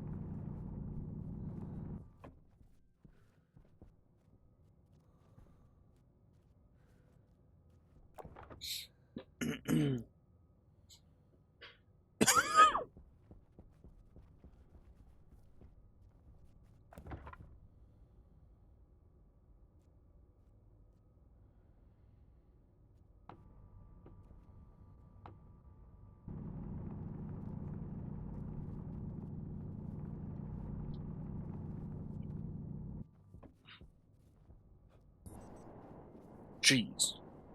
Well, that was interesting. What? That whole thing. It's over here.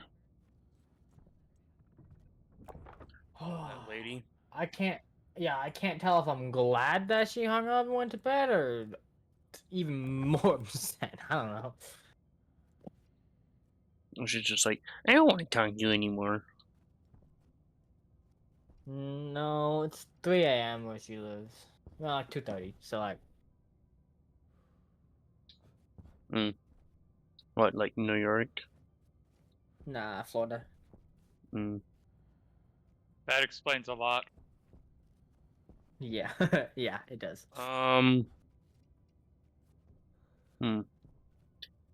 But like, Airlock working? she said like a couple days ago she was like, yeah, I'll give it a month, like see how it goes. And then today she was like, yeah, I just had like the realization like I never want to be with you ever. I'm like, I think I didn't take the data disc out. So I think you did that prematurely. I think she didn't take her antipsychotics today. Oh, you didn't change the pressure. So it's gonna fill up the airlock until it hits 101. Oh, I fucking hate that. Yeah, I hadn't. Filling up to be honest, I hadn't 101 finished- takes even longer than pumping out 400.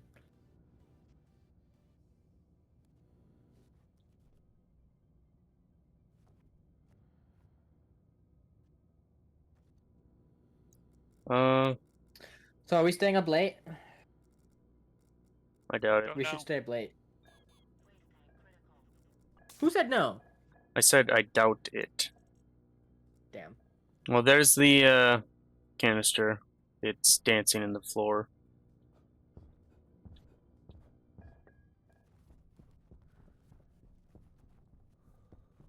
I can't quite see it.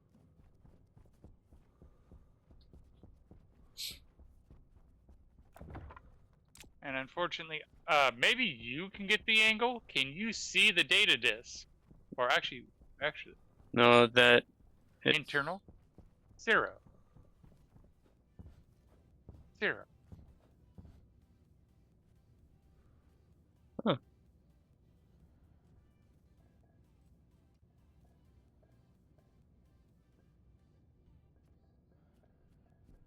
Yeah, I was sad for like 30 minutes. Maybe 25 this time. I am. I think last time it was like maybe an hour or two. Come on, quit pushing the wrong button. Mage, you're better than that. Yeah. Did you There fuck we up go. a airlock? Technically, I didn't do it. Kev, how could you?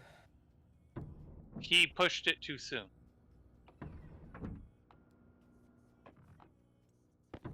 Fair.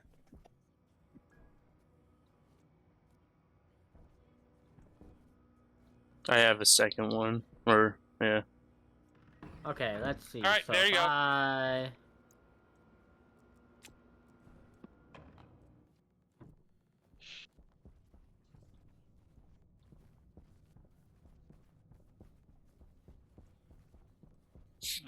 I need 2 electronic parts. Okay, I need a door.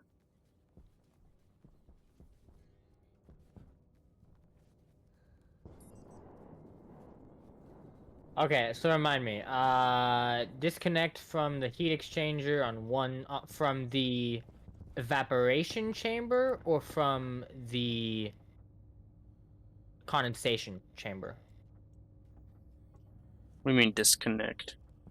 So I have the condensation chamber is the very last step before the heat exchanger, right? So input to the tank, to the evaporation chamber, the gas to the condensation chamber, and the liquid to the evaporation chamber, and then the heat exchanger pipe connection from the condensation chamber to the heat exchanger to another system.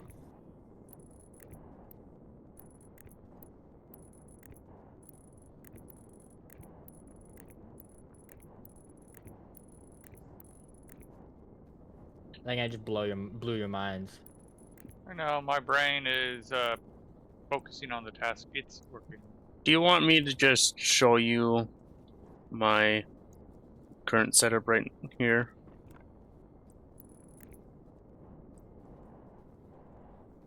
Yeah, probably. Okay. It'll be fast just to fly up. I shouldn't have broken that pipe. Fix the pipe. Fix the pipe. You're not happy? One sec. Okay, oh good.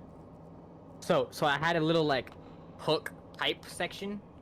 I had a curve and then I had the T going off to the side where I had a pump. Let's just say it was a very bad idea for me to break that because this liquid pipe is at 4.72 megapascals. The moment I broke that one pipe section, creak! it got very angry at me. Alright, then hold Twitch back up.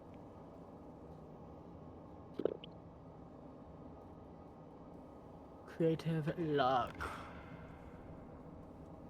Oh, you don't have me on following? No, I did. But I have so many people, it's like but you're both way at the bottom. Hmm. You have that many people active? Yeah. Yeah, I got, Okay. let's see. Like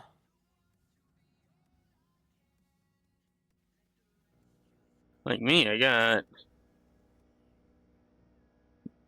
5 people active.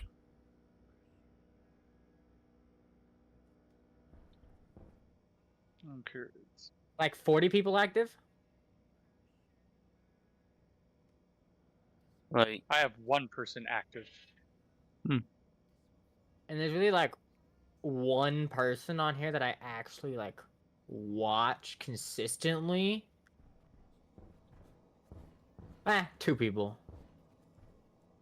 I'm gonna be perfectly honest with things lately. I haven't really been watching people. Like, I even like turned on Splitsy for a brief moment, and then I'm like, because I'm more interested in playing than watching these days. Yeah, there's one guy who I watch because he plays music. Like, he actually like plays and makes music, and he's not bad at it. And there's one guy who I've just been following for so many years that like I just consistently enjoy showing up. Because like the only time I find myself watching anymore is like on the weekends at like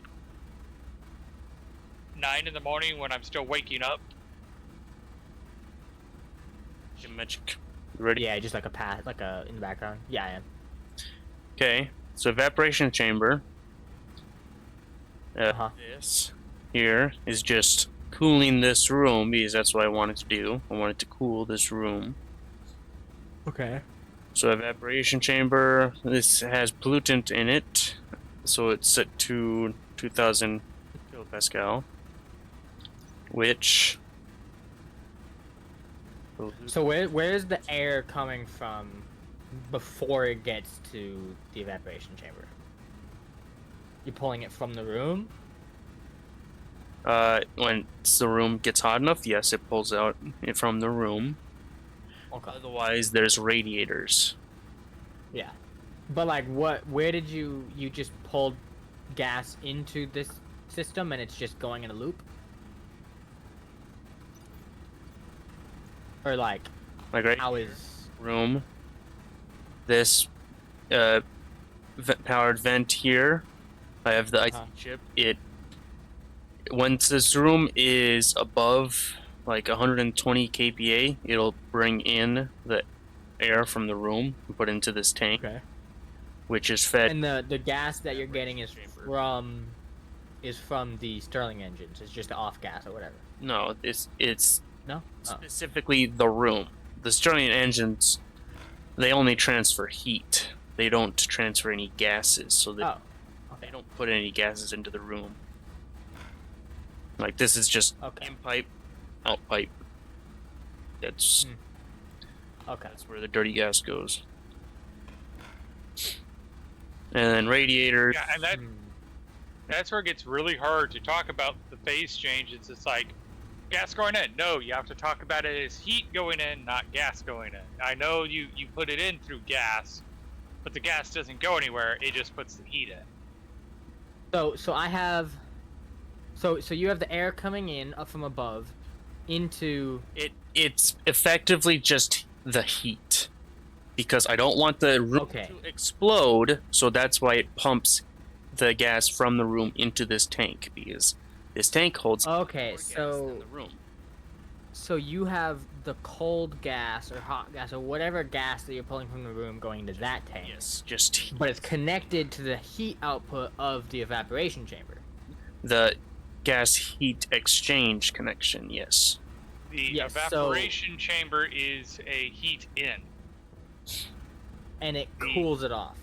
And it cools the gas that is in that connection. So yeah, the heat gas connection or whatever. The polluted or liquid pollutant outputs gas pollutant, goes through this counterflow heat exchanger to change its heat. Okay, what's the difference? What's with the counterflow heat? It's because you could have gas in on this side and liquid out on this side.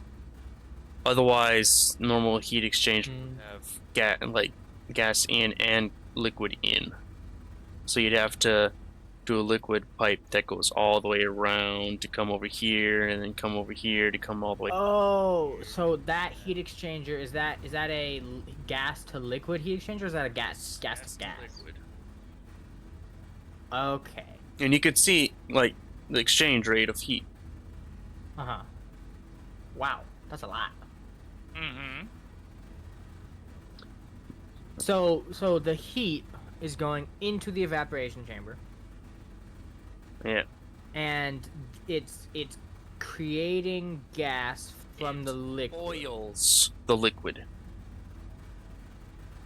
Okay. The heat that's inputting. So you need to input gas into the system first to put some kind of gas that can condense in the condensation chamber. Yes. So that's why you to then get sent. That's why you want to look at Stationepedia to see what kind of gas you want to use for the temperature ranges. I just did nitrogen because I just had a shit ton of nitrogen. But that requires very, very cold to be able. Yeah. I'm literally like 2 degrees off from it, like all of it being a liquid. Literally like 2 degrees, maybe 3. Like if I had a little bit less gas on one side, it would have. Pipes they start creaking a lot. At like 5.5 Or like 4.9 or something, 4.7. I don't know. No, I think it's like 4.5. Oh, okay, maybe yeah. So you're gonna have a really noisy pipes. Yeah, that's fine. Okay, so go over to the evaporation chamber. Yep. So it's That's 2,000 so... kPa. Like, and you look at the Stationpedia, 2,000 kPa. Yeah. Roughly negative 84 degrees Celsius. Yeah, for liquid nitrogen, look at nitrogen, because that's what I'm using.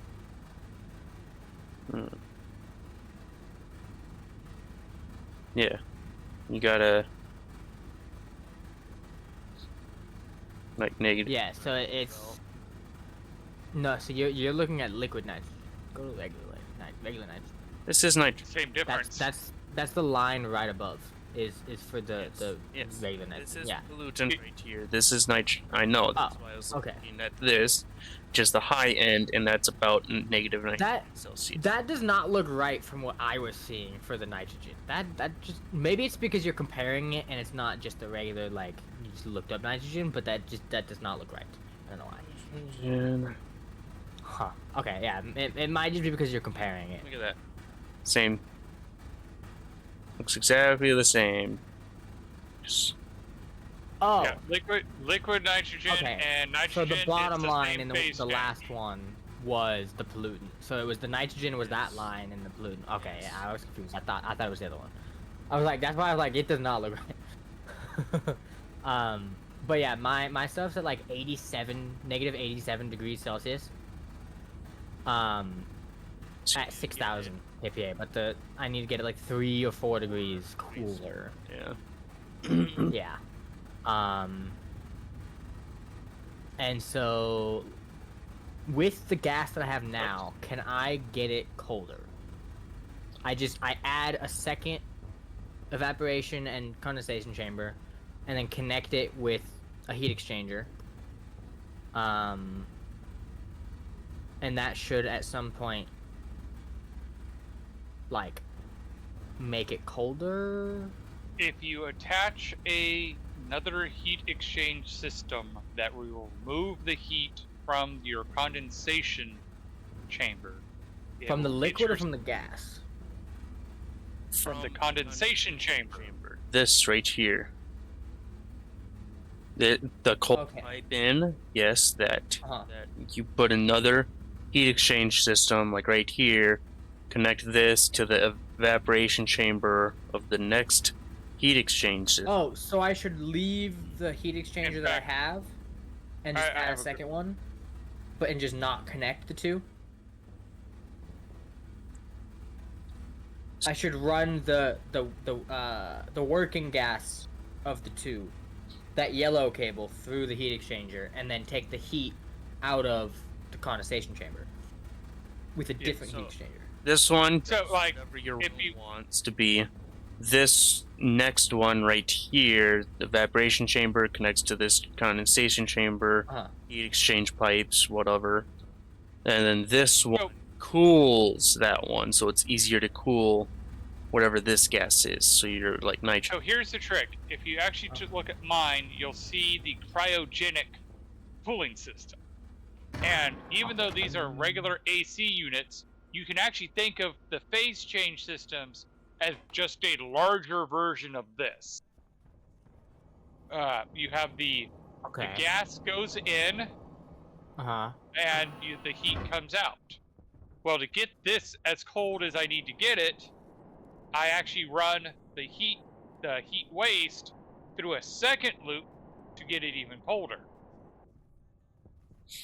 Okay, so the air conditioners themselves, at some point, no matter what you have in the waste loop, will cool it to that temperature at some point.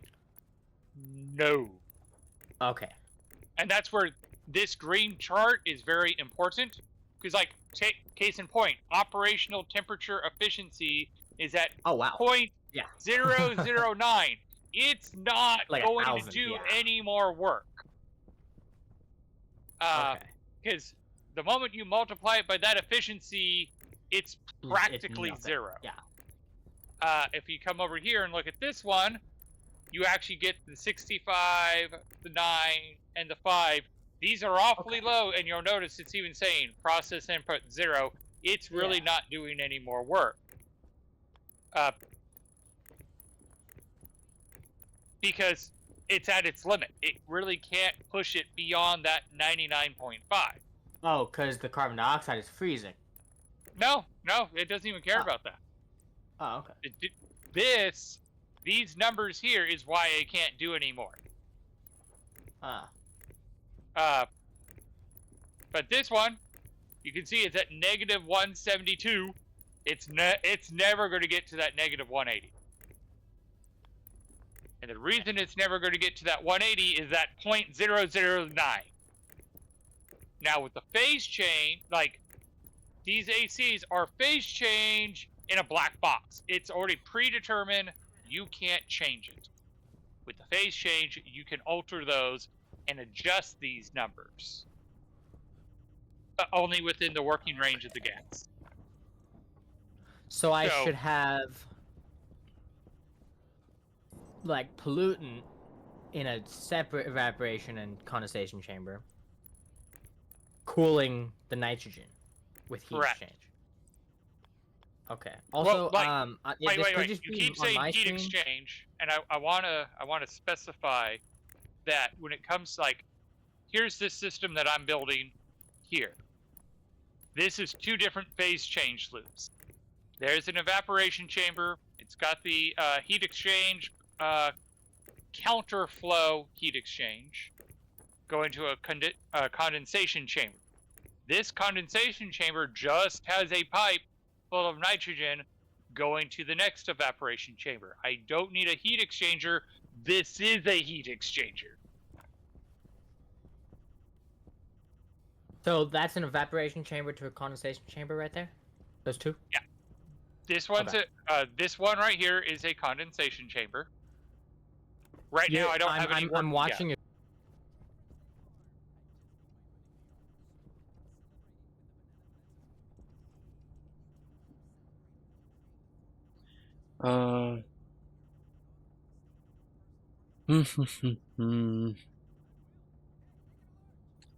Area, power controller, sensor. I do have a sensor, okay.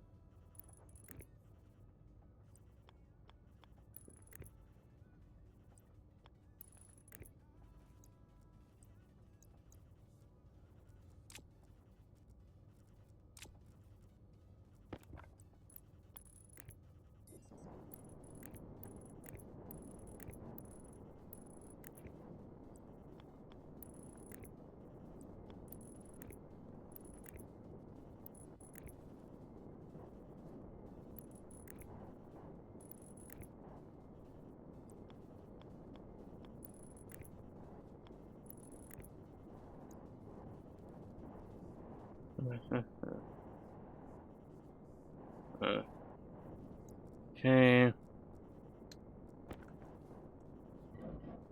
Take this on.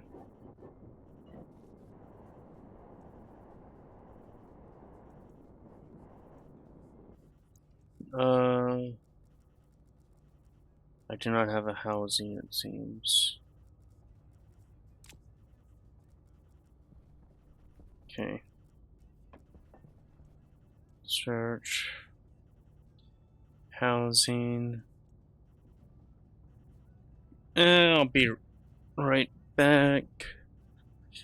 Little bile break.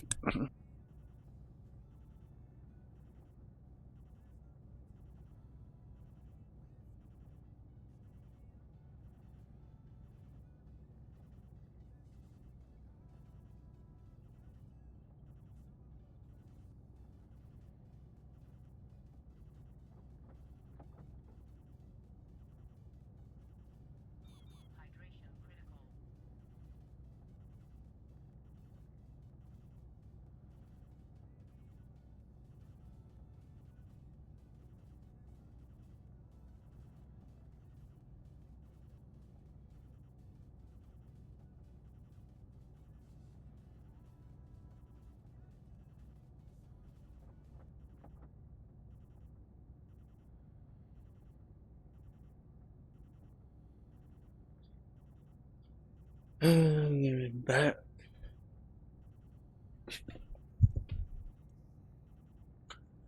To housing.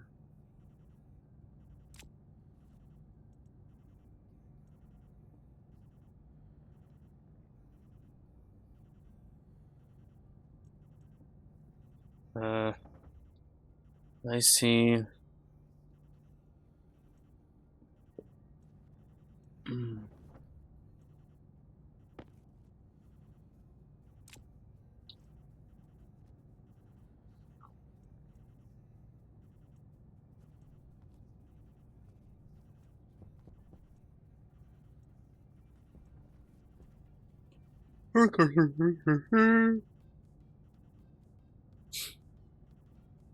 Hmm.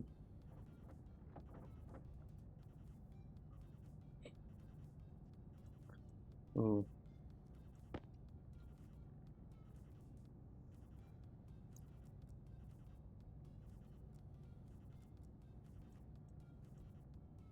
Gee.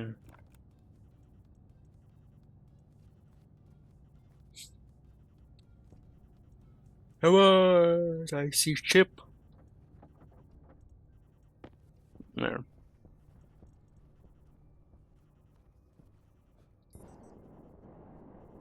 Okay.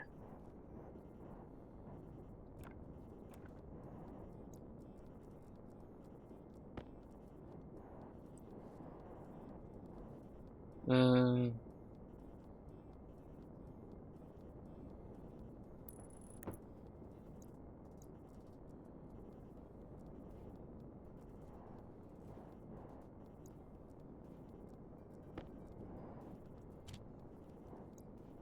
there.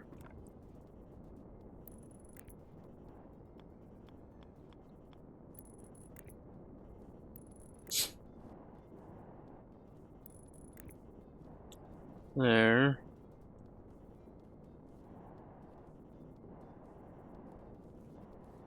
Uh,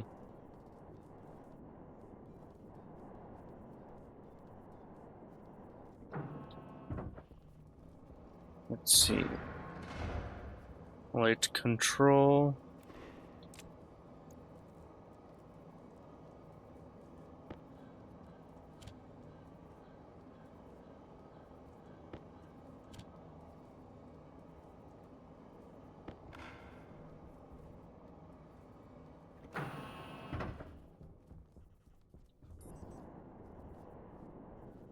No, you should go down.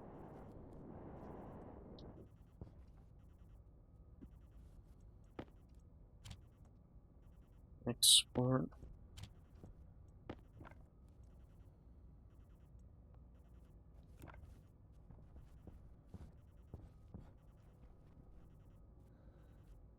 Huzzah.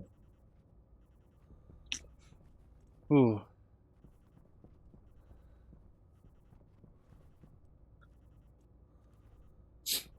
Hmm.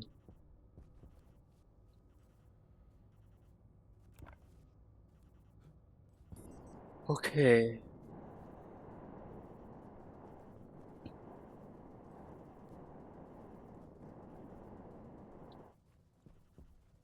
And then I'll come over here.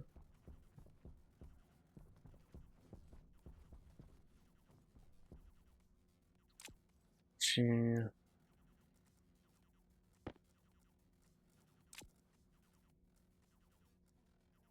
Ooh. Mm.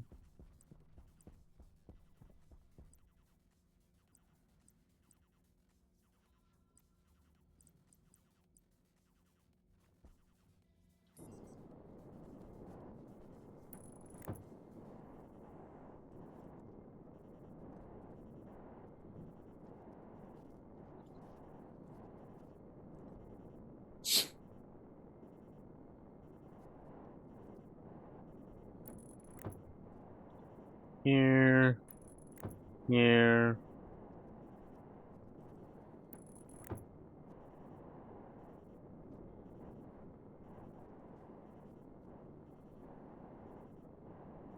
One, two, three. 1, 2, 3.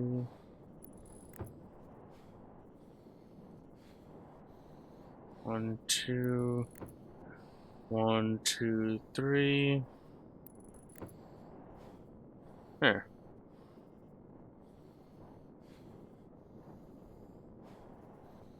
Nope. Too fast. 1, 2, 3. Right here. 1, 2. Right here. 1, 2, 3. Here.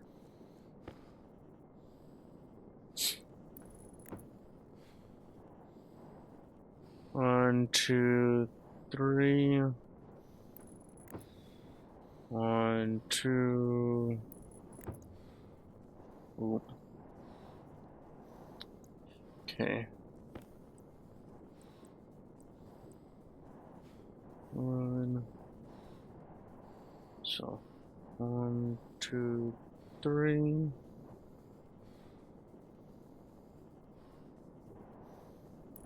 Right here, right? Yep. 1, 2. Here. 1, 2. Here. Right there. There you go.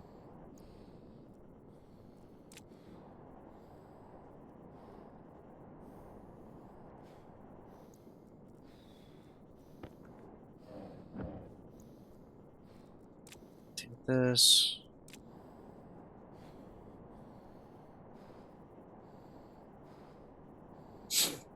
Do.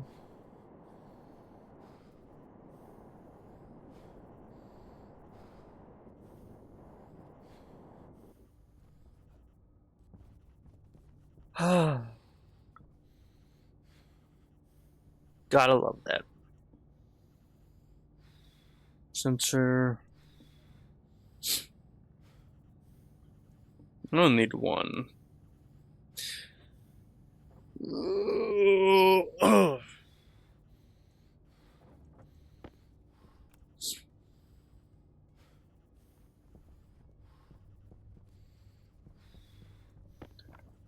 And do this.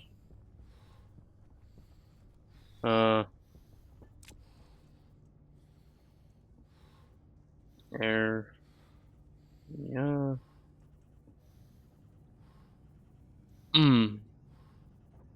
I'm gonna want a couple of these.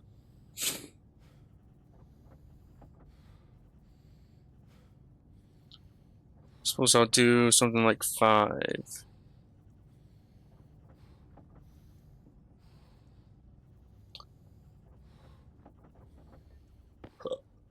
Oh.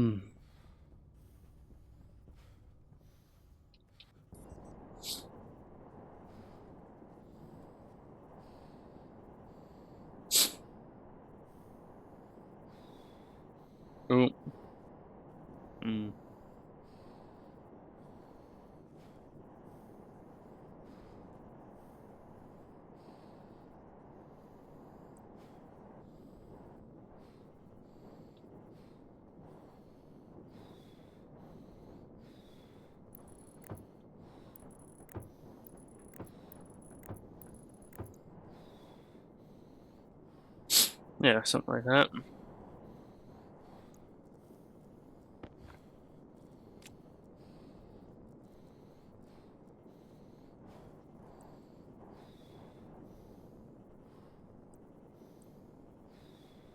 See. No. There.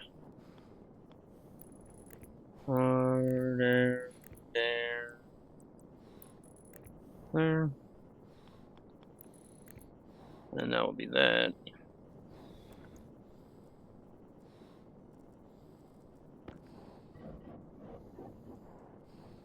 Okay.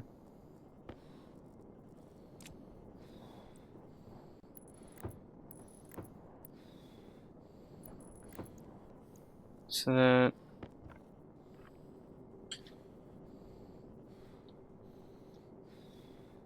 And door.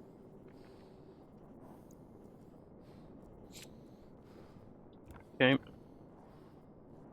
See, I would go like that. I really gotta eat and drink.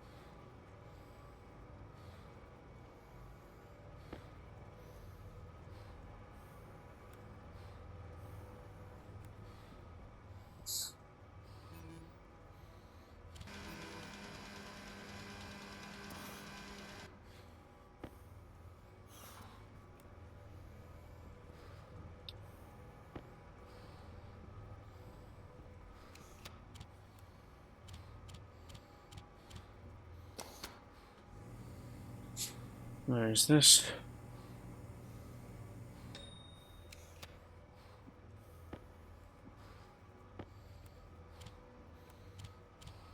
Okay.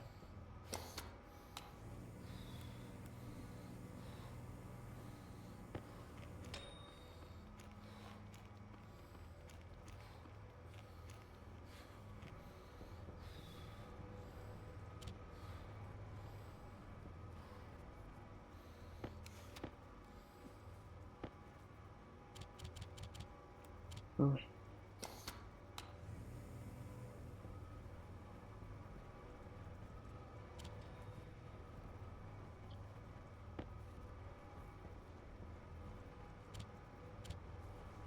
What's this?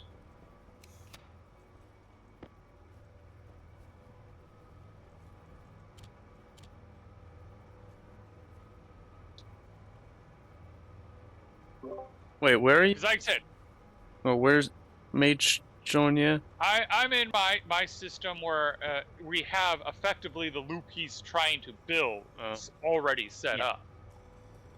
But yeah, you could hook this up to any other pipe system, and all it's going to do is thermally link that system.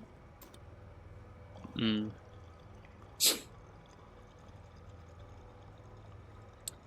Thought he was talking about my room.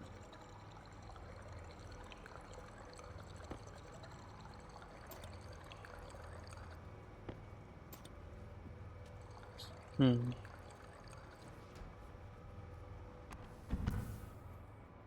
Well, I gotta go feed Herbie.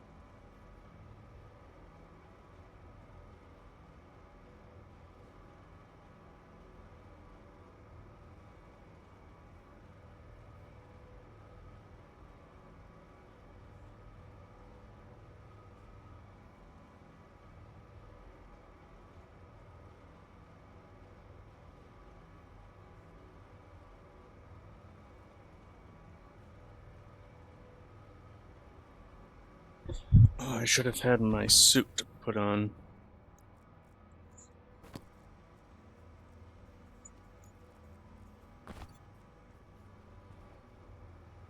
There, I won't be stinky once I get back from feeding Herbie.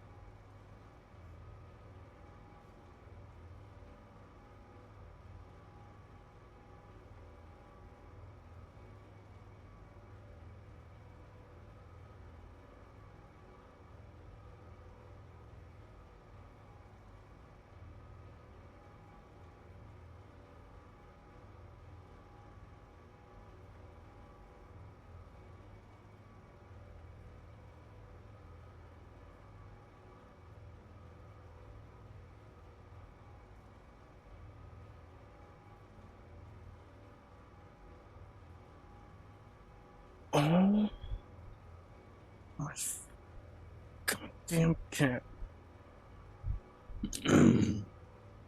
There's the fucking funnel.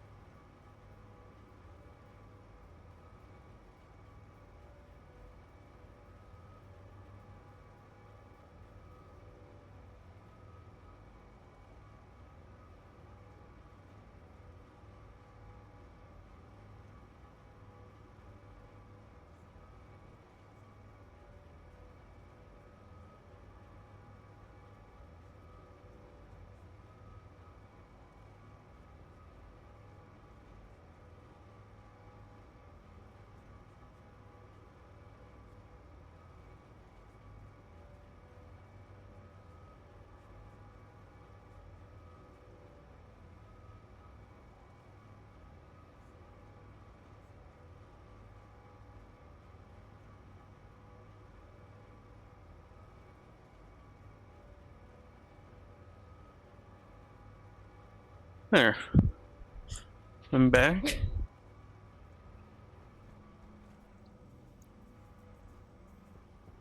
Oh.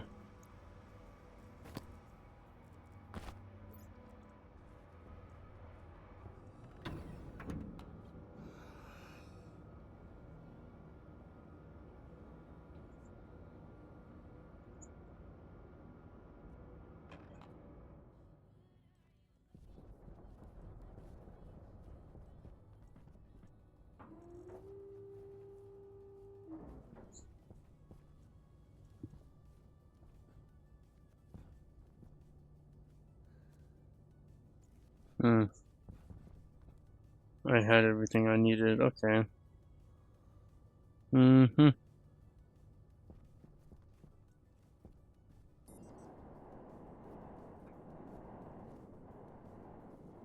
Over here.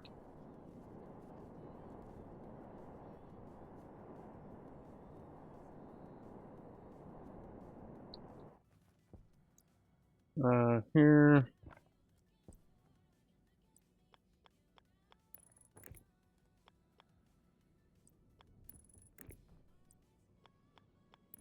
Right here.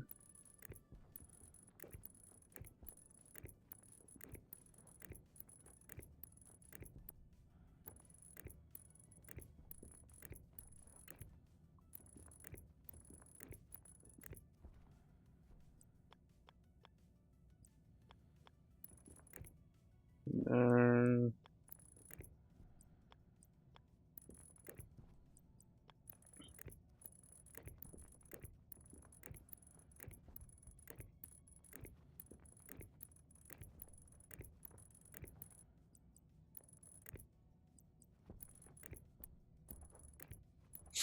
mm-hmm.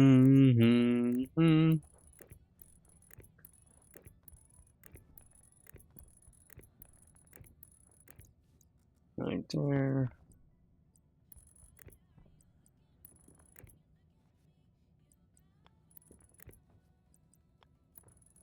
There. There.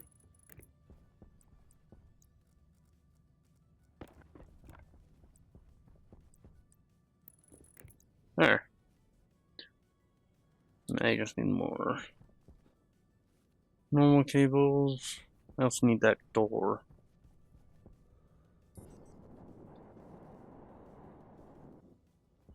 I'm just gonna put it right here.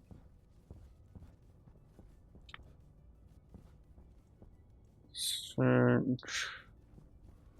I think it's gonna be in this one. Last door. Copper and steel.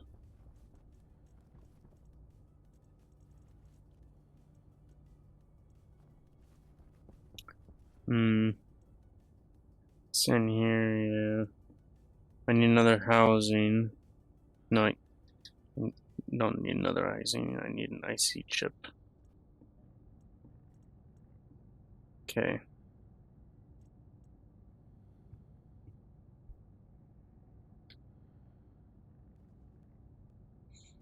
Mm-hmm.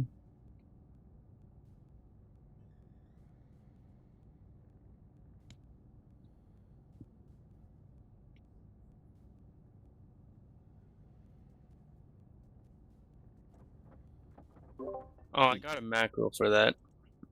From the second heat. From the second heat, once that tank. It's for mage. They got a lot of explaining, and while he does that, like I would have been completely dead silent. So like the first time they went into an explanation mode thing, it lasted like 20 minutes, and it was like, yeah, I'm just gonna make a macro that if I press a certain button, it mutes my Discord mic, and then mutes the Discord capture for OBS.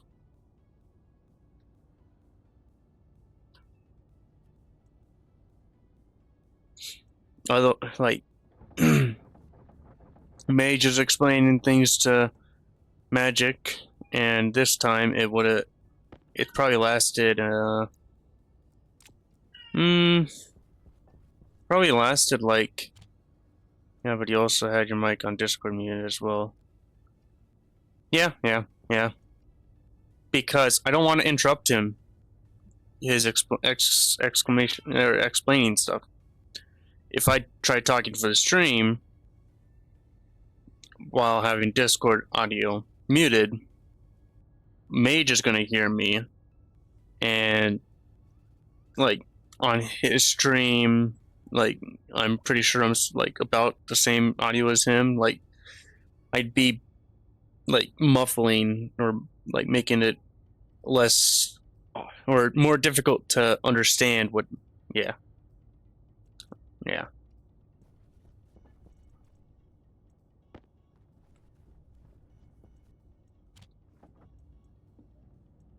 Like, to be honest, I should have made this macro like a long time ago.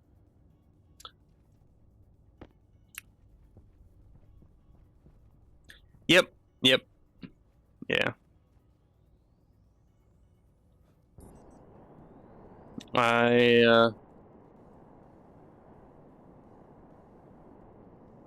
Yeah.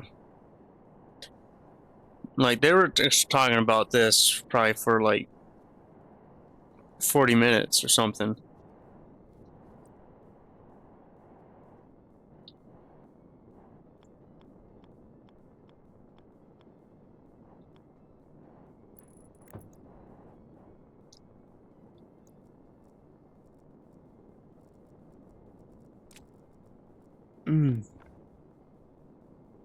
It is welding torch.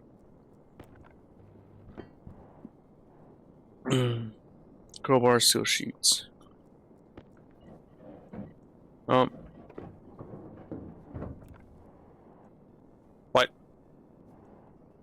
How did it open?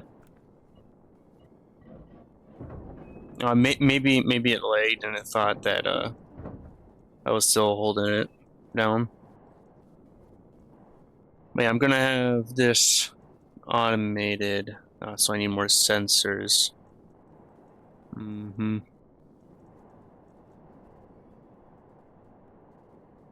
gonna do pretty much the exact same thing as I did on this room right over here. Like, see, little motion sensor to open the door, as well as this right here. The motion sensor works in a frame. And I'm also going to do the lights as well.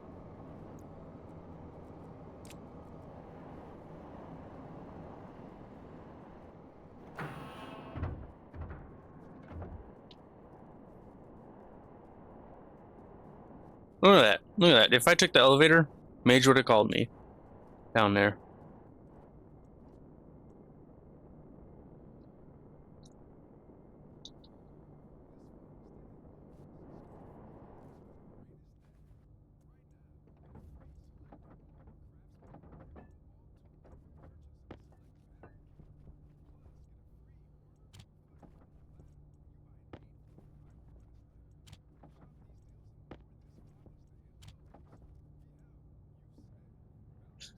So I need 2 sensors.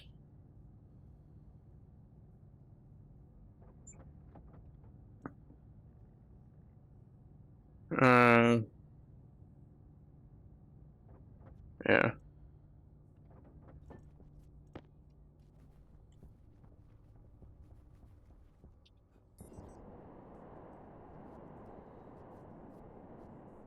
No, not over there.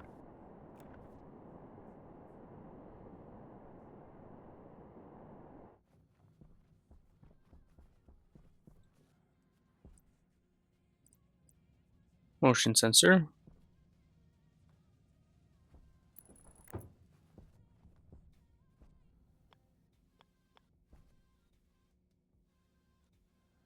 The only thing is I can't, there's no wall here for me to put the motion sensor like on a wall. So it has to be put onto the floor. Ooh.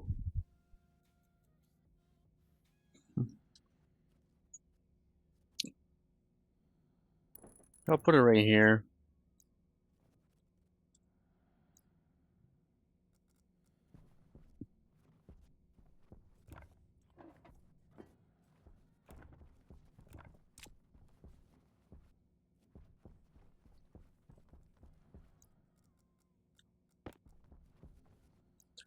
Um,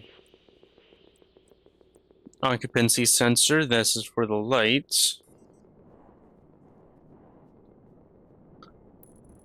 Doesn't matter where I put it, but yeah.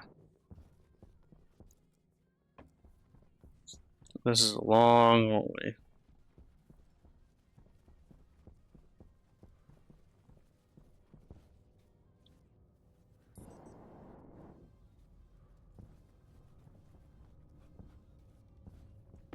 Yeah, I just got done with this room's lights. Set that.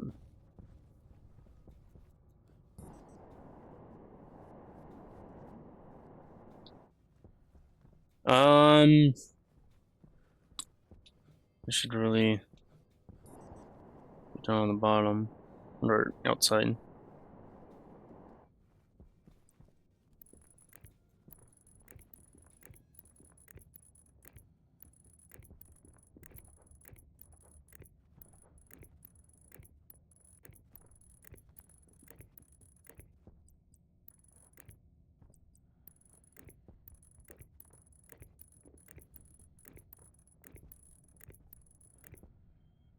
Mm-hmm.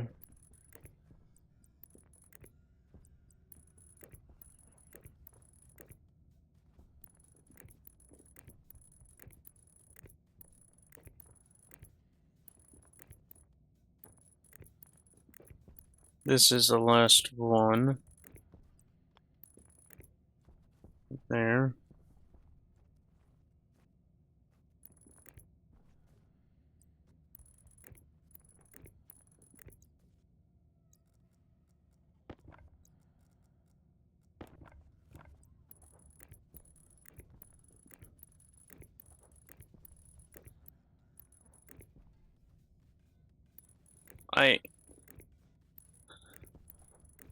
I try and explain stuff to Magic, but Mage is better at it than I am, so he ends up being the one to help explain stuff and get it to what Magic wants to be done.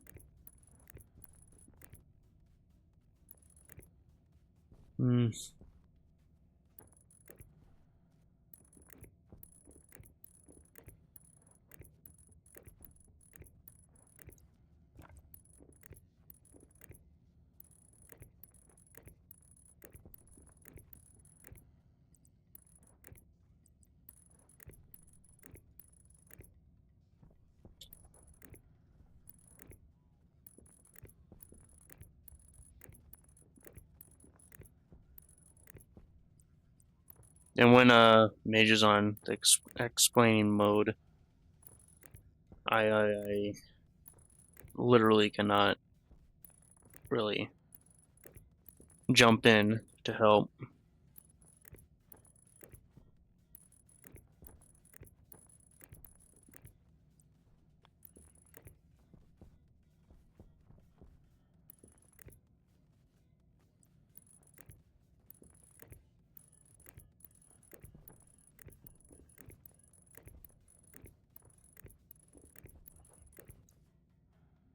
Hmm.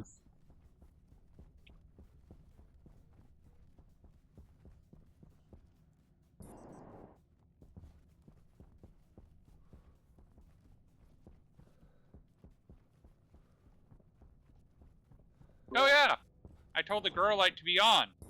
I go, oh, I have to set the pin. As I'm cycling through, it's like, oh, what if I had accidentally had it set to the active event when the system goes, oh, you're supposed to turn that on. It then turns on the vent. And because you're doing it through IC, it can bypass, like, all right, this is all controlled by this airlock control. I have it, it's locked where I can't toggle it.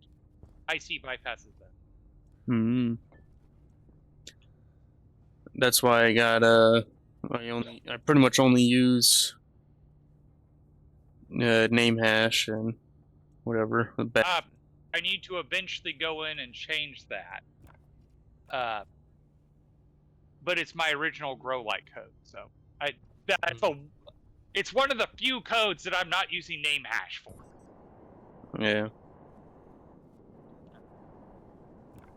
And do I have? Yes, I do have my configuration one. Yes.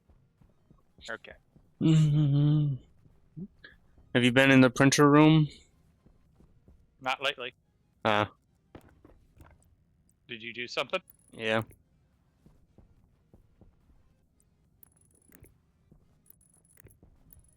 I'll be there in a moment.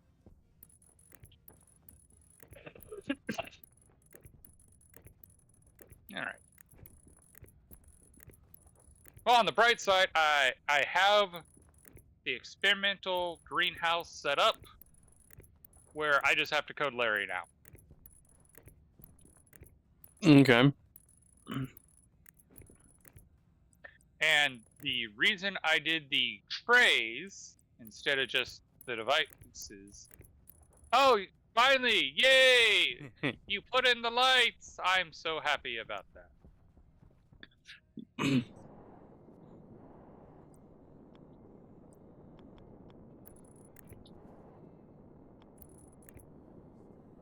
Right now I'm almost done doing lights in the new room I made.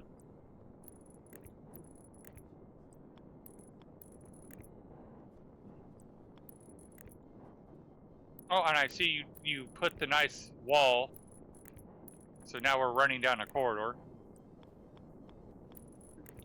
Oh yeah. Oh, and you do have a sensor so you know when someone enters. One cable away. Where's the spray paint? Not. It's maybe in the middle room. I found it. Okay. I wasn't sure.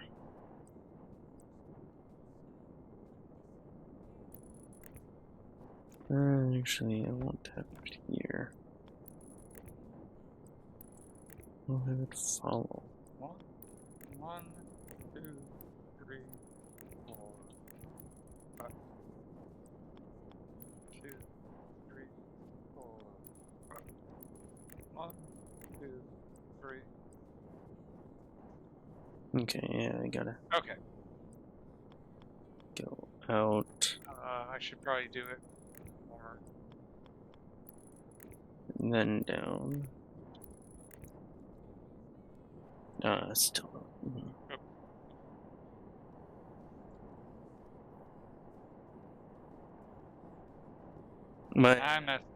I made a.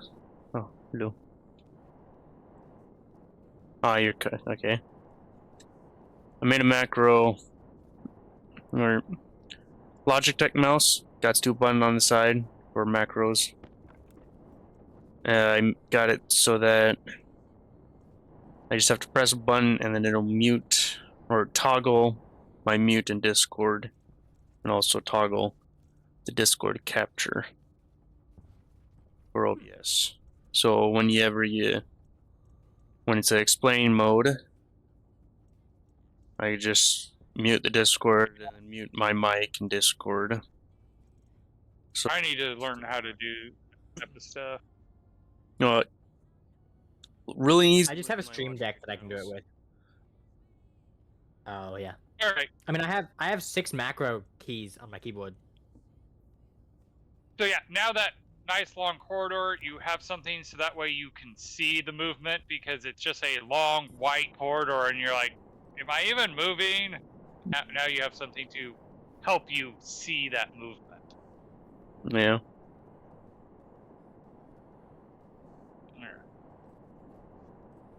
And I was talking about it, so let's see.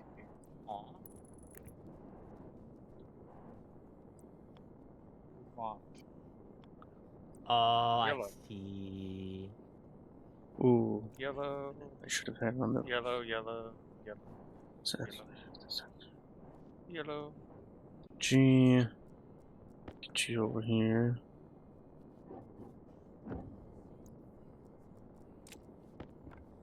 Black is that's nitrogen. Yeah. Blue. Mm-hmm.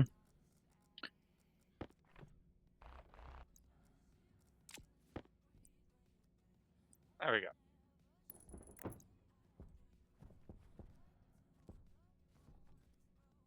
Okay.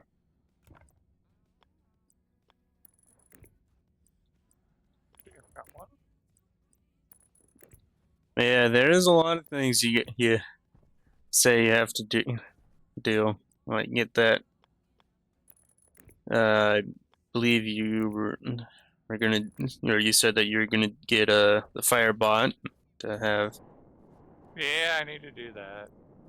things. Again, I need to get a T-shirt that says "When I have time" trademark. Like, not gonna lie, because let's be real, you've been with me enough that you can say, "Oh yeah, that's true." Today would have been a great day to do that. I would have streamed X4 for a little bit. I would have taken a pause and it'd be like, "Hey, creative, we can do this." But I got pulled away to deal with family stuff. Yeah. All right. Okay, 2 icy housings. 1 for the door. 1 for the lights. I got the light code already. Export.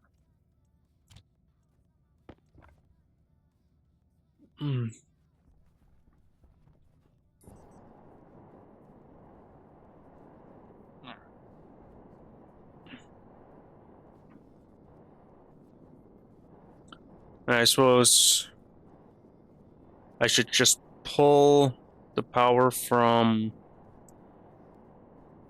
Or yeah, you already have. Yeah, you have it right there. The power input for this floor. I tried to make it where the power input was very visible. All right. Import. Let's pull that out. But Export.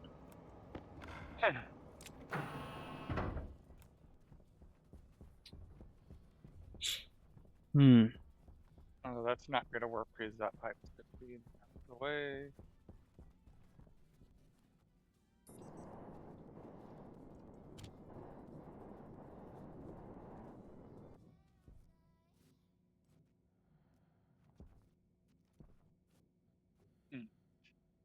Yeah, I'll definitely have. And then there's all the subtle hallway. Yep. All right.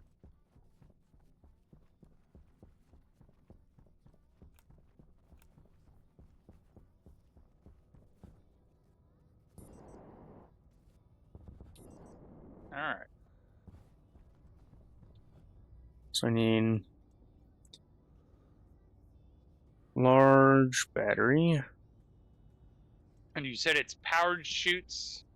You take the. Yep. To grab stuff from, or well, to put stuff. Put stuff into. Yeah. Well, actually, no. Hydroponics layer, you could grab things. I'm pretty sure. Like if you had fertilizer, yeah. Yep. Steel, electrum, steel. I need iron, electrum, and Constantine. Got the Constantine. So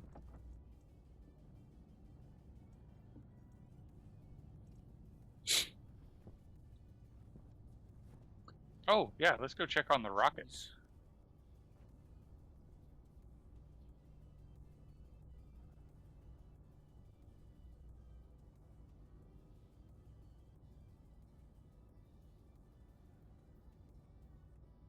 Well, why I didn't finish my projects, I have, during this stream, done Larry rockets and the Stirling engine. I just. All right.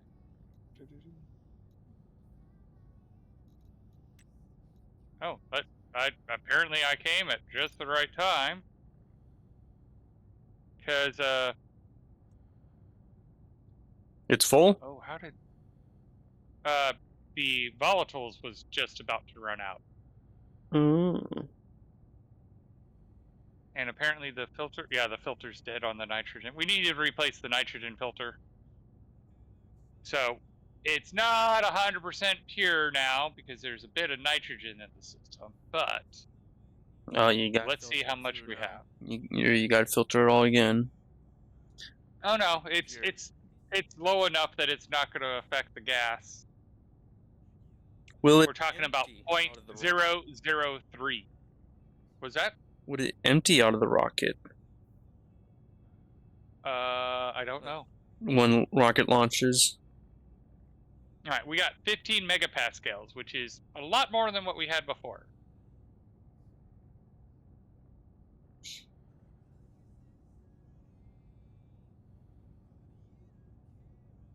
Mm. All right. I'm going to save it. Turning on the system. Opening the blast doors. Selecting target, Mars orbit. All right. Launch.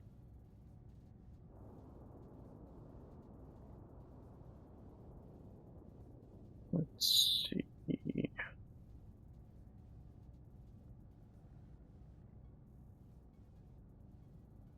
Well, I do have right here.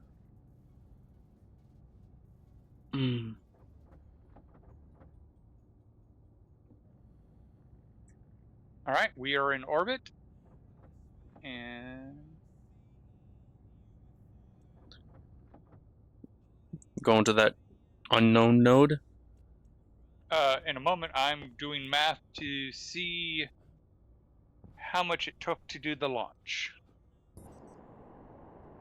So it took about 344 volatiles and a corresponding oxide to make it to orbit. Okay. Mm-hmm. Wow. Destination. Set. So I should just be able to do this. I don't know. Wait. Okay, click. Set destination. I'm pretty sure. Yep. What do you mean target destination none?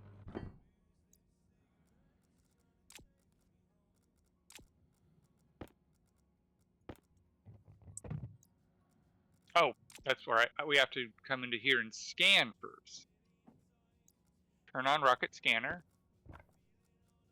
Chart.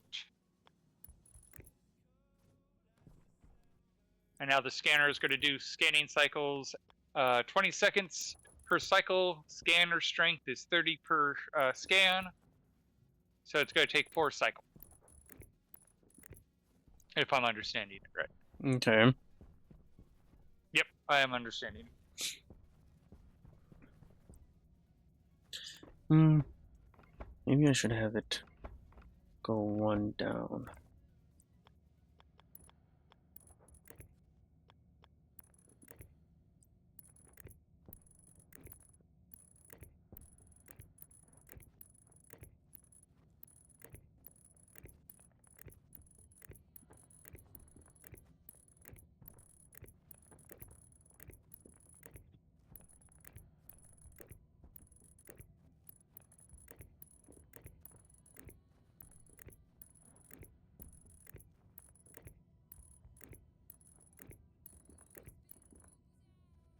All right, last cycle. I've almost got 8 MPa of nitrogen. Almost, I got 4 kilomoles of nitrogen. Boom, charted. So the first destination is Phobos. For a while. Set destination and turn on rockets. And isn't I only seen like, or I only watched, I think, like one video about rockets. So doesn't each like big destination have like a couple small destinations for ores? Yes. Sure. So now we have 4 destinations we can do. It's probably going to be the next moon. I'm not even going to try to butcher that name. It starts with a D. Dunkin' Donuts. No, like Demo. It's some Latin. It's Latin or Greek. I forget which one. Desmodius. Asmongold. But that's probably going to be the next one unlocked, and then it's going to be these 3 nodes here, which is probably going to be something that can be mined. Oh, church. Oompa Loompa. I don't think that's a duh name. Did I turn off? Oh, I Can't turned be off positive, Oompa. but oh, yeah, Oompa Loompa, duh. I'm sorry. I do love the original Willy Wonka, especially the "Come with me and you'll see a in world of pure imagination." Take a look. Oh shit! All right. I mean, like, I know Creative would love to come to my house and check out my workshop and have me sing that song as I show him my workshop.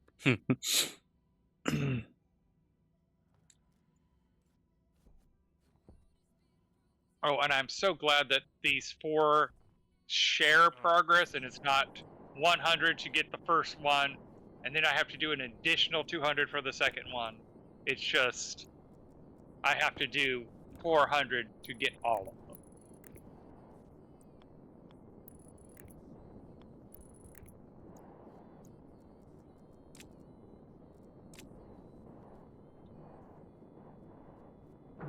There, now it opens. And there's light. Ooh. Yep. Diamos, or however you pronounce it. Okay, so you have the evaporation chamber on the left of the,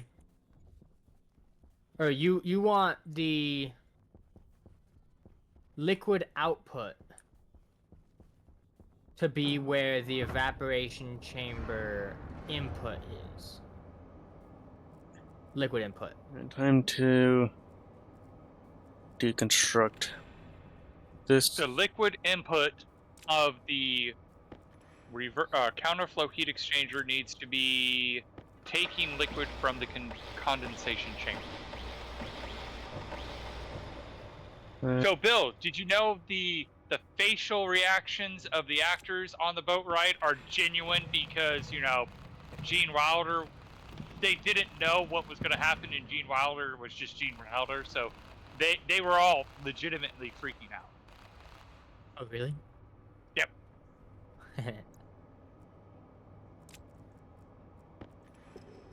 Wrench. And drill. But yeah, I used to be a DM for Tabletop, which one of my people back from the day is trying to get it going again, and I'm like, dude, just tell me, just get the crew going, because that's his skill, is getting the crew. Like, get the crew, get a time, be there. I already have stuff ready to go. Nice.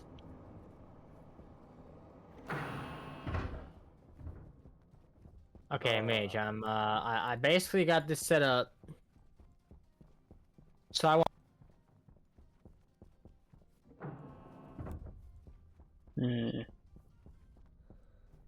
Hey. Yeah.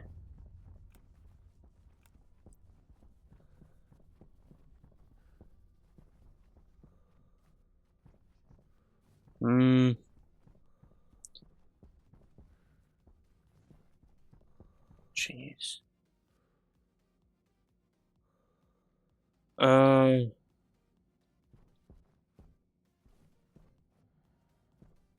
The vibration is taking the heat from it. So That'll be like over here.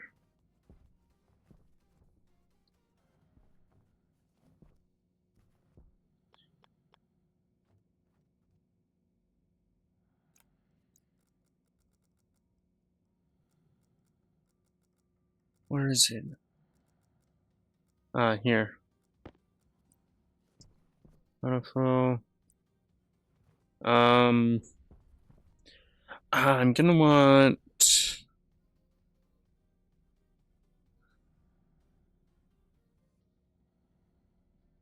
I'm gonna. So double tank, or like, I'm thinking about having a big tank here.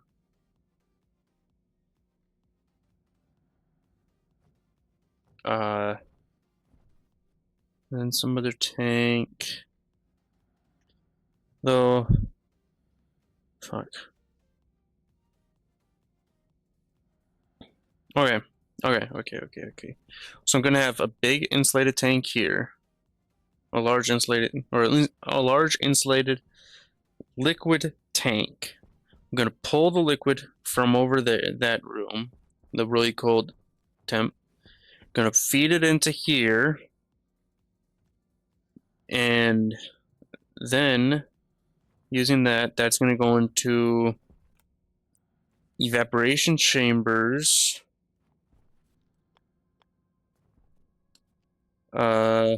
Specifically the liquid in, and then the liquid out will be, or the gas out from liquid, that will go into the next system.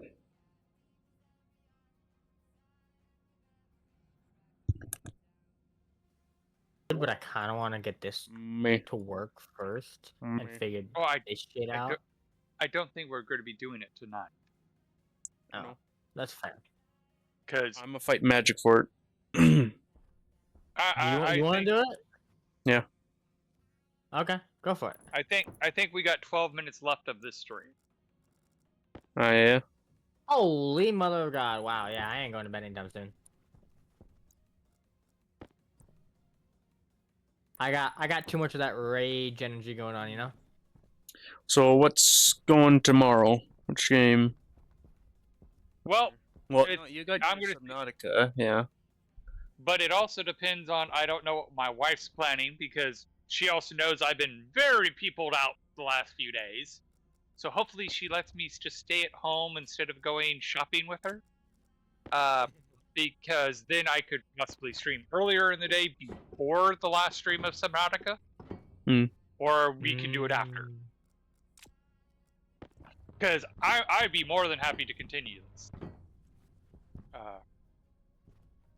Honestly, yeah. I don't care either way. Like, I'm fine with whatever. Well, I'm sure I'll be outside doing calves or something. Oh yeah, probably. Checking the fence. Let's see. What is? Speaking of the fence, what power is it right now? I mean, there's one good thing that came out of this. The girl's not going to be an issue with me playing anymore. Well, so let me just make sure before I open mouth and insert foot. You did say you're done with her, right?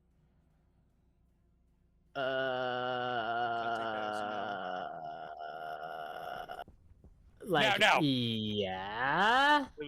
The first question is, did you say it? Or whether you meant it or not? Because I thought you said that after what she did, you're just done and you realize you didn't want her in your life anymore. And I want to make sure I heard that. I don't remember what I said, but if I said that, I can't 100% say I meant it. Well, no. I was going to say, I fully understand that just because you said it, you didn't mean it. We've had the discussion about, I've been you. I understand. Yeah. I mean, I remember running into the other room so she didn't have a chance to interact with me and telling everybody, I am done with this. I am tired of this bullshit. Only to be talked into letting the bullshit happen again. And So I've been there. Yep. I get it. I'm really hoping that you are done with her because, again, I get it. I want you to be out of that horrible cycle. Like I do too, but it's also like it's hard. Yes, again, totally understand. You have complete sympathy from me. I have been there. I know what it is, and like I said, this is why I, from the bottom of my heart, really hope you are done with this, because I know what it's like to want to be done with that bullshit, and then, by whatever magic and coercion, you find yourself back into that loop. I've been there. I've done that. I am so glad I am done with that bullshit. See, I would like to say I'm done with that, but I also don't want to lie to myself. block the number. She That might there- take care of that for me. No. What? I'm actually supporting Creative's concept. Block the number. If you cut off the access, then she can't do the bullshit magic. Yeah, that is true. If That you is true. don't Because- do it, then you're asking for it. Because I think that's what finally freed me from my loop was the person in my life that was the vector for her to keep coming back in. Once that was gone, everything resolved itself. Yeah. The moment she couldn't just spring on me and say, "Hi," I was able to break free of the loop. Yeah. I don't know. I probably will. But like I said, I'm not going to judge you regardless of what you do. I'm just hoping. I'm hoping you can listen to us and do it. Because I've been there, and I wish I could go back in time and beat the sense into my 20-year-old self. Like, I'm hearing what you're saying. I get what you're saying. No, the funny part is I even tell my niece. Because like, no. You can try all you want to like, send the message back in time to your younger self. And I'm going to tell you, it is possible to do it. The problem is, your younger self already heard that advice and gave it the middle finger. Because I'm sitting here going, God, I wish I could go back and tell my younger self this, only to recognize, oh no, there is a voice in the back of my head that told me that. I just didn't listen to it. Yeah. So again, I get it. I've been you. From your future self, please listen. Your future self is begging you to listen. I'll listen in a couple days. Maybe. 3 weeks from now. Hey guys, you know that girl. And like, honestly, some of the best advice that's been given, like, it's tried and true, and they give it for a reason. Find yourself someone else. Find yourself a palate cleanser. You know me. That's not a easy task to accomplish. Again, I was you. I know what you're... Yeah. Here's how I think of this. We stomach this until it's gone over to a point that we can all... But like I said, trust me, I know you. I was you. Yeah, I know. We've talked about it before. Because at one point, I forget who it was, someone's like, man, how does Magic not annoy you? I go, because I was him! Yeah, I can be annoying a lot of the time. I could be annoying, and I still can be annoying. See, I just haven't found a person that I actually care about not being annoying to, or like that actually cares if I'm annoying. Like, you guys don't give a shit if I'm annoying. Like, if I'm annoying, like... So, okay, it took me nearly 40 years to find my person. Yeah. And like, we continuously talk about it, because she kind of feels the exact same way, where we kept thinking we found someone who was our person, and it was like, no, it was just a patch. And finally we met each other, and everything just clicked. I mean, they say love at first sight is bullshit, but it wasn't at first sight, but it was basically our first real in-person interaction because we met during the COVID period. But it was basically, she walked up, she's like, "You like me?" Yes. "I like you too. Let's make this work." And like within a week, she's like, "Yeah, you're my person. I don't need a. See, I'm gonna just make it official." And yeah. Well, so this is my whole thing. You said she said let's make it work, and that's my whole thing with this girl was like, you say you like me, I like you. Let's make it work. Like there is nothing that is bad enough with either of us that we can't just figure it the fuck out and make it work if we really wanted to. The fact Sounds that like she doesn't really want to. Yeah. And here's the advice that I can give you, and it's the only advice I can really give that I can hope breaks through.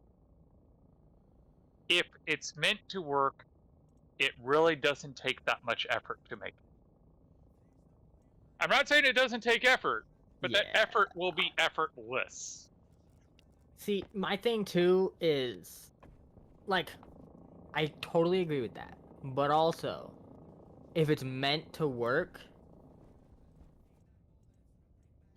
like she's come and gone multiple times. Like if it wasn't meant to work, which you can also argue the opposite of this, but if it wasn't meant to work, why does she come back? It would have worked already. Yeah, but my argument is if it's meant to work, if it's not meant to work, then why does she keep coming back?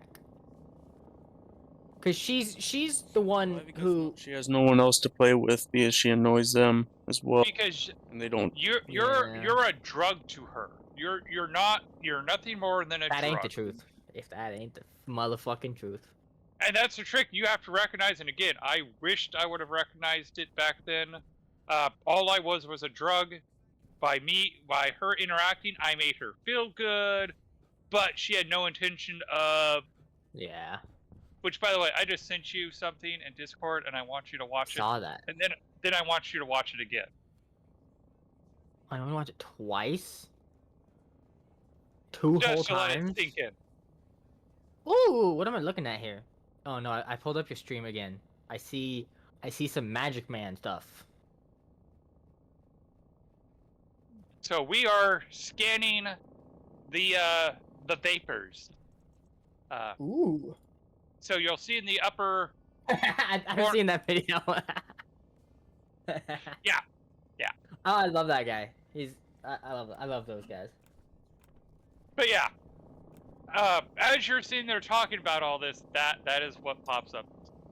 All right. So we have all these water vapor, volatile vapor. Yeah, Bill.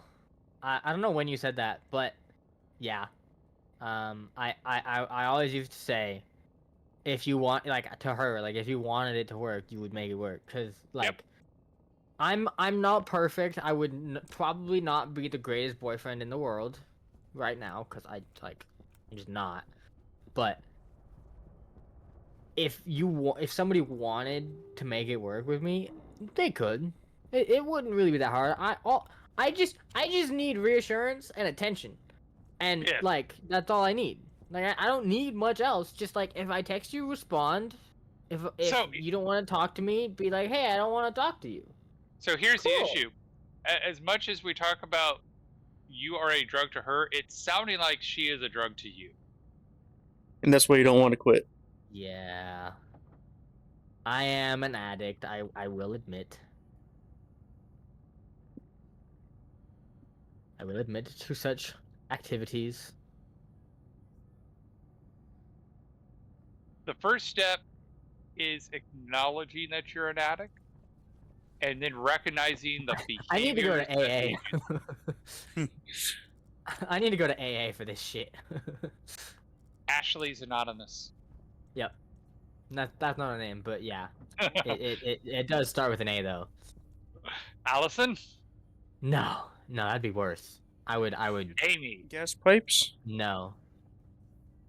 Insulated gas pipes? What about insulated gas pipes? That's not her name. Out of the printer. The auto printers. I have 10 insulated gas pipes on me. I mean, this stream. Have you taken any out? Oh, yeah. Yeah, in fact, I had to, I took several out. You didn't. I need to expand. The thing to print it again. I did forget. Thank you for calling me out. I meant it. Okay, so I have enough. So, I don't know how much you guys know about rockets. Good. So let me walk you through what I did. So, we had to Yeah. launch to Mars orbit, and then from there, we had to chart the course. That opened up. Wait, this SA is point. actually a thing? Ah. I might need to. I would not be shocked if it is. Yeah, Once honestly. we made it to Phobos, we had to then chart the 4 courses, which was Deimos, metallic field, vapors, and rocky asteroids. Since I was interested in vapors, we went to here, and again, we charted. There was 9 bodies that could be found, and here are the 9 bodies that we found.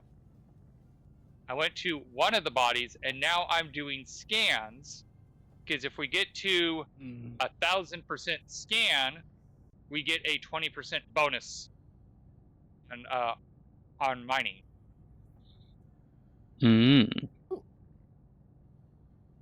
Currently, we're at 270% scan, which 200% scan will give you a 10% bonus. How much is the battery on that now? I know you had like 2. All right, so the battery that is currently active is at 87% charged. So we've only used 13% of the charge. And we still have a full backup battery that hasn't been touched. Okay.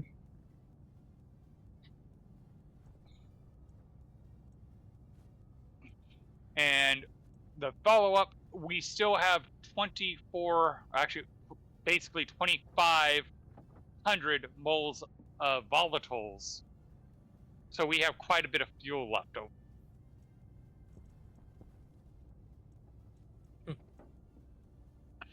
So yeah, next time we're streaming this, we need to build a mining rocket specifically to gather vapors and build a system to move those vapors into a storage system once it lands.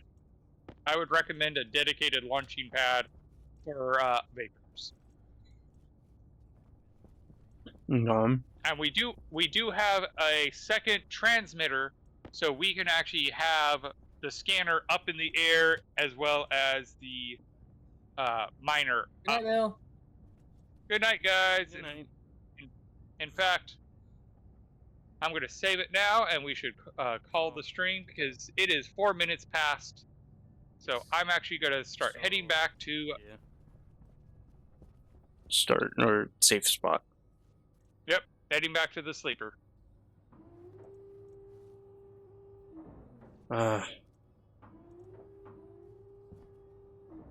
This cursed elevator.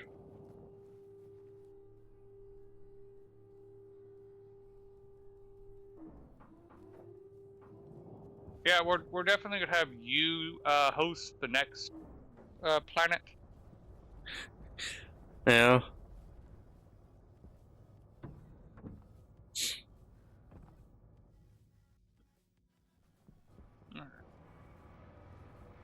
Oh well. Suit off. And bed. Alright, thank you everybody for watching. We'll see you next time. And you know what? I should raid somebody.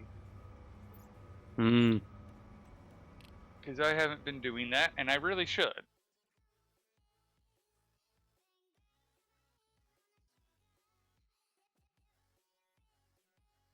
What the hell is that?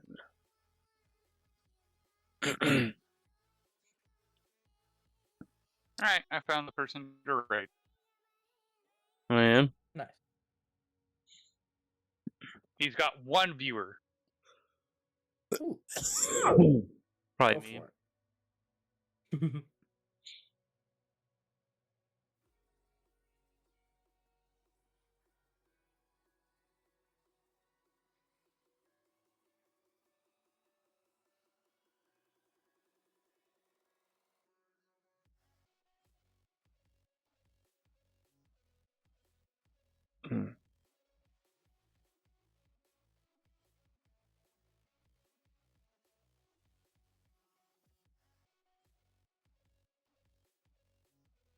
Mm. Is it this?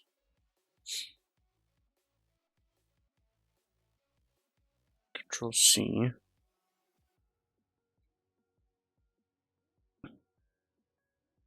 Yeah.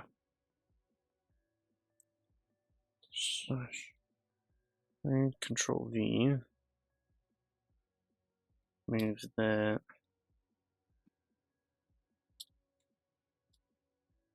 There. And thanks for watching, everybody. And screen.